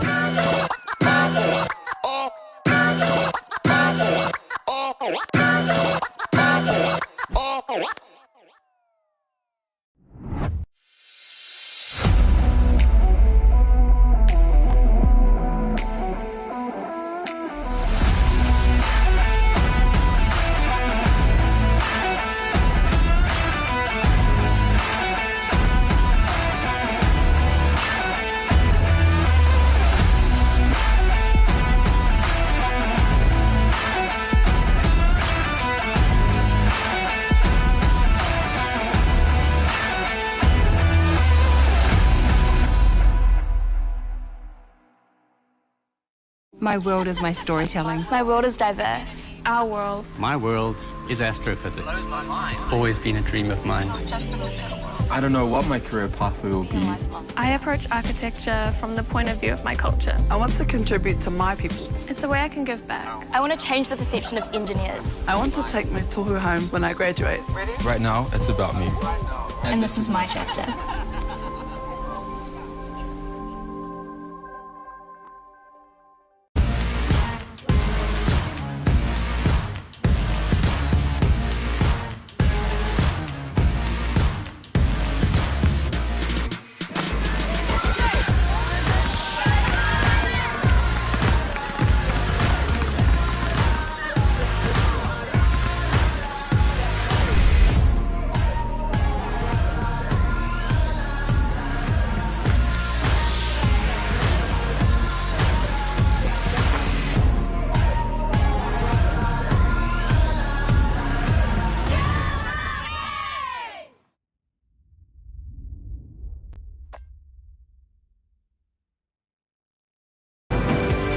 Only one New Zealand university is ranked among the top 1% of universities in the world and in the top 40 universities under 50 years of age.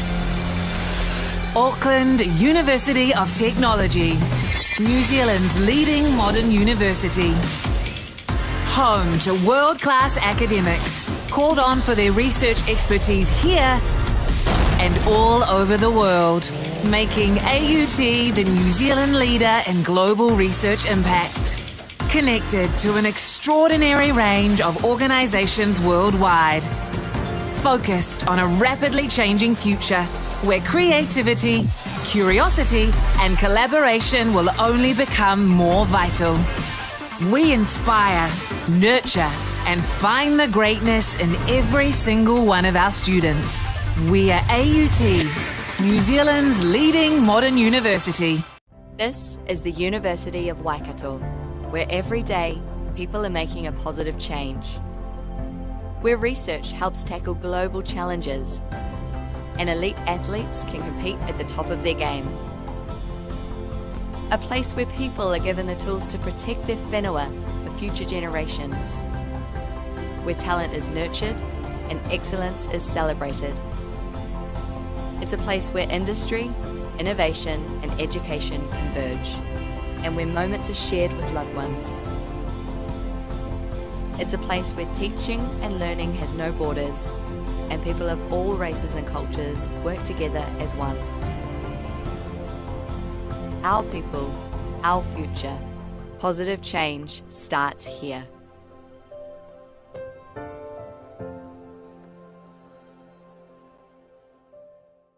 We believe where you live shouldn't decide your destiny, and that any place can be a place of learning. So much of modern life has a handy home delivery option. Why not your education? Maybe you'll start your degree in the same space you share with your whānau, or from that corner of the spare room that catches the most sun. Start your new what at the place where where can be anywhere, online or on campus. Massey, New Zealand's leading online university. Apply now at massey.ac.nz.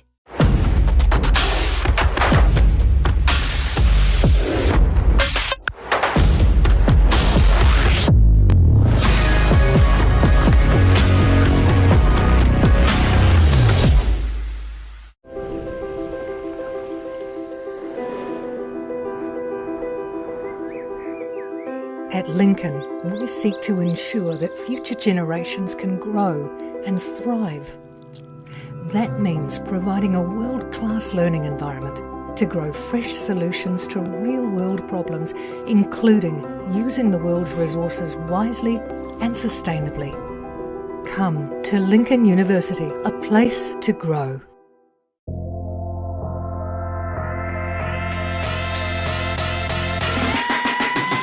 One of our biggest problems we have in New Zealand is our lack of facilities, the lack of ability for kids to be able to just go in and shoot hoops. With our Hoops in Schools, Hoops in Parks project, it enables kids to be able to get out there and just have a go, just be able to shoot hoops and have no boundaries, just go out there, have some fun. By not being able to get inside to a lot of facilities, this solves a lot of our problems. We're seeing the hoops that we've already installed just be so well utilised. Every time you drive past a school that's got these hoops in it, there's always kids using them. We know it's going to increase participation in our sport, which is a great thing. Yeah, Hoops in Schools means to me just a lot of opportunity that when I look back and reflect on my experience at home in Portland, whangarei, and in the schools, and there wasn't a lot of hoops around, but there was the odd hoop, and we'd always meet there, all the locals, and we'd have a ball, have fun, and that was a game for all athletes that played all different sports.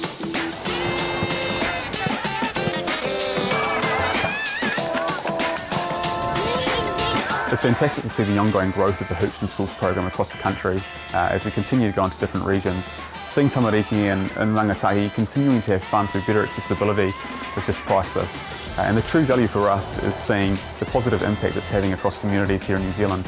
It's been absolutely fantastic. We've been able to put 24 hoops into 12 schools right across the province. They were installed a month or so ago, and already we've seen the impact that it's had with kids getting out in there and playing them outside of school hours and the weekends. It's really had a huge impact on the game.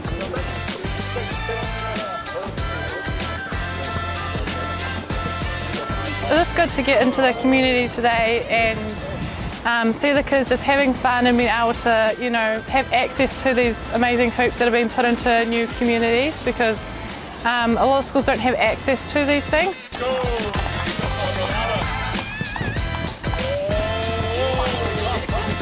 now, looking at this initiative of putting a lot more hoops in schools is amazing. I've been to 3 or 4 schools today and just seeing the faces of this young tamariki has been awesome. And it makes you think about where we're headed and where we've been, and it brings a smile to my face too.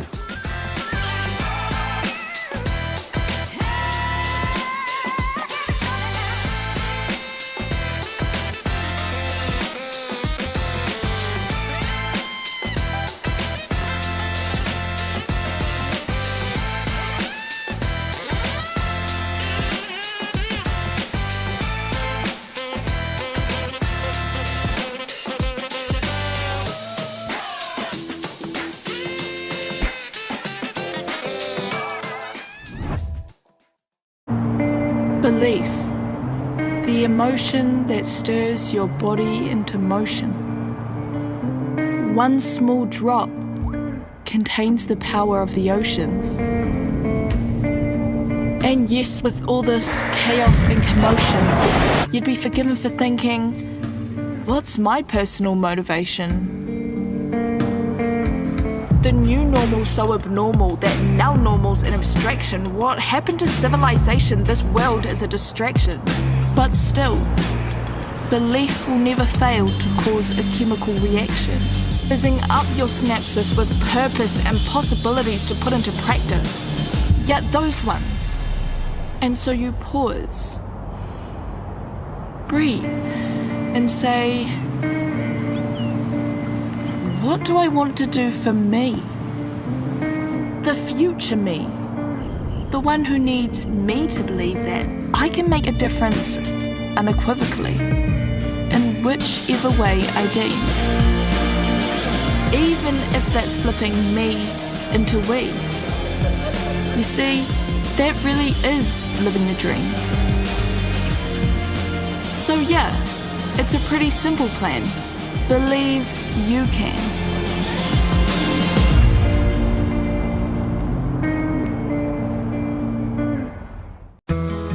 Dunedin, the city, is just so friendly. It's a big city, it's a big student city. I love that you can walk everywhere and that everything's accessible. The campus is just pretty much in the heart of the city as well. What the students offer to the city is something that you don't get too many other places. That's the great thing about this university, you will find your people. It feels like a university with a city attached to it. It's exceeded my expectations in every way. It's unbelievable. Do you want to study with world leaders in future thinking? New Zealand has been ranked the #1 English-speaking country for preparing students for the future, and all of our universities are in the top 3% in the world. Start your journey to a high-quality New Zealand education by choosing a recognised study option available in your country. Take the first step towards your New Zealand education now, because the world needs new.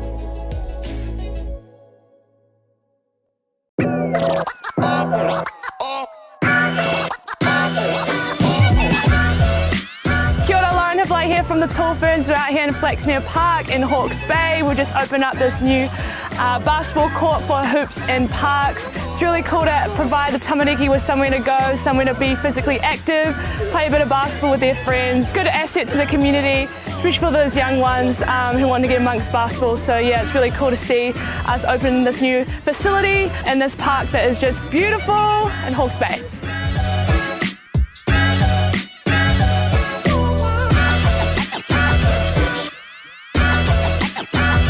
Kia ora, Pierre Cameron here. Just want to talk a little bit about the Hoops in Parks and the Hoops in Schools program. It's been amazing. The return on investment is priceless. The accessibility for all the kids and the tamariki to get in here and enjoy themselves, especially through these trying times, been amazing. And just to get outside, you know, it's pretty awesome walking outside and seeing this kind of ballpark available. It's great, especially in these times. Kia ora whanau, Peliri Oli here, Councillor for Flaxmere Ward, Hastings District Council. I'm here to support the initiative today, Hoops and Parks. Very, very amazing result, and it's encouraging our people to come and spend time here, and especially together with the youth. I encourage other councils to jump on board. Yeah. Kia ora, wāre, whiatu. Really enjoyed it here at the Flaxbeard Courts and looking forward to play again. We've been waiting for the courts to open for a while now. Now that they're up, I'm glad that they're here for an activity after school. And yeah. I like that the courts are purple. What I like about the court is that it's different to many other courts in Flaxbeard. I like these courts because they're in a good position from if you want to go to the park or come here. And I like it because it's easy to bounce the ball and take easy shots. My name's Ricky Lee. Shout out to everyone that made these courts happen, and yeah, me Naz.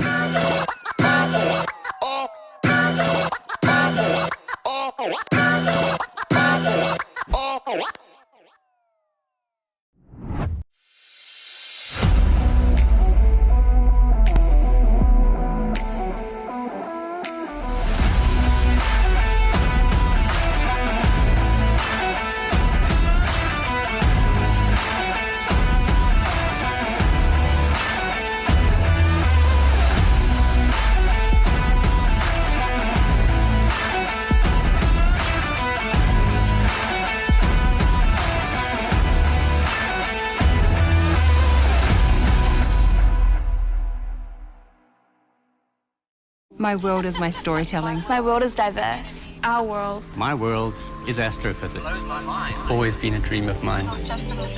I don't know what my career pathway will be. I approach architecture from the point of view of my culture. I want to contribute to my people. It's a way I can give back. I want to change the perception of engineers. I want to take my tohu home when I graduate. Right now, it's about me. And this is my chapter.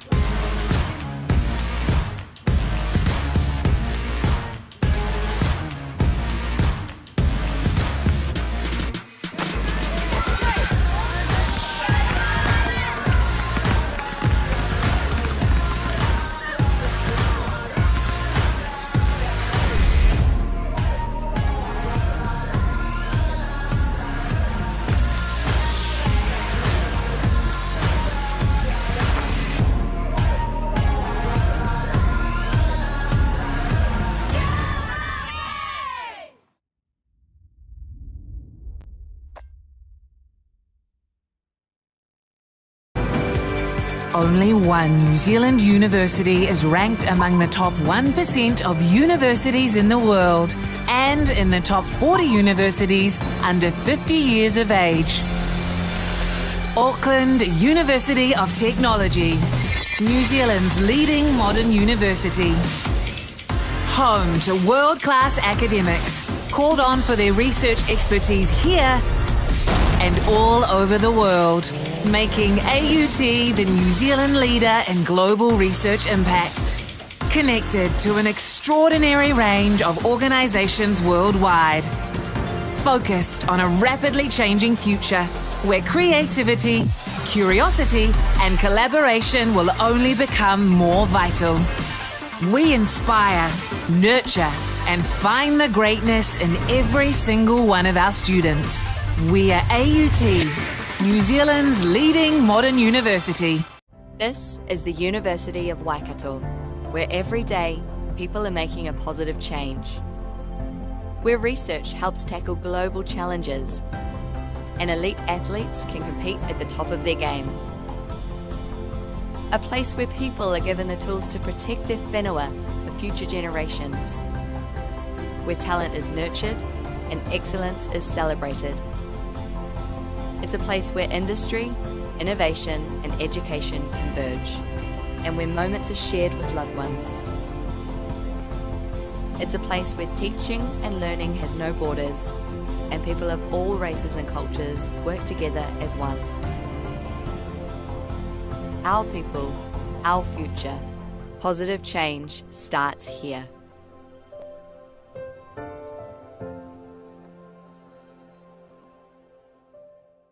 We believe where you live shouldn't decide your destiny, and that any place can be a place of learning. So much of modern life has a handy home delivery option. Why not your education? Maybe you'll start your degree in the same space you share with your whānau, or from that corner of the spare room that catches the most sun. Start your new what at the place where can be anywhere, online or on campus. Massey, New Zealand's leading online university. Apply now at massey.ac.nz.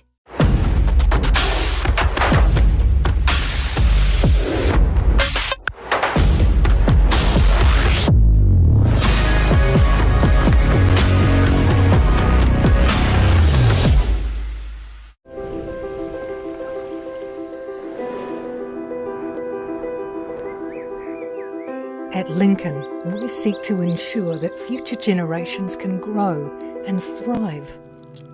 That means providing a world-class learning environment to grow fresh solutions to real-world problems, including using the world's resources wisely and sustainably. Come to Lincoln University, a place to grow.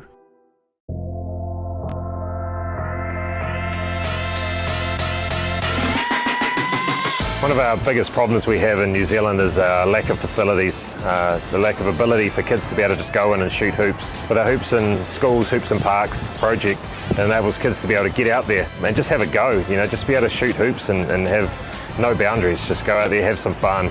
By not being able to get inside to a lot of facilities, this solves a lot of our problems. We're seeing the hoops that we've already installed just be so well utilised. Every time you drive past the school that's got these hoops in it, there's always kids using them. We know it's going to increase participation in our sport, which is a great thing.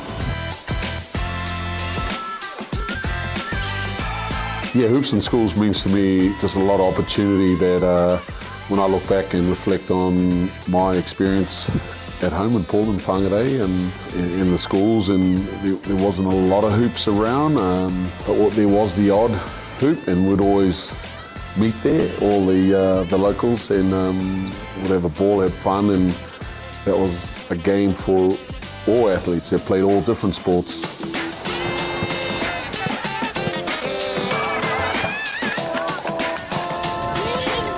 It's fantastic to see the ongoing growth of the Hoops in Schools program across the country as we continue to go into different regions. Seeing tamariki and rangatahi continuing to have fun through better accessibility is just priceless. And the true value for us is seeing the positive impact it's having across communities here in New Zealand.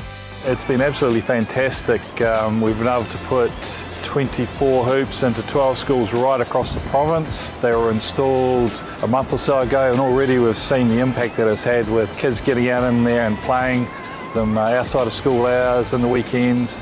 It's really had a huge impact on the game.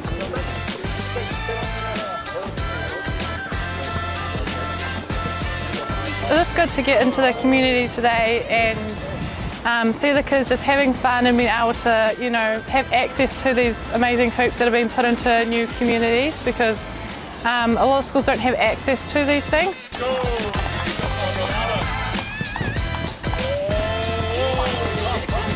Now, looking at this initiative of putting a lot more hoops in schools is amazing. I've been to 3 or 4 schools today, and just seeing the faces of this young tamariki has been awesome, and it makes you think about where we're headed and where we've been, and it brings a smile to my face too.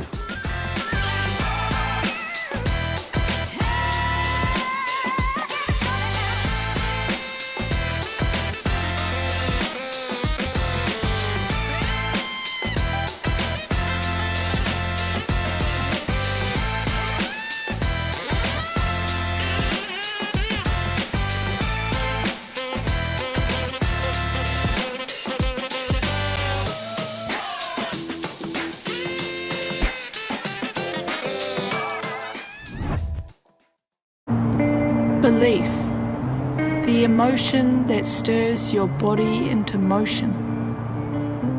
One small drop contains the power of the oceans. And yes, with all this chaos and commotion, you'd be forgiven for thinking, what's my personal motivation? The new normal's so abnormal that now normal's an abstraction. What happened to civilization? This world is a distraction. But still, belief will never fail to cause a chemical reaction, fizzing up your synapses with purpose and possibilities to put into practice. Yet those ones. And so you pause, breathe, and say, what do I want to do for me? The future me. The one who needs me to believe that I can make a difference unequivocally, in whichever way I deem. Even if that's flipping me into we. You see, that really is living the dream. So yeah, it's a pretty simple plan. Believe you can.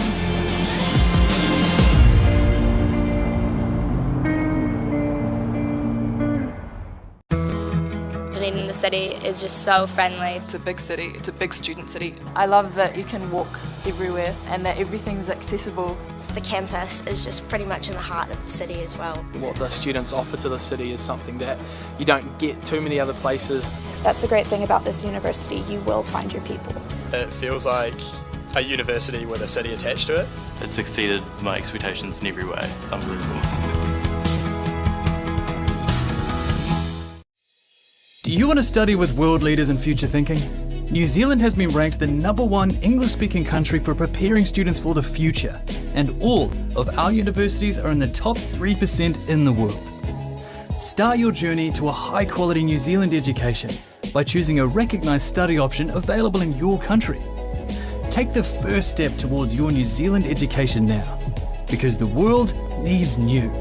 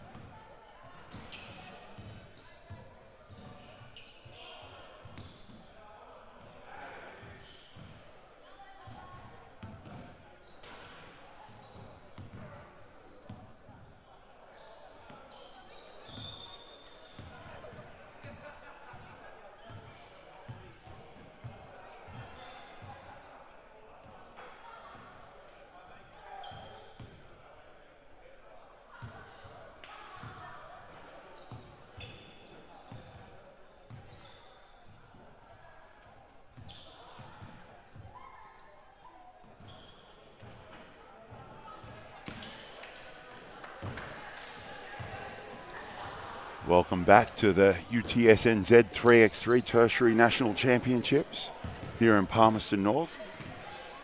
Great facility here in Palmy for Massey University as we get into the final lot of games here today with playoffs for positions 1 through 8 on the line this afternoon. And first up here on the show court, we have a women's game, UC, University of Canterbury versus AUT. Sherman, Leaf, Sembrano and Latu round out the AUT team. And for Canterbury, Wairoa, Leatoa, Hetakupa and Herman. As the game gets underway here, we've got UC unable to connect inside on their first attempt. And a big welcome back to Shay Hira, Junior Tall Ferns assistant. Thank you, Miles. It's great to be here on a beautiful rainy day in the mighty Manawatu as we see AUT turn that ball over pretty quickly, and Canterbury off to another quick start down the left-hand side. Easy finish. And this game here is for the 7th place finish. So hopefully one of these teams looking to get out here with a finish on a win. We've also got on court number 2, as we see a pass fired out of bounds by Canterbury, is the Massey men versus AUT men. And those guys looking to get a win and try and finish on a bit of a high note. So we see a jump ball go down there.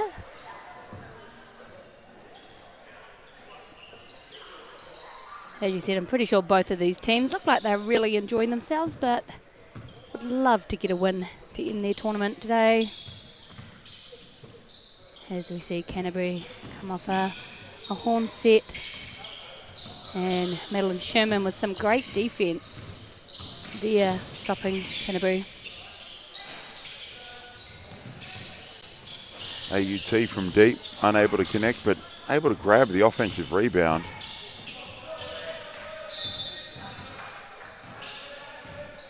Sherman puts it on the floor. Can't get to the cup, but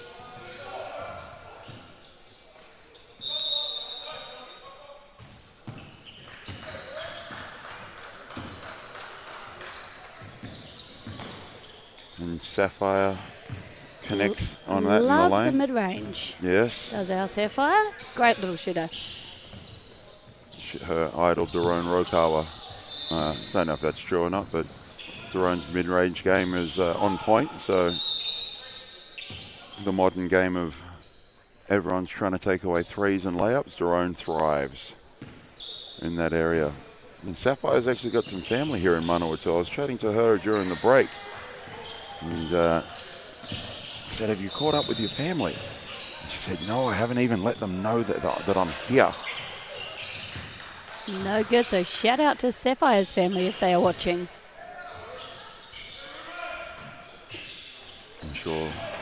I'm sure they will be tuned in to see what's going on. A big sporting family. Oh, great find under the hoop. Number 11 bouncing off that one.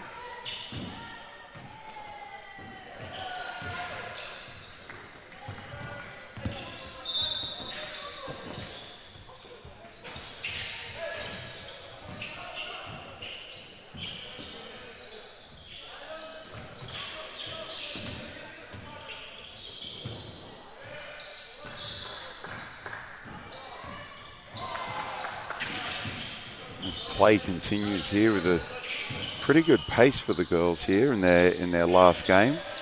AUT can't connect on that too. Canterbury come up with it. Sapphire's just a little short on that one. I think both teams do look a little bit tired today as we see that long 2 just go astray.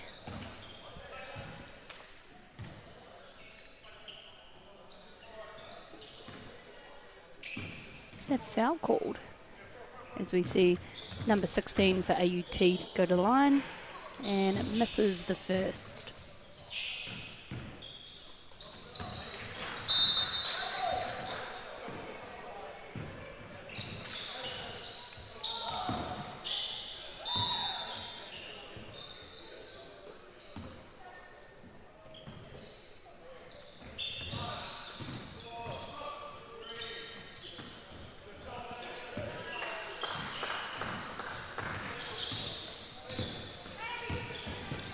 Great rebound and quick clear out by number 10. And the corner 2, just a little bit short there from Madeline Sherman, number 4 for AUT.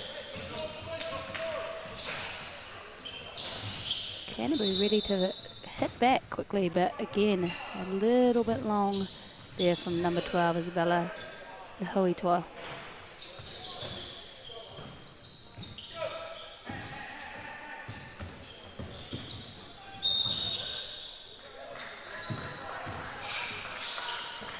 Great drive and kick out there from AUT as we see them continue to bomb away from the 2, and it's not a bad idea. It's all quick rip through and just cannot connect with the rim today. And I think you're right, the quick rip through, you got to be able to take those ones, but it's just that balance of the 1s and 2s, and as you see AUT get that kick out to the corner and a quick shot there.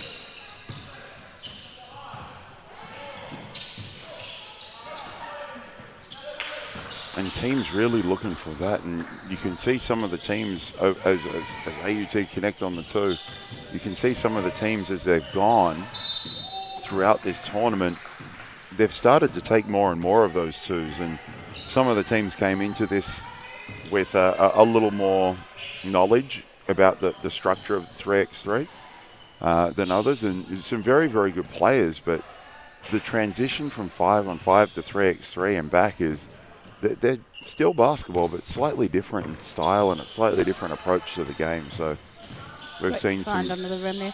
And yeah, and I think you're right, Miles, but the ability and confidence to get players to just shoot is what we need. And I know as a 5-on-5 coach, is we need players to shoot. And what better way to do that than in a game-like situation, which is 3x3. And I think you'll find later on this afternoon, as we get into the deeper playoffs, the finals and the 3v4 games, we'll see a lot of outside shooting. As we see 10 try to gather the ball there. For AUT. Cassie Leaf, unable to control it, but is rewarded by her efforts. And quick little horn set there. And we've got a scoop drive by Leaf. A nice finish. And the foul. And like you said, the mixing up, trying to get those quick rips to the rim. It is a physical game. So even better if you can get that contact and finish as well.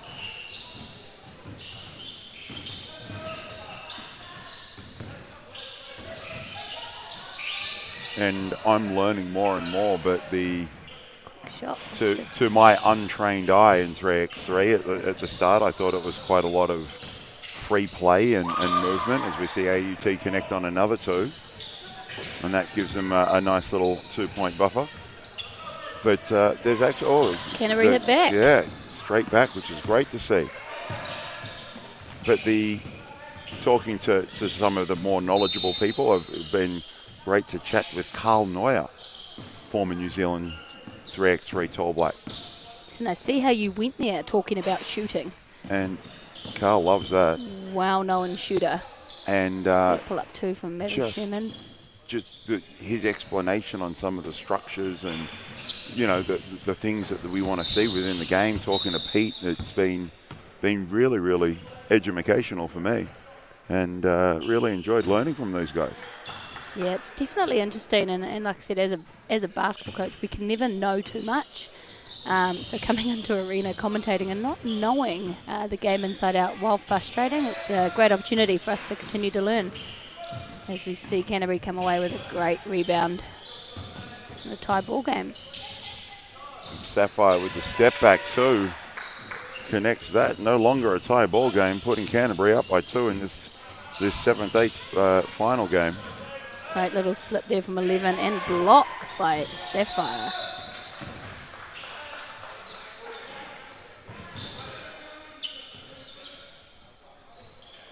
Doing a very good job. Back-to-back plays offensively and defensively.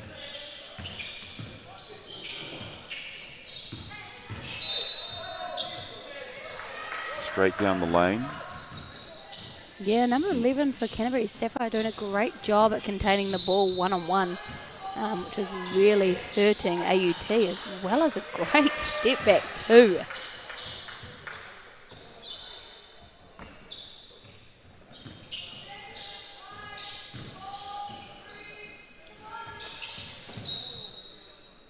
Knocked out of bounds there. And the shot clock only on 1.2 seconds. No, 2 seconds as they adjust and keep fiddling there. Not long. They get an attempt up. Grazes the front of the rim. Canterbury come away with it and shoot a 2 of their own.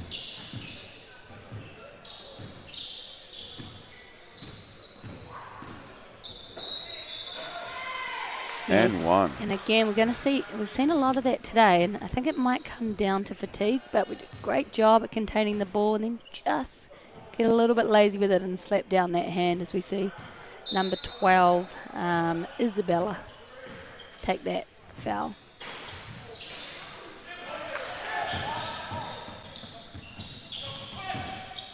Canterbury with a handy 3-point lead, but the way AUT's knocked down a couple already, that could evaporate quickly, but Sapphire's not having any of that as she grabs a second offensive rebound. Kick out 2 would be better than a 1. I think you'll find it's going to be Canterbury ball.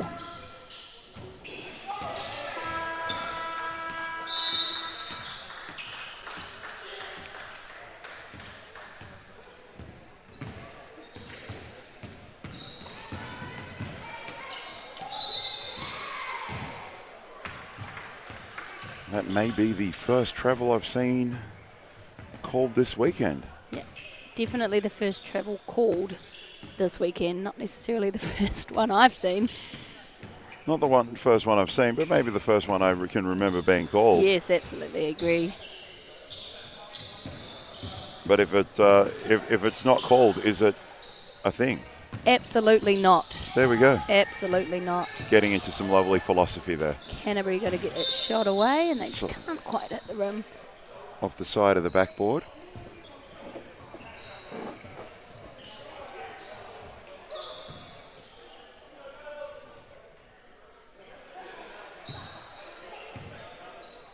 Check it up, and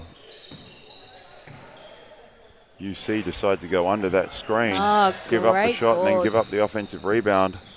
AUT can't connect. UC firing back with their own 2. And that's what we like to see. That 2-point shot getting knocked down. And the ability for everyone to shoot that is really, really good, as we got a little scoop left-handed shot that doesn't go. Yeah, there you go, Isabella making a good 2 and then rebound. She just hit one, couldn't connect on that, but her teammate able to clean up after her and finish on that there with a little bit of contact as well.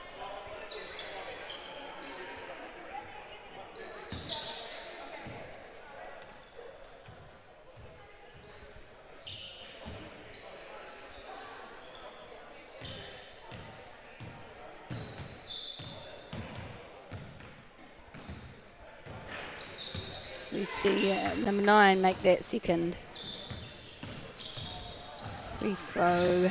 Yeah. Oh, I don't think AUT have cleared, I don't think. It's okay. Can we get the ball back? I think Sapphire may pull the trigger on that, if she does. A little too strong. Yeah, a bit windy inside the arena today. Great little reverse play there by number 10, Leaf.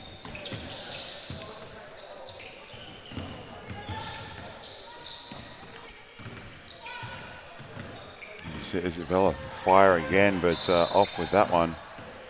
The shot clock was running down and eventually got the better of them.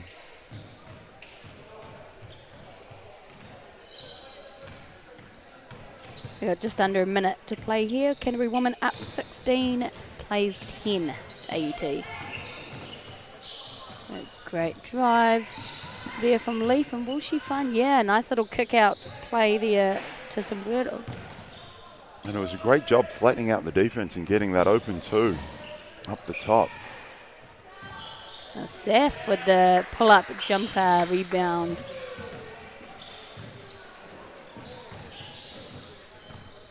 Sapphire stamping authority all over this game.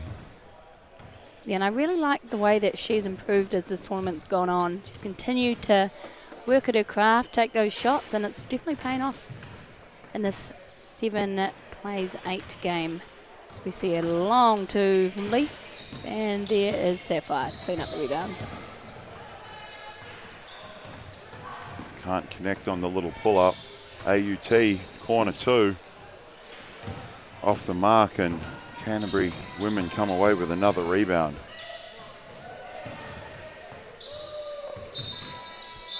And there you have it. The first game wrapped up here on Show Court for this afternoon session. Canterbury women taking away the win. Best way to finish a tournament, really, finish with a win. They come away finishing 7th. AUT finishing 8th. As we run through some highlights here. Had a little bit of the Sapphire show for that one there. Yeah, Sapphire coming away with 9 of the 17 points, so great day at the office for young Sapphire.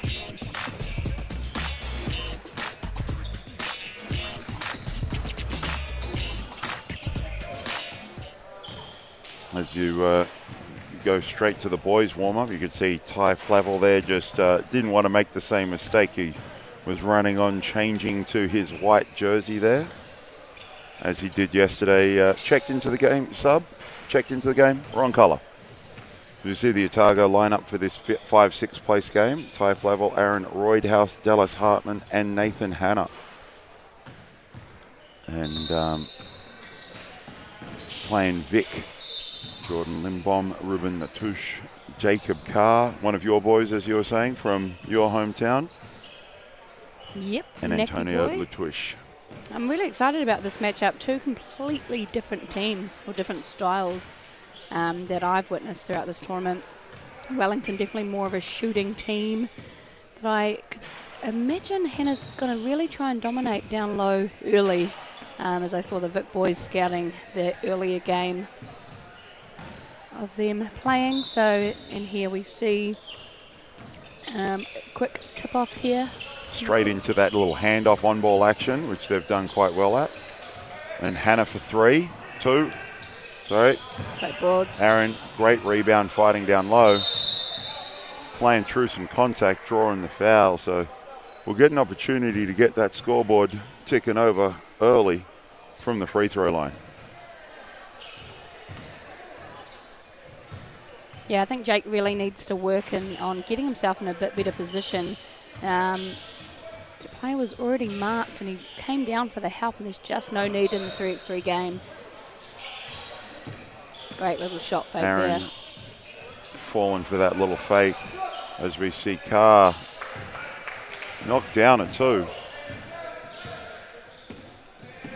Hannah with a size mismatch here. Oh, it's fouled as an unsportsmanlike. It's called for the first time. And that was Nathan Hanna is a very attractive young man, so you could see Carr just giving him a hug and saying, welcome to Palmerston North and the 5-6 playoff game. So Hanna will get 2 from the line here to try and tie it up. Knocks down the first. Soft touch for a large human.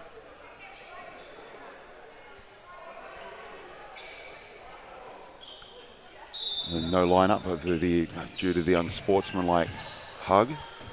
I'm sure it was a friendly hug. And Otago will restart. Dallas at the top there. Great little horn set, trying to get Hannon down low.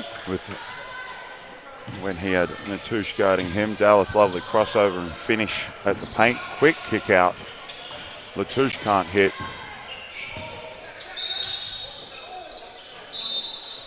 And the referee has spotted something.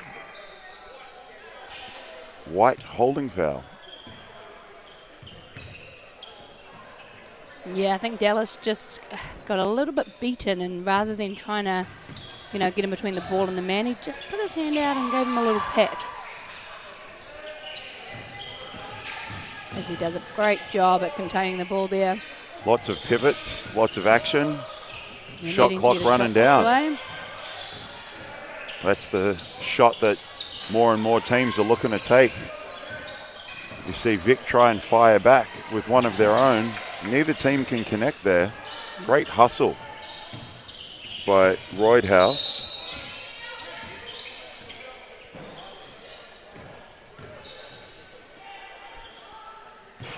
Able to, but not quite able to save that one. Check the ball up. Little flare action happening here on the weak side. Great shot fake and space and separation. Some good verticality.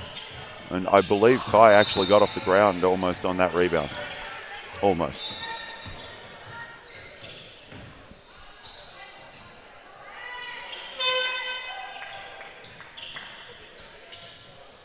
So Otago with the 1 point lead.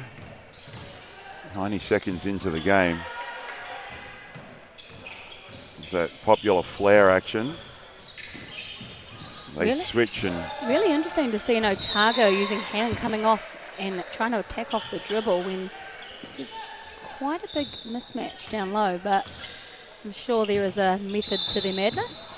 He fired that one out of bounds, tried to get the hammer pass to Flavel in the corner, and it looks like he's actually taken out some technology in the process. So we've got some, you can see the beautiful Nikolai there with his camera ready to get some action for our social BB&Z social media. But Hannah's pass has knocked the shot clock out of action. So just a technical glitch as the big fella's muscly pass has maybe a PowerPoint or something along the way. Gives the opportunity for the boys to get together and have a chat about what they're going to do and how they're going to approach it. And I do wonder if anyone's told the shot clock operator to looking at plugging it in. See? They must have heard me as we see them try to re-plug in the shot clock. There we go. Not just a great commentator, but also quite clever. My co-commentator, Shay Hira. Yes, a woman of many talents, Miles. So thank you, as we see the boys just taking some shots, trying to keep warm. Here on a tropical Palmerston North day. A little drizzly outside, but that's not going to dampen anyone's spirits here as we head into the final games as we get underway.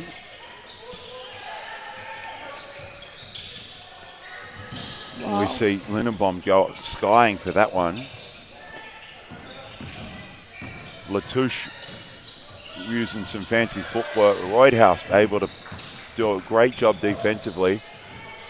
Hannah with the handoff. Hartman to the cup. Scores and one. There we go. See a replay on that. So the Lincoln boys just... Oh, sorry, the Victoria boys. Looking to double in the post, but they're just arriving a little bit late, which is the reason for the 4-1 foul count right now. As we see Otago really look to get a space the floor, and then drive with an uncontested finish from 11. And Flavel just able to finish in there, and he's got some good length there. He tipped that one. But you can see that pressure. Only 2 seconds on the shot clock, which has now been plugged back in and working perfectly after Nathan Hanna nearly brought the house down with his warrant hammer pass. Shot from Carr. Shot from deep.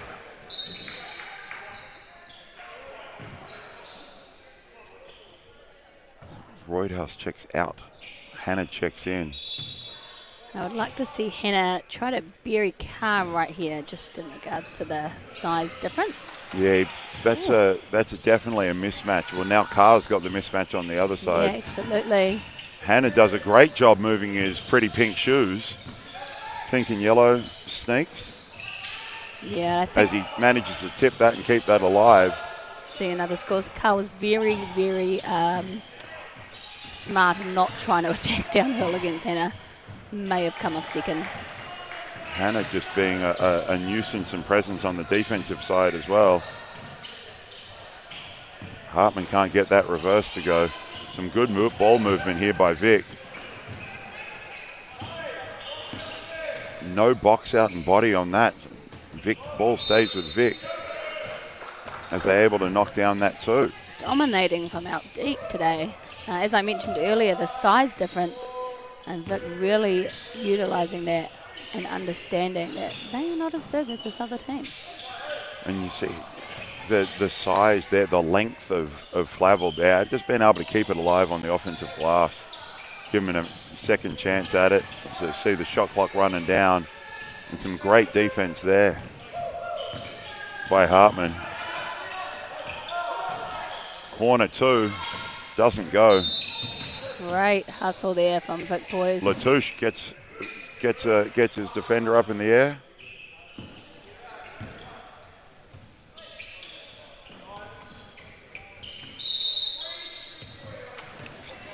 Oh, we have a 3-second call. Yes, a little too long. Well, there's those pretty New Balance shoes worn by Nathan Hanna.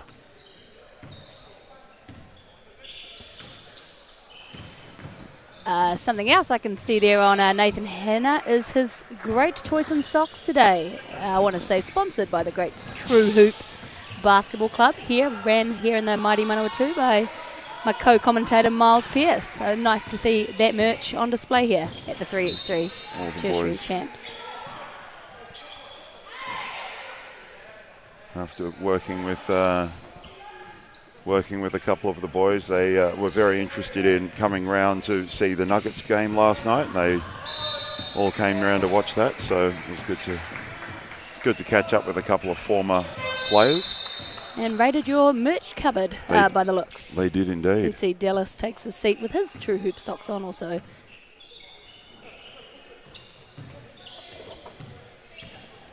Back here, it's a tie ball game. Otago and Vic at 7 apiece. Great little crossover. And defense by Carr. That last minute push, as we continue to talk about, this great job at containing the whole way down and then a little push. And there's been a few players just caught out on that at the end. You know, good defense, good defense, good defense. And they just get caught out with their hands at the end.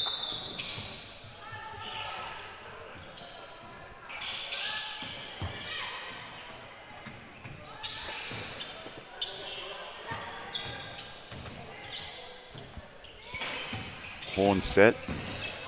Mid-range jumper. Can't get that one to go.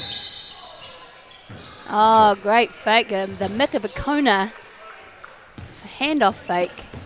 Oh, Vic are coming to play right now. They've just lifted that intensity a little bit. Able to tie that game up. 8 apiece. 4.5 to go. They come away with that steal.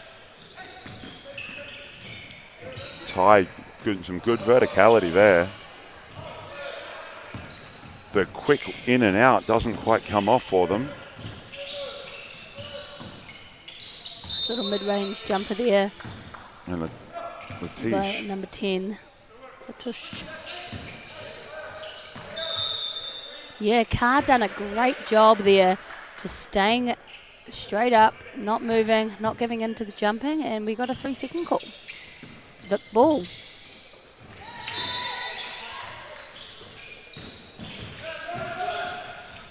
Good little fall away.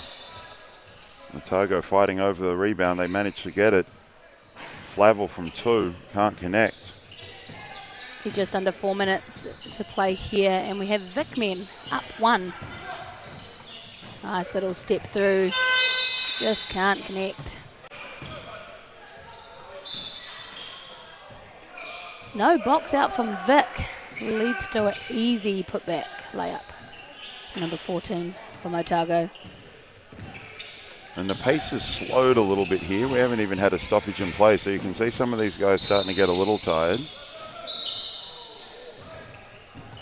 And you can see that backboard shaking a little there. There's a hand in the net.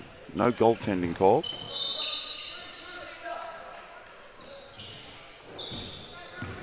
Just getting a little bit tired, I think, by the looks of the effort that's getting put in. And just under 3 minutes to play here in this 5 and 6 playoff game. As Flavel checks out, Hannah checks in. And we got a timeout on the floor. I find that was called by Otago. Just want to have a little chat with it as we go in just under 3 minutes at 9 apiece.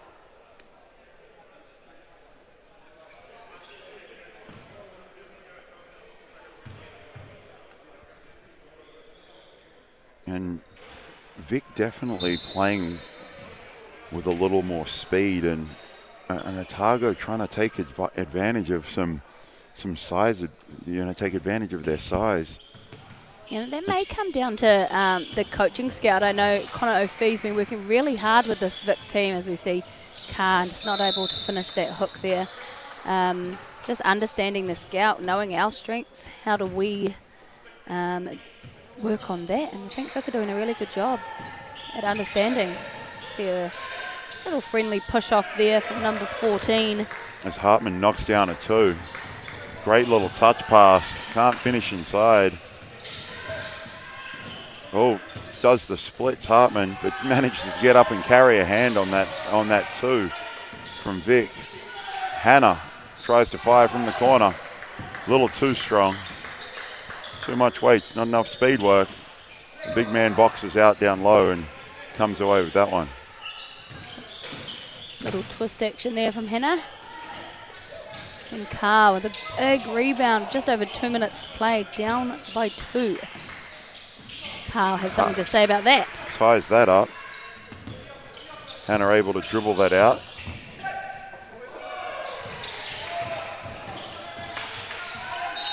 This here, a great battle here for this 5-6 playoff. Vic men giving up their 7th foul. Yeah, not ideal for the Vic men, because now every time they foul, Otago go to the line to shoot 2. Aaron Roydhouse with 2. Can't connect on the first one.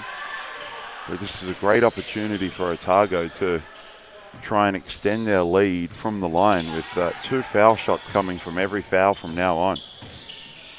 Gives them a 1-point lead. And there's that quick 2 from Carr. And Hannah boxing out 4 people at once. Great crossover. Just blocked out of bounds.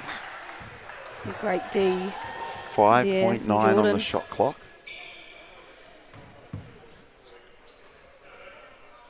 Which is both a long time and not a long time, all at the same time.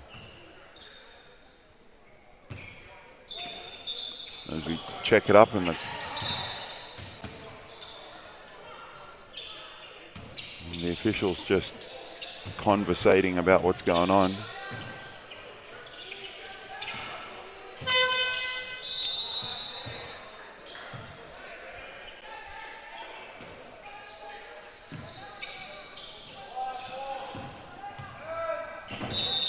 Oh, an offensive foul called there as we see Carr hit the deck.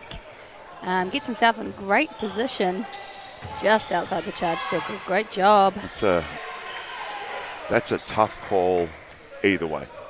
it's a flip of a coin every single time, and I always, I as a coach, I used to be very caught up in those block charge calls.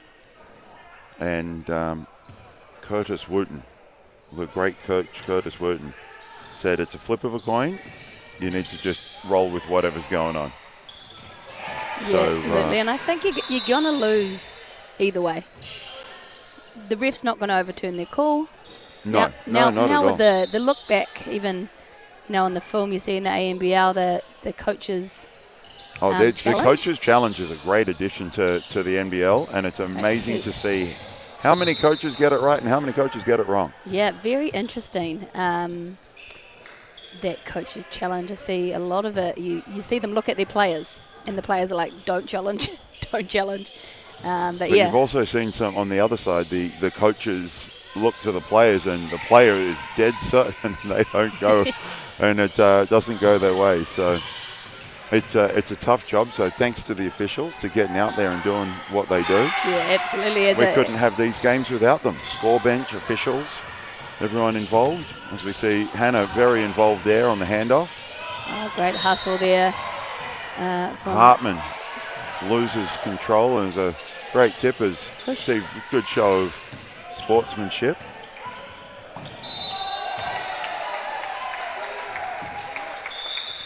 We bring out the towel to just clean up court, keep players safe.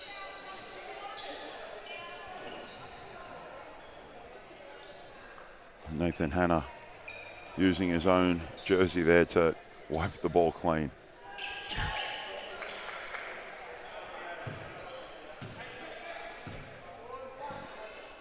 Check it up, only 5 seconds on the shot clock as Otago aware of it. Doesn't matter as Roydhouse gets it and Flavel steals. Back in, Roydhouse again. That quick kick out and find him back inside. Otago go up by 3. And no flopping call in this game, but a wild shot there by number 6, Ruben Natush. As we stop to wipe the court again.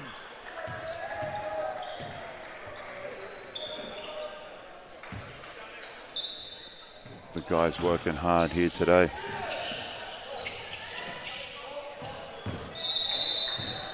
Short on that one. With just under a minute to play, Otago hold that 3-point lead, which the likes of Carr on the court, anything's possible with that 2-point shot. As Hannah can't hold on to that one.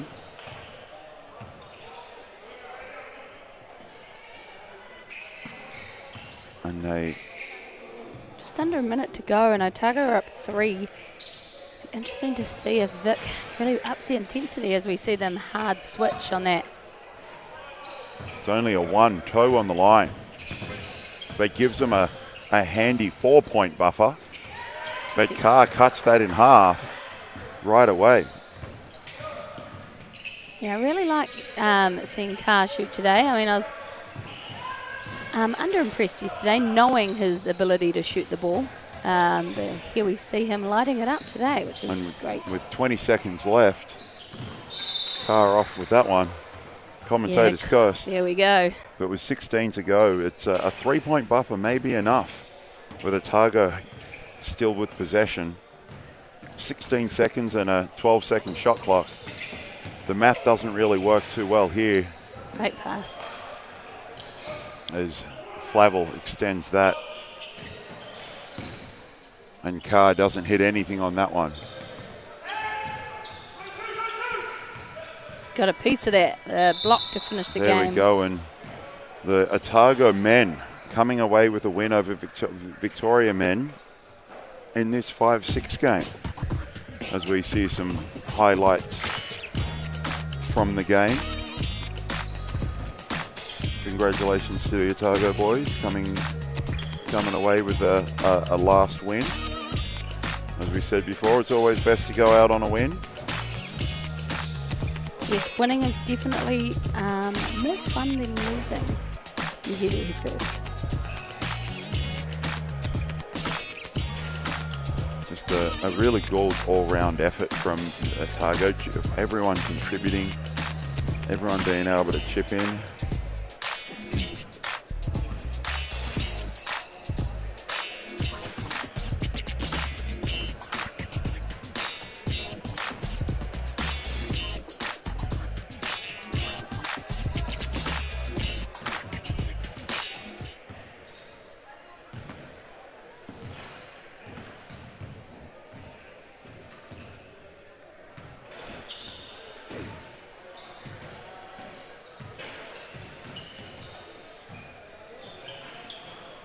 And as with the play here, we wrap up one game and head straight into the next. This is the third, fourth playoff for the women. Massey University versus Waikato University. We have the team lineups starting off with Massey, number 6, Bryn Dugasov, number 9, Alex Blythe, number 10, Kula Belgi, and number 12, Gabriella Fotu. And for the mighty Waikato, we have number 4, Abby Crane, number 5, Mayako Tangahoi, number 6, Grace McCarthy Sinclair, and number 12, Siobhan Nudi.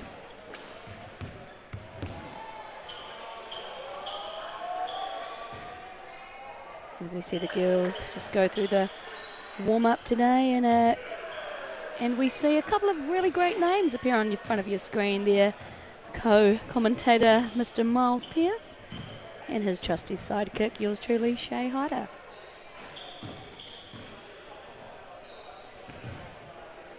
This will be a pretty good matchup here with Waikato shooting the ball well this weekend, and they've had a couple of very, very good games. Unlucky in their semi-final. Yeah, I'm excited to see if Waikato can pull off the same game that they had in their quarterfinals against Vic. They were lights out here today, so I understand Ella and Alex Blythe from the Massey team may have something to say about that. But yes, going to be a very good game, I think.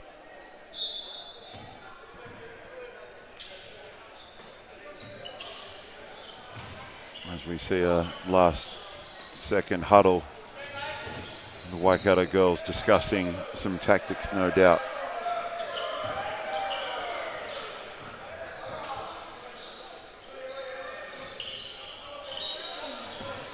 Both teams being able to shoot the ball. There's that horn set flare. And a screen for Blythe. And a quick 2 to start us off. Someone needs to close that door. Miles, it is windy in here, as we see in a stray shot. First off. Audrey just missing that one. But Waikato fires back with a 2 of their own. And Taonga, who just connects there. And there's some of that shooting that we were talking about. Fotu misses her 2. Blythe are able to track it down and keep possession. The one thing about Blythe is she does a great job at always being in the right place at the right time. And all the girls pause as they think they heard a whistle, and no, instead we have a shot clock violation. You'll find the ball will go to Waikato. Nope. Making a liar out of me again. Massey's ball.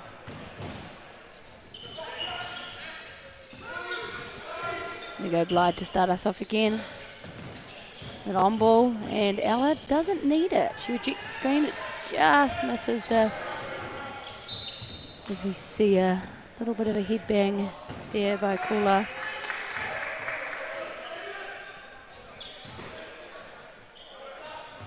Just gathering her thoughts, taking a moment to rest as you see her take a little seat in the sub box, and Fotu stay in.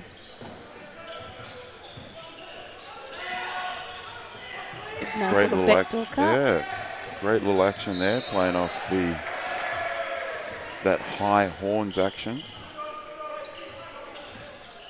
Yeah, I think Massey need to be a little bit more aware of that earlier, as Waikato understand they're a bit smaller, So they are really up and in outside.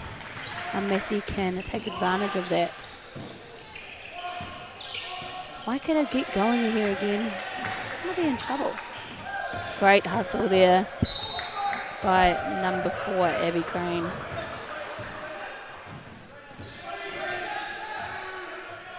We see subs come in and out quickly. It's a fast-paced game. Yeah, good to see Beaudry back in after a little head knock. And a great straight line drive there by Tanahoi. We get a foul called there. On number 4, Abby Crane. And, shout out to Junior Tallphone's manager, Kat Wills, who's watching online. The great and mighty Kat Wills. On staff with Shay, with Nat Visca as head coach. Liam as well. I'm sure keeping a keen eye on the Canterbury teams with his involvement down there. Waikato, a long one. Doesn't go, but able to collect their offensive rebound.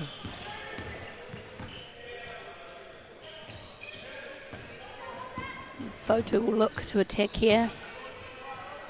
And she does a great job at using her body to create space. Does number 12, Ella Fotu. And there's that quick kick out. Didn't quite have the feet set. Audrey connects on the 2. Ooh.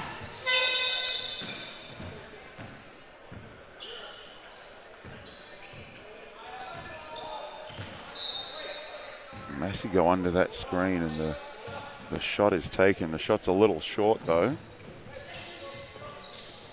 So Massey holding that 1-point lead at the moment. Great little dive there and pass from Fotu.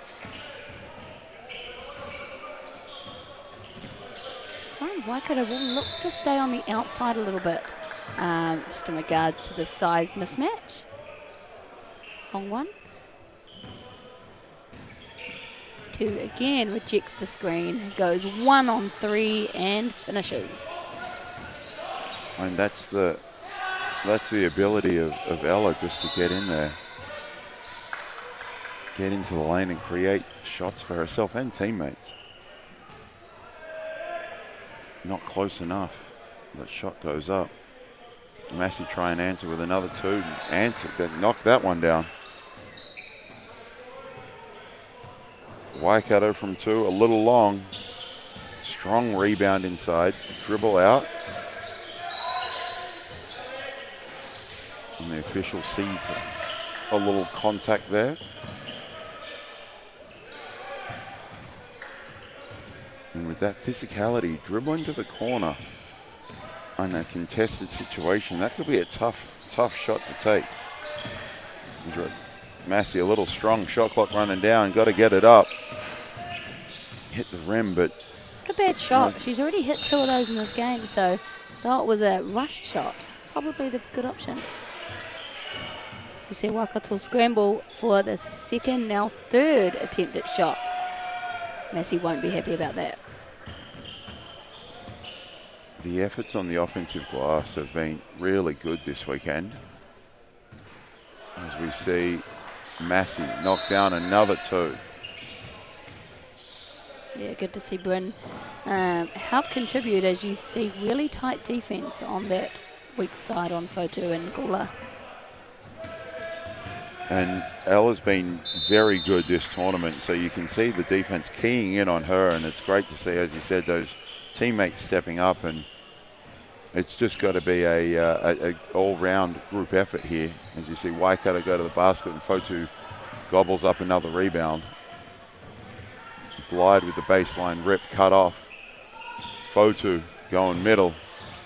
Great left-hand finish. Able to finish with the left there.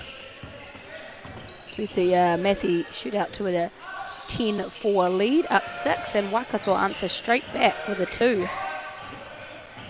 Number 4, Abby Crane.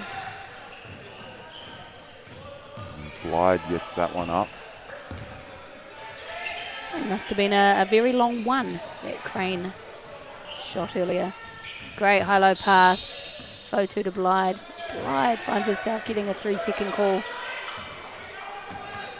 And that's the 3-second starts. If you're in there when you grab the ball, if a teammate grabs the ball, that's when the 3 seconds starts. So it can be what seems to be quick, but you got to get the ball out and then back in. Ran another great rebound there. Oh, little up fake. And there's that height advantage on the board that you spoke of earlier. Blyde does a great job at containing the ball. Just still needs to be careful with bringing those hands down at the end. See, Bryn missed that one.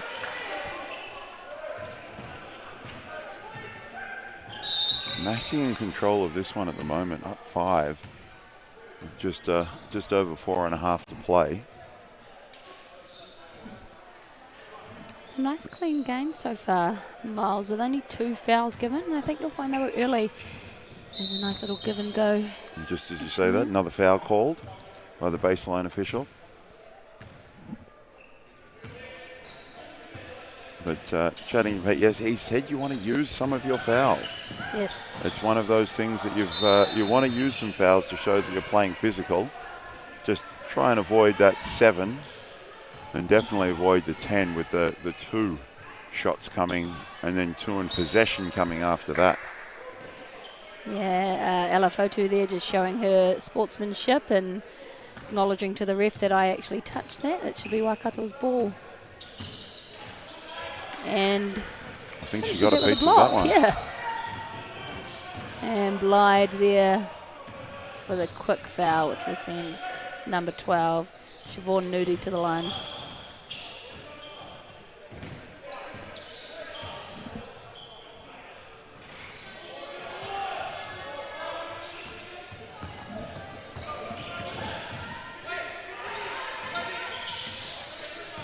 And Blyde with the block.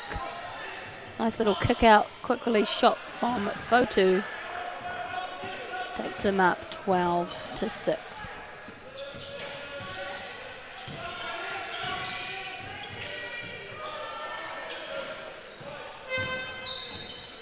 Yeah, Crane had to get that shot away, unfortunately. The shot clock was running down. She had no choice.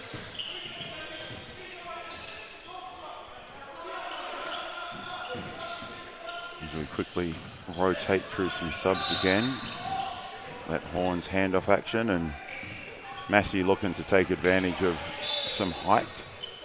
Waikato looking to take advantage of some speed. Lose the handle there. Yeah, great D by Durgasov. McCarthy Sinclair just losing the handle.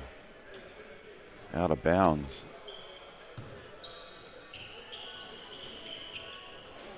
Good slip. Good slip out of that action. Unfortunately, can't connect with a teammate. Yeah, Massey being really smart running Ella off that flare because her defender's not going to go under on her. She's going to stick with her, and that does open up the middle for their teammate as we see the bank shot in from number 5, Tangahoe. Nice shot. Fotu with ease to the rim, laying that up. And a good fill behind and great D.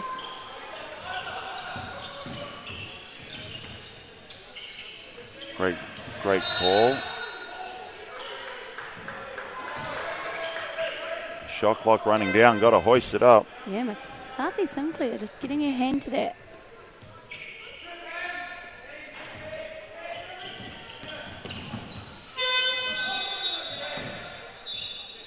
So we see Massey just looking for that extra pass now, starting to look, taking really good shots and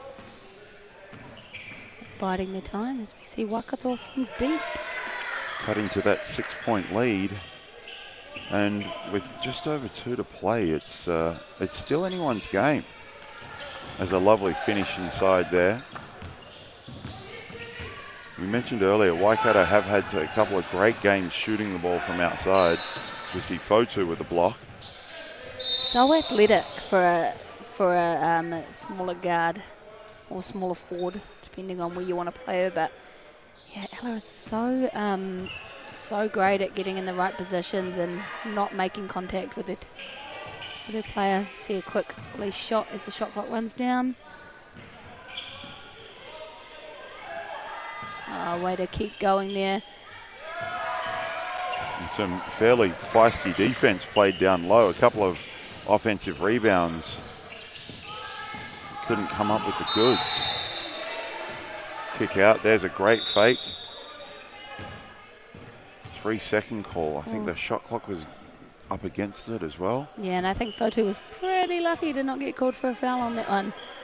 As she tried to fly by and hit her on the come down.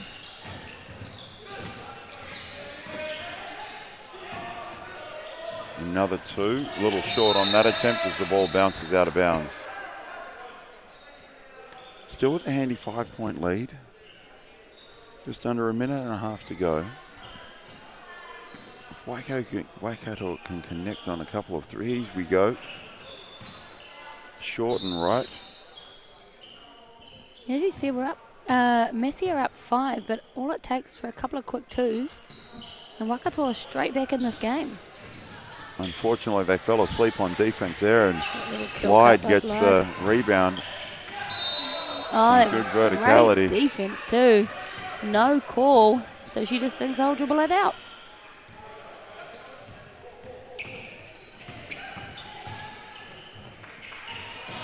A little strong with the left hand.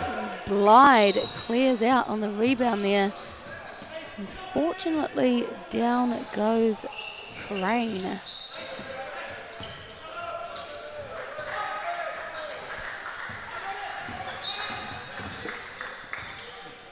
You got a timeout on the floor. Blyde would have done well in the women's AFL with that one. Yeah, as I mentioned earlier, Blyde also a Rugby Sevens player and a national touch player, so physicality is her strength. And when I used to coach Alex, I would always have her sitting the screens. Ran into a couple of those in my time, and it does not tickle, that's for sure. Hopefully Crane can dust that off, and the Waikato can come and finish this game strong.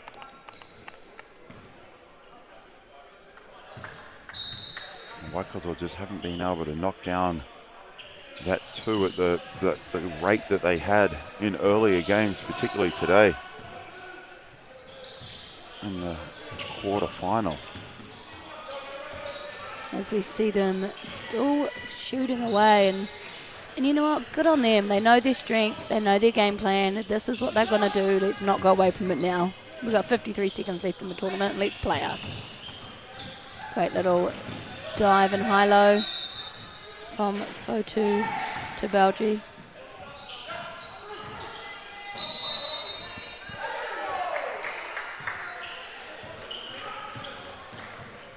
Nice little inside seal there, Blyde. Great little seal and duck in, force the Waikato team to dribble out rather than pass out to slow down that transition. Yeah, Waikato just been a little bit unfortunate. Their shots not quite dropping in this game as they did in the quarterfinal against Vic, as we see a little pull-up from number 5, Tangahoe there. Blyde with the offensive rebound resets that shot clock. Up 5, taking advantage of that time.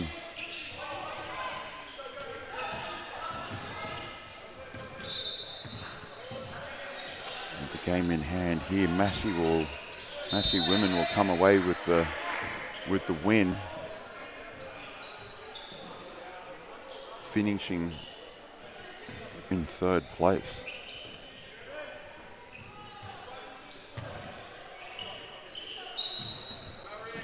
And we see a late foul call with 0.3 seconds left on the clock.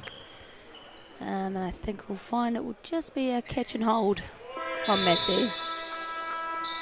There we go. And as the game wraps up, Massey women 16 over Waikato women in the 3rd, 4th game.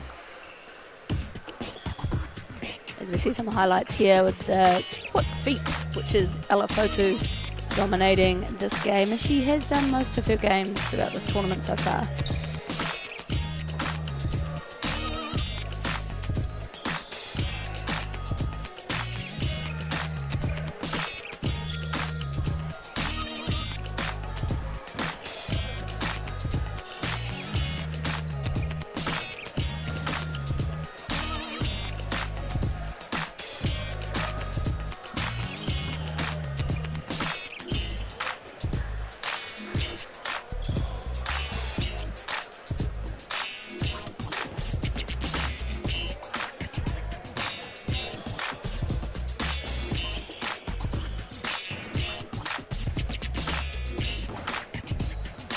Massey women doing a great job in that third, fourth game as we head into the women's final, which will be an exciting affair. Lincoln All-South final, Lincoln versus Otago. Lincoln doing a great job so far. Hippolyte, Samia, McGurr and Herman. And they have had a great mix of inside and outside with Otago, O'Connell, Mitchell, Sparks and Matahaere. Yeah, this will be a really great game. I was privy to a conversation between the players and coaches earlier from Lincoln and Otago, and it took them about 7 minutes to decide who was wearing what colour. So hopefully if the game is anything like that discussion, it will be close and it will be long.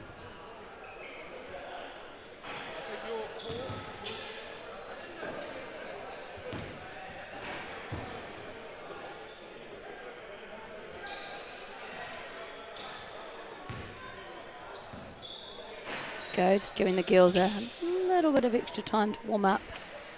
As we have the coin toss up near the top of the key. Matahaere and Samia. Here you go, Mal, a lady of many talents is our referee, Mal. Heard she coached a Year 7 and 8 game in Wellington on Wednesday night. So there you go, bit of coaching, bit of riffing, bit of coin tossing. So great job, nice little all-rounder. As we look like we're about to get into it and underway here. One last huddle from both of the teams as we see the final for the 3x3 UTS NZ Tertiary Championships. Who's going to come away with the gold? Lincoln, both teams being very, very strong throughout.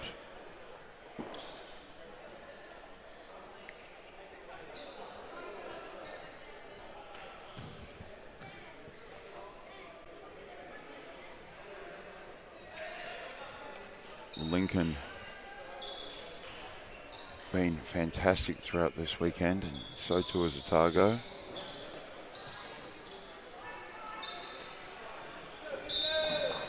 So we see a battle of names here.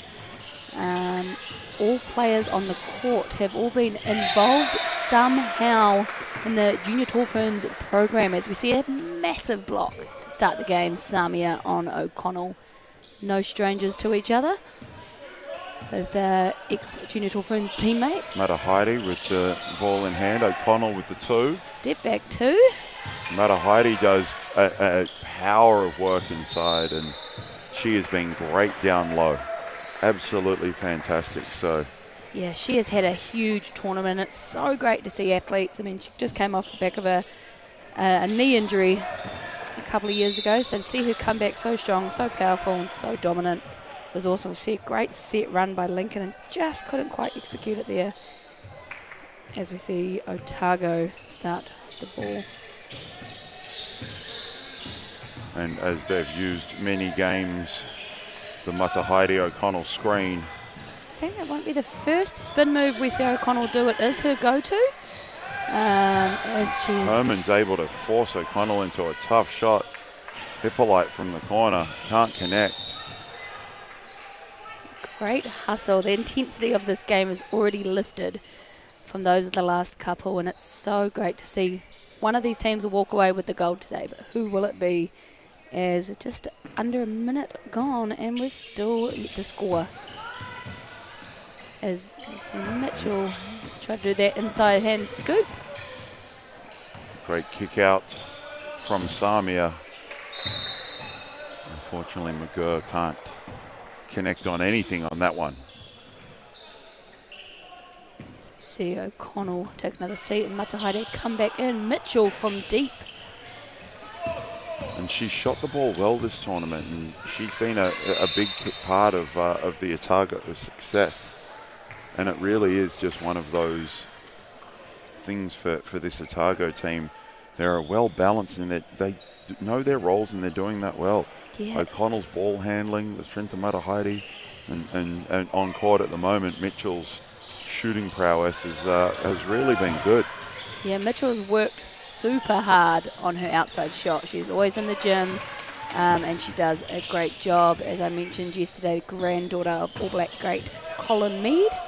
And she fires up a 2 off the mark on that occasion. And then, of course, Sparks, who's currently on the bench at the moment, being able to contribute as well. And Hippolyte gets us underway. Finally, we get a score. And Mitchell answers right back with a corner 2. A steal from And O'Connell. O'Connell, quick hands.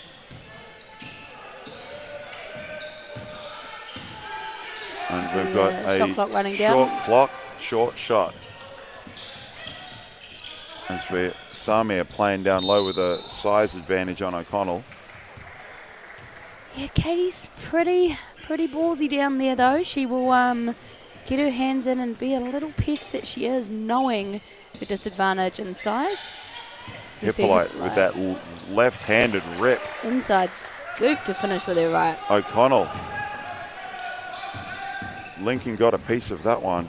Come away with the ball. Herman for 2. Able to connect. There we go. Lincoln. Big shot by Herman. Pushing their lead 4-2 in early days of this game. Took a moment to get the scoring underway, but now that we're going, we're rolling quite well. Yeah, Sparks with the foul. Yeah, there we see again, just that late coming to the ball. She just needed to continue ride that player down under the hoop, but instead she stood back and let her hands do the talking. And so we see McGewer for the line. Can't quite finish, but gets the rebound. See a kick out to Herman. Herman with a great little fake, gets Matahaere moving. Great run on. Yeah, blocked by Mitchell. And there was that run on switching defense that we've seen, and very successful in that occasion. I see a great matchup there. I'd like to see O'Connell versus Hippolyte. And Samir trying to overpower Matahaere. She wins that battle and has a score. I don't think that battle's going to be over though. I like to think I know Hannah, and they here we go switched again. that one. Matahaere with the strength can't finish. Mitchell does a great job at getting the rebounds with a quick fire too. O'Connell wanting to post up Hippolyte. So we see a wrapping call foul on Samia. Yeah, I didn't think Matahaere was going to let that one sleep after Samia scored on her under the hoop. As we see Matahaere go to the line for 1.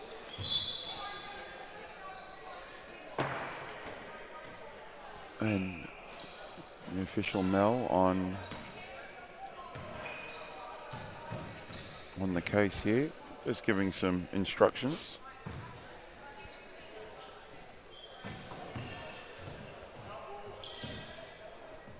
Matahaere shorten this gap. Not today. Great boards by Samia. Hippolyte going left. And a finding great Samia. D by that smaller person, Caitlin O'Connell. The Pulls chicken the charge doesn't foul. get away with the chicken wing. A little bit of an elbow in there. As I mentioned before, Caitlin doesn't give up on a fight down there, and she will fight and fight and fight. And she did a great job there. Samia getting called for that offensive foul. As she looks to dribble against Hippolyte. You see Mitchell. Shot clock running down. O'Connell needs to get the shot away. No go, but a shot clock violation. Great defense from Hippolyte on O'Connell.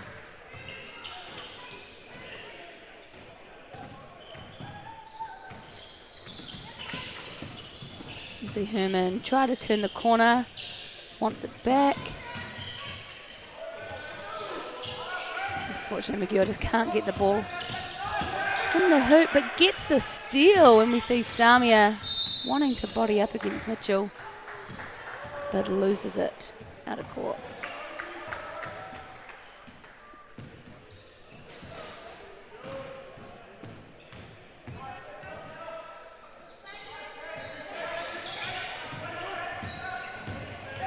see Matahari going hard to the rim. Unfortunately getting called and held for that 3 seconds. And the key, like you said, as soon as they get the ball, the 3 seconds starts. And for our bigger players and 5-on-5 players, they're just not quite aware of that at the moment. Well, that 3 seconds starts when the ball crosses halfway Yeah, in that 5-on-5 version of the game. And the Hippolyte ball's always over halfway in this version of the game. Absolutely. As we see Mitchell misfire from 3. Does a great job at getting the ball back. She will shoot that. Great boards by O'Connell. O'Connell just can't quite handle the contact today. You see Hippolyte. Nice little quick release shot from Samia. Extends that lead out to 8. And so the score here is 8-2. still plenty of time as Mitchell fires from 2, unable to connect. Hippolyte can't hit there. It's been a couple of days intense basketball, so as we bank that one home, Otago able to score. Hippolyte tries to answer right back and can hit from the corner. The speed of that there. Yeah, Hippolyte's done a great job this tournament, really punishing her opposition for not getting out quick enough. Her quick in and outs and quick fire 2s. She hasn't missed much. She's definitely been one of the standout players here this weekend in Palmerston North.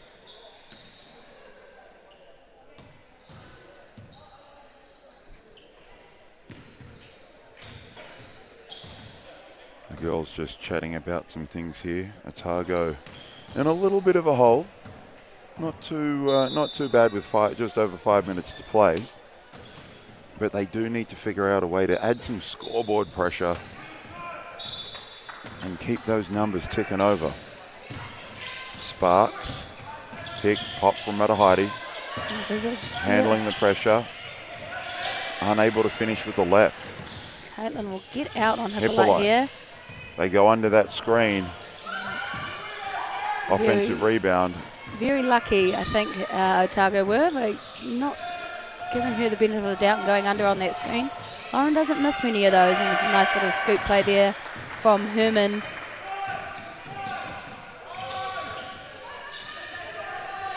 A little too much drill. Matahari just rips that away. So inside jumper there.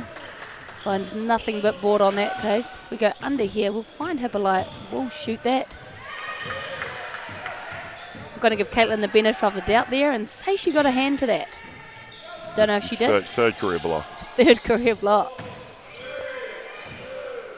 A great little feat by Matahari, but just can't quite get the ball away here. And Lincoln are ready to scoop and pounce as we see the speed star, which is Lauren Hippolyte, with that left hand rip, inside hand finish. Nice little runner there from O'Connell. There's those points that they so desperately need right now. Are they looking like they're wearing out a little bit? As we... Matahari hands off to O'Connell. O'Connell's had a couple of those flipped up, but unsuccessful. As Hippolyte scores another 2, extending that lead, 14-5. Yeah, looks like Hippolyte might have a flight to catch. She wants this game to be over, and she wants it to be over quick. She's not missing much. O'Connell had to get that ball away. You're right, she did indeed, and the pressure from Lincoln women right now, as we see fancy play from Hippolyte. O'Connell short.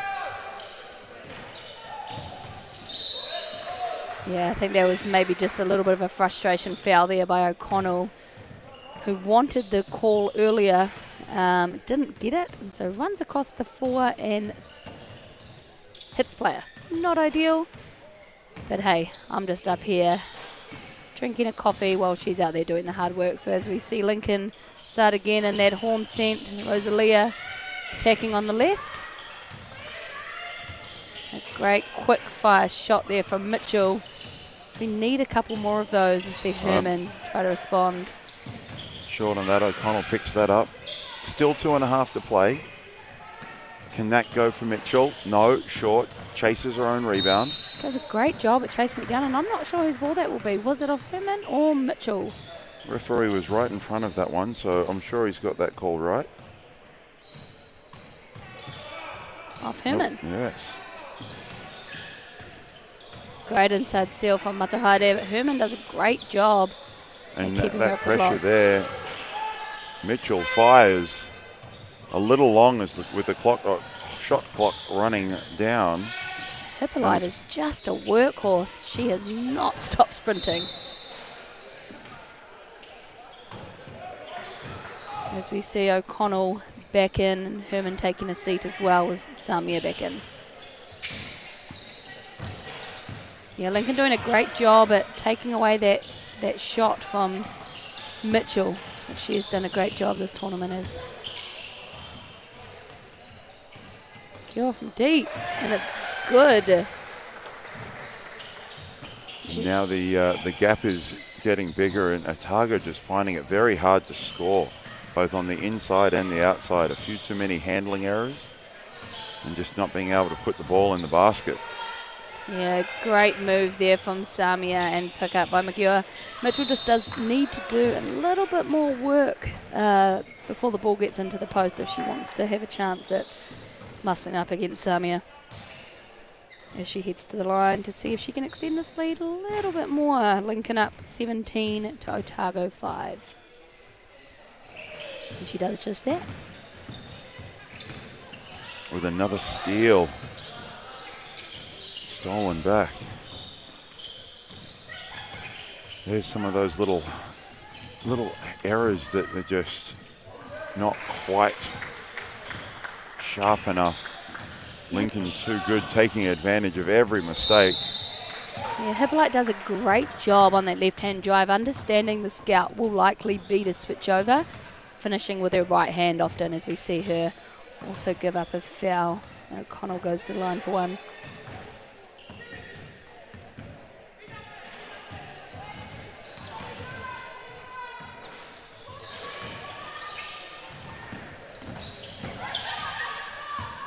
Matahari jumping out on that screen. Yep. Ball's loose. Little for fake, game. steps back. Yeah, Matahari with the block. Under a minute to play now. Great quick in-outs. Big lead for Lincoln here in the final. I think you'll find Hippolyte will want to finish it here, but not today. There's a great rebound by McGeour. Sparks hands off to O'Connell. O'Connell short on that one.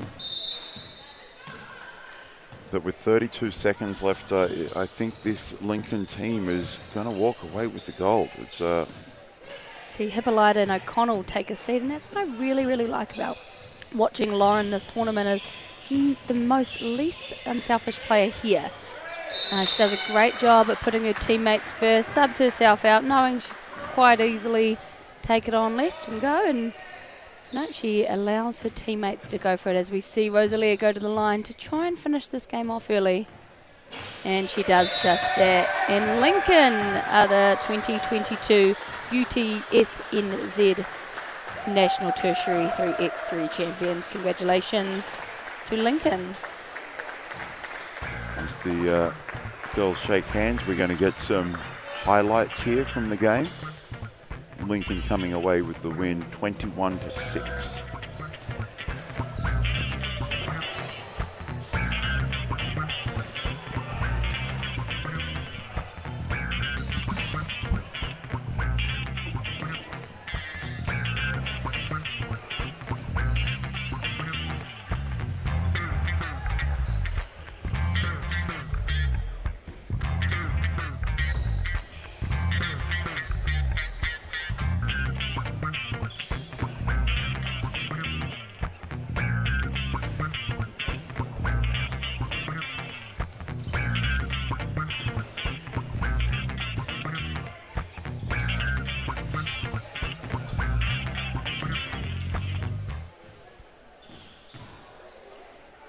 As we wrap up one final and head straight to the next one. Can Lincoln make it the double? as the Lincoln men take on the Waikato men. Lincoln's lineup here on screen, as you can see, Price, Lafale, Sorensen and Laveri. With Waikato or Vanderleden, Dobson, McManaway and Tafale.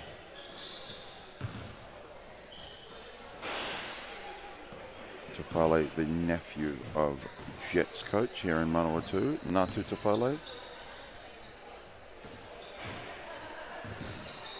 He's played well, and maybe his uncle will bring him into the fold in a green uniform in the not too distant future once he's finished his education in the Waikato. As the coin toss is underway.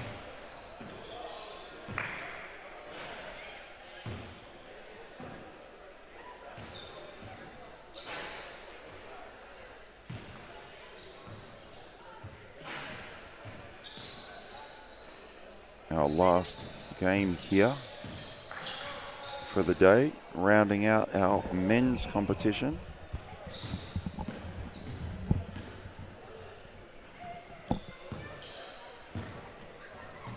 As the guys get warm and get ready to compete for the gold medal here at the UTSNZ 3x3 Championships. Proudly hosted by Massey University here in Palmerston North.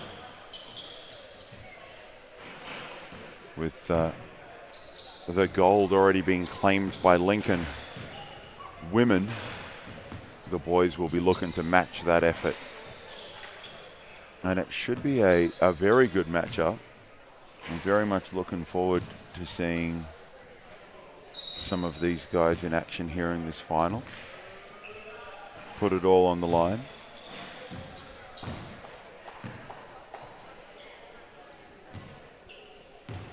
Sorensen, of course, we've mentioned earlier, part of the current junior Tall Black squad. Bright future ahead of him. Young man, as the JTBs look to go to their Asia Champs this year, as with your group, Shay. Asia Champs later on this year? Yes, Asia Champs. We are heading off to India in September. We play 5 to 11 September.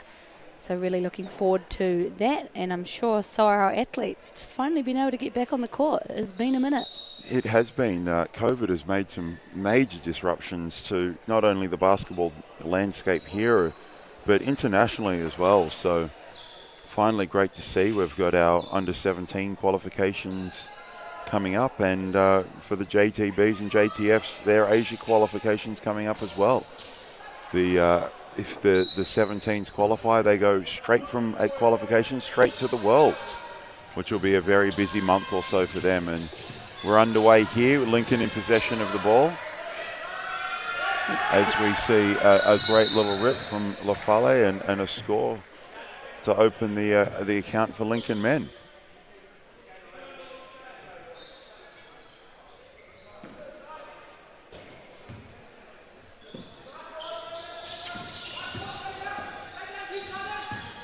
See Waikato doing a great job really using their speed, as we see number 14 Dobson get to the rim early. He was on fire in the semi-final where he started the game off within 20 seconds with 2 blocks, so hope to see some of his athleticism at play today.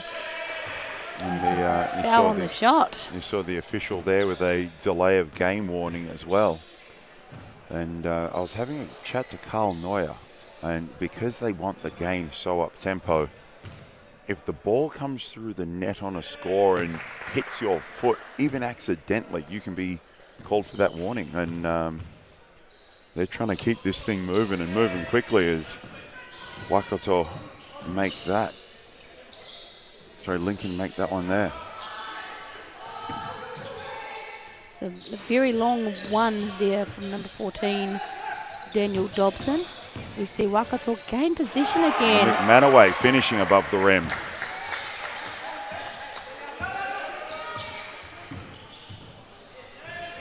And Lincoln answering right back there. Really doing a Laveri great has job. had a great tournament. He has been outstanding for Lincoln University. Sorensen with the quick hands. Great quick hands by Phoenix there. As you said, current junior Tall Black squad member. The JTB staff will be impressed with that one, no doubt. Yes, we might need to look up who that coach is and hope he's watching. And the ball pressure there is great. They try and get a switch. Lincoln knocks it away, and Sorensen, deep two, long on that one. Waikato, great rebound there from Dobson.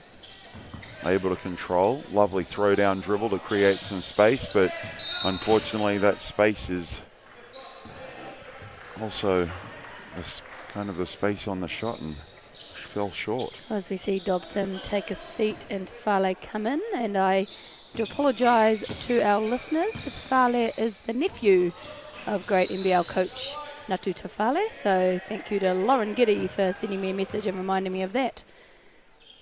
It's always good to be corrected when we are wrong. I want these athletes to be known for who they are.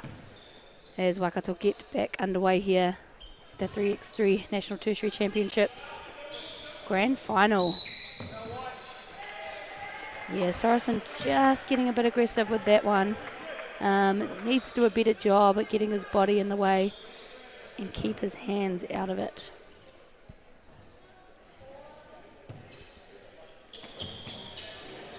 McManaway with the ball on the wing, rises up, Long two. knocks it down. Brings it back to a tied ball game. Lincoln with a quick response.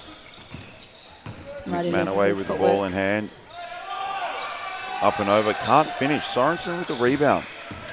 I think Sorensen a bit lucky to get away with that one. He just lost his footing a little bit. Refs obviously giving him the benefit of the doubt. Vanderleyden can't hit that. But McManaway hits that one. Waikato shooting the two ball well here in the final.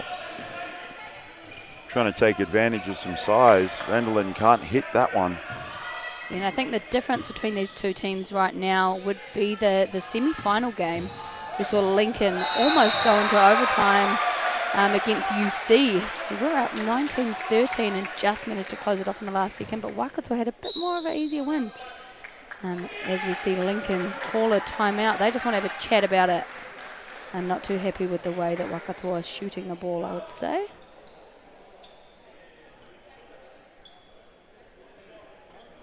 It's the ability to just contain those shooters, and Waikato has a few of them throughout the course of this tournament. We have seen all of those guys knock down twos.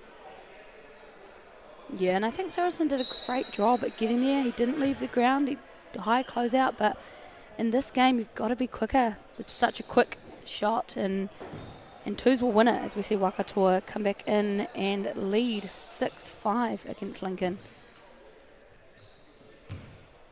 Manaway trying to stretch that lead with this free throw. Rattles in and out. Straight to a handoff here. Great find, great fake.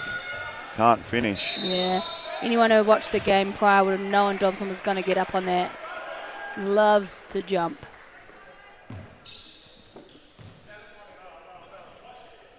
As Laveri heads to the line to try and tie that up, and he does.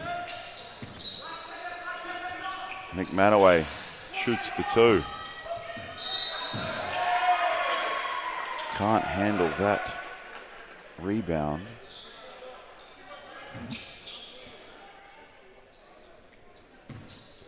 Tafale starts us off again. Sorensen really does. Sorry, Shake. Sorry, I was saying that Lavery having a really strong start to the game, scoring 5 of the 6 points for Lincoln so far, as we see him get a rebound there again. Tafale doing a great job. And there he is, just as on cue. Great run on there, good defense. Oh. Referee spotted some extra contact. But Laveri, as we said, had a great tournament. Able to control his team and done a very good job scoring the ball. And Dobson ties it back up. Sorensen, McManaway right in his face. The fake handoff at the rim. So both teams looking to put pressure on the paint. Attack off the dribble. Here in this little stretch.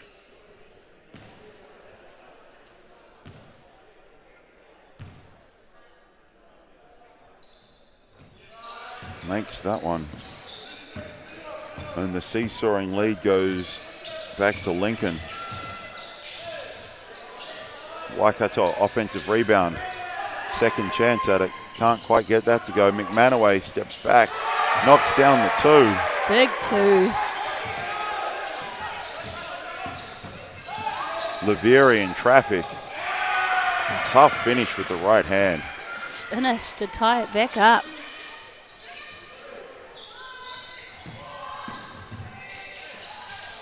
Too strong with the left. I think that was tapped out. I think that was off Dobson there on the rebound. Yes, as Leveri's got control, checks it up top. Well, there you go. Miles, if you ever decide to give up a coaching book, you can pick up a whistle. As you see a massive two from Dobson to take them back out by 2. Waikato now leads Lincoln 11-9. The quick double cross getting into the cup.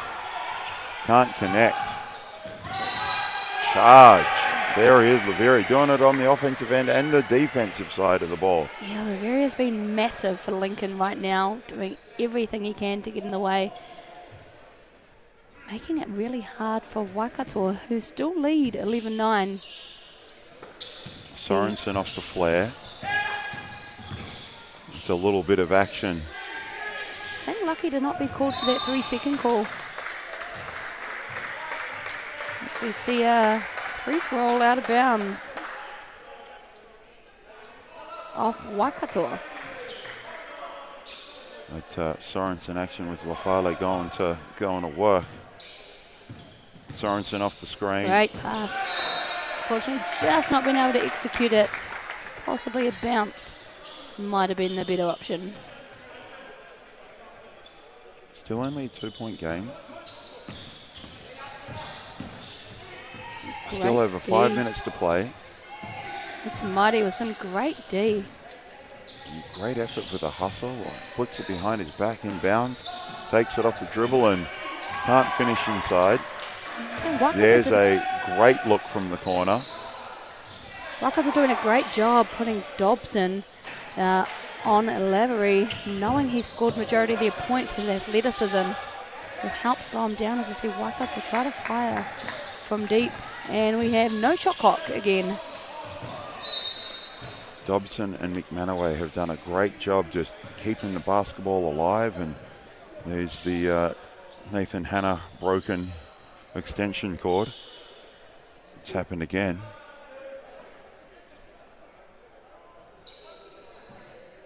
But the second efforts from McManaway and Dobson are just getting some extra shots for Waikato at this stage. Yeah, and I think that is what it's going to come down to at the end of this, just effort.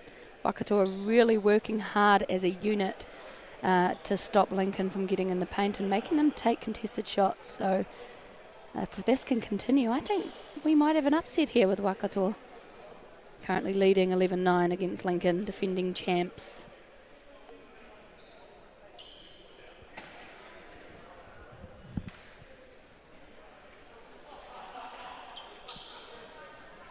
As the boys just talk things over while we get the shot clock sorted. Electrical items need power, and we've resolved that issue. We get back underway. Leveri restarts. Oh, great hands by Tafale. Great back door with the two-hand finish. Vanderluden. Good hands, good pressure. Would not Probably leave him open. No, probably a little too much help there in this format of the game, particularly at this stage of our final. Good handle. Great D, Tafale.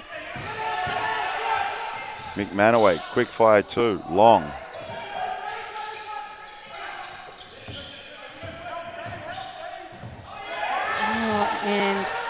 Lavery can't quite finish on that one as we see Dobson had a massive 2 to take them out to a 3-point lead. Blocked. Followed by a block. He has been great this tournament, has Dobson. Great extra ball pass. movement. Can't connect. As Price tracks that rebound down. Yeah, Lincoln really need a score here. Kept alive by McManaway. Yeah, Dobson, no look, turnaround jumper. Price controls it to Laveri on the wing. I think that Lincoln might have to go back to a little bit of structure as we see Lavery with yet another 2 to make that 9 for the day. Good defense there. Lafale attacks the rim. Can't finish on the other side. But also great no help from Tufale, understanding that Lavery is their main scorer right now, so to not help in. Big boards by Dobson. Price trying to keep it alive, grab the rebound. Dobson takes it away. He has been huge for Waikato right now as we see him. And finishes there, extends the lead out to 3. Takes it back to 2. Tufale from the corner, an extra 2. So just like that, from 2 to 4.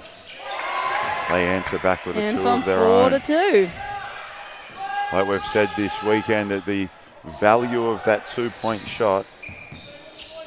Yeah, thought we were watching a tennis match for a minute there, Mars. Glad to see the boys slow it down a little bit for us old eyes. Short on that, maybe a little bit of an extended session of play there. Some guys grabbing for some shorts, and as Van der Leden checks back into the game. Checks out top. Tufale on the curl. Tufale clothesline.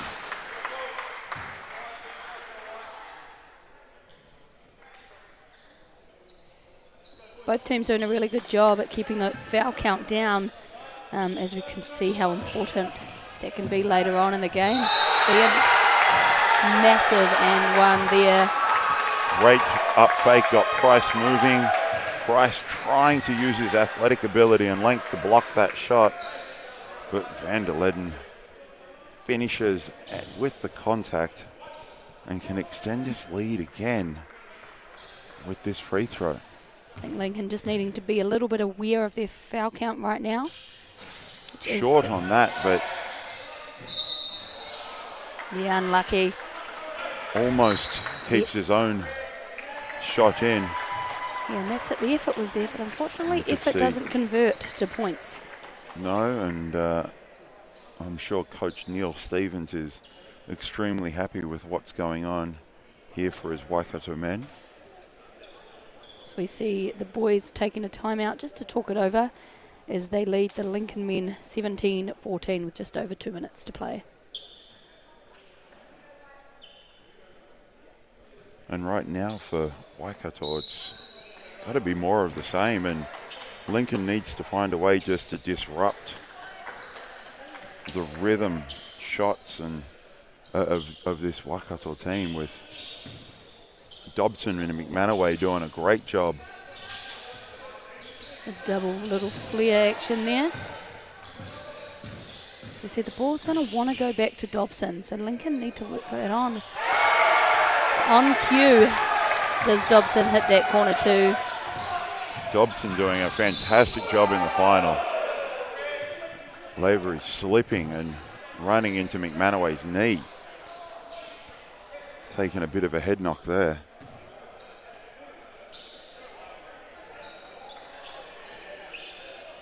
Still time on the clock. It'll come down to a defensive effort right now. McManaway just checking in. Some great sportsmanship here. Yeah, and Lincoln, at the Tertiary Championships. Lincoln finding themselves in the exact same position they were in before on the flip. So in the previous game, they were up 19-14. And the game just about went into overtime. So let's hope we see a little bit of effort here from Lincoln and we get a close game.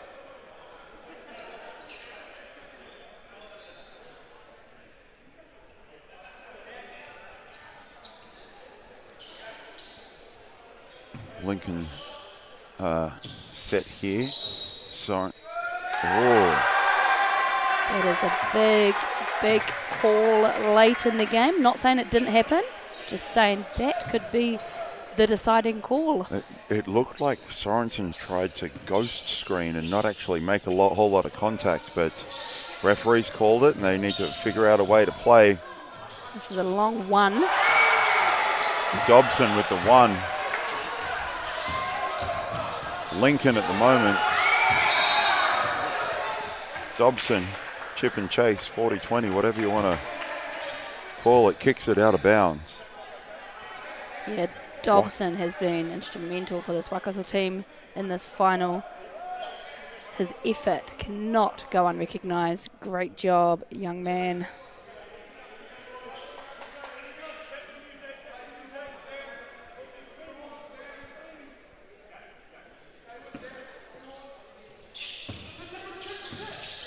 Great little heads up fake. Gets that score. As you can see them. Waikato only needing one right now. A long one. Great job on that stop. Now they need a score. Now they've got to do it all over again as they try and close that gap. Go to Guy Lavery.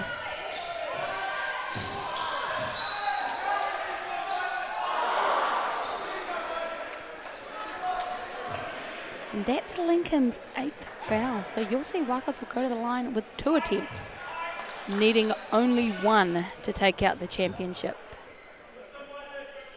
So they've got a bit of a 4-point buffer, just under a minute on the clock, and 2 chances to ice this game and win the gold. Oh, a little bit of nerves tightening up. Long on the first one. Yeah, I wonder if free throws is something that 3x3 coaches work on, and if not, maybe it should be. As we see the second attempt. Long on both. Own offensive rebound. Wants another shot at it. Not happy with his first 2 attempts. Nothing like a bit of pressure to finish off a Sunday afternoon. Van der Leyden trying to ice the game here. Long on all 3. He is just trying to keep me from getting on the road and getting home today. And good on him. Makes it interesting as he finishes the game. And Waikato take the championship. The UTSNZ National Tertiary 3x3 Championship. What a game. Absolutely fantastic effort by all the teams here this weekend. And a big congratulations as we see some highlights of this final here to the men's and women's champion. Waikato coming away with the gold for the men and Lincoln for the women. Lincoln men couldn't get it done for the double. But a fantastic effort. Absolutely everyone, and on a weekend of very entertaining basketball. Yeah, it's definitely been great to be here, Miles, be involved with the game, which is 3x3, and commentate alongside you, so thank you so much for having me, and I hope you spectators enjoyed yourselves. Thank you very much for tuning in and watching some unbelievably good basketball, and the future of New Zealand basketball is in good hands with the quality of athletes that we have seen. As we see the Waikato men's and women's team there on the court together.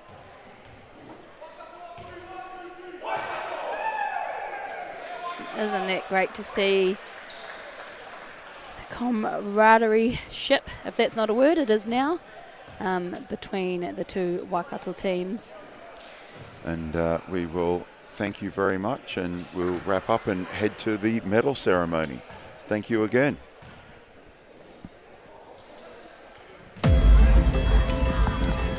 NZsport.tv and Digital Vision Live work together to create multiple solutions for online broadcasting of sport events. We can interface seamlessly with all broadcast options including Sky Sport Live and Sky Sport Next, and simulcast to social media and other live TV. Digital Vision Live has also developed our own platform that provides a reliable and consistent stream with superior quality and unlimited viewership, as well as on-demand playback. Best of all, however, with everything we do, we can provide off-site production via remote studio or virtual server with mixing of multiple cameras, remote commentary and online scoring. This means a lower footprint at the venue and reduced costs. Anything live streaming in sport, you should be talking to us. We are sure we can help.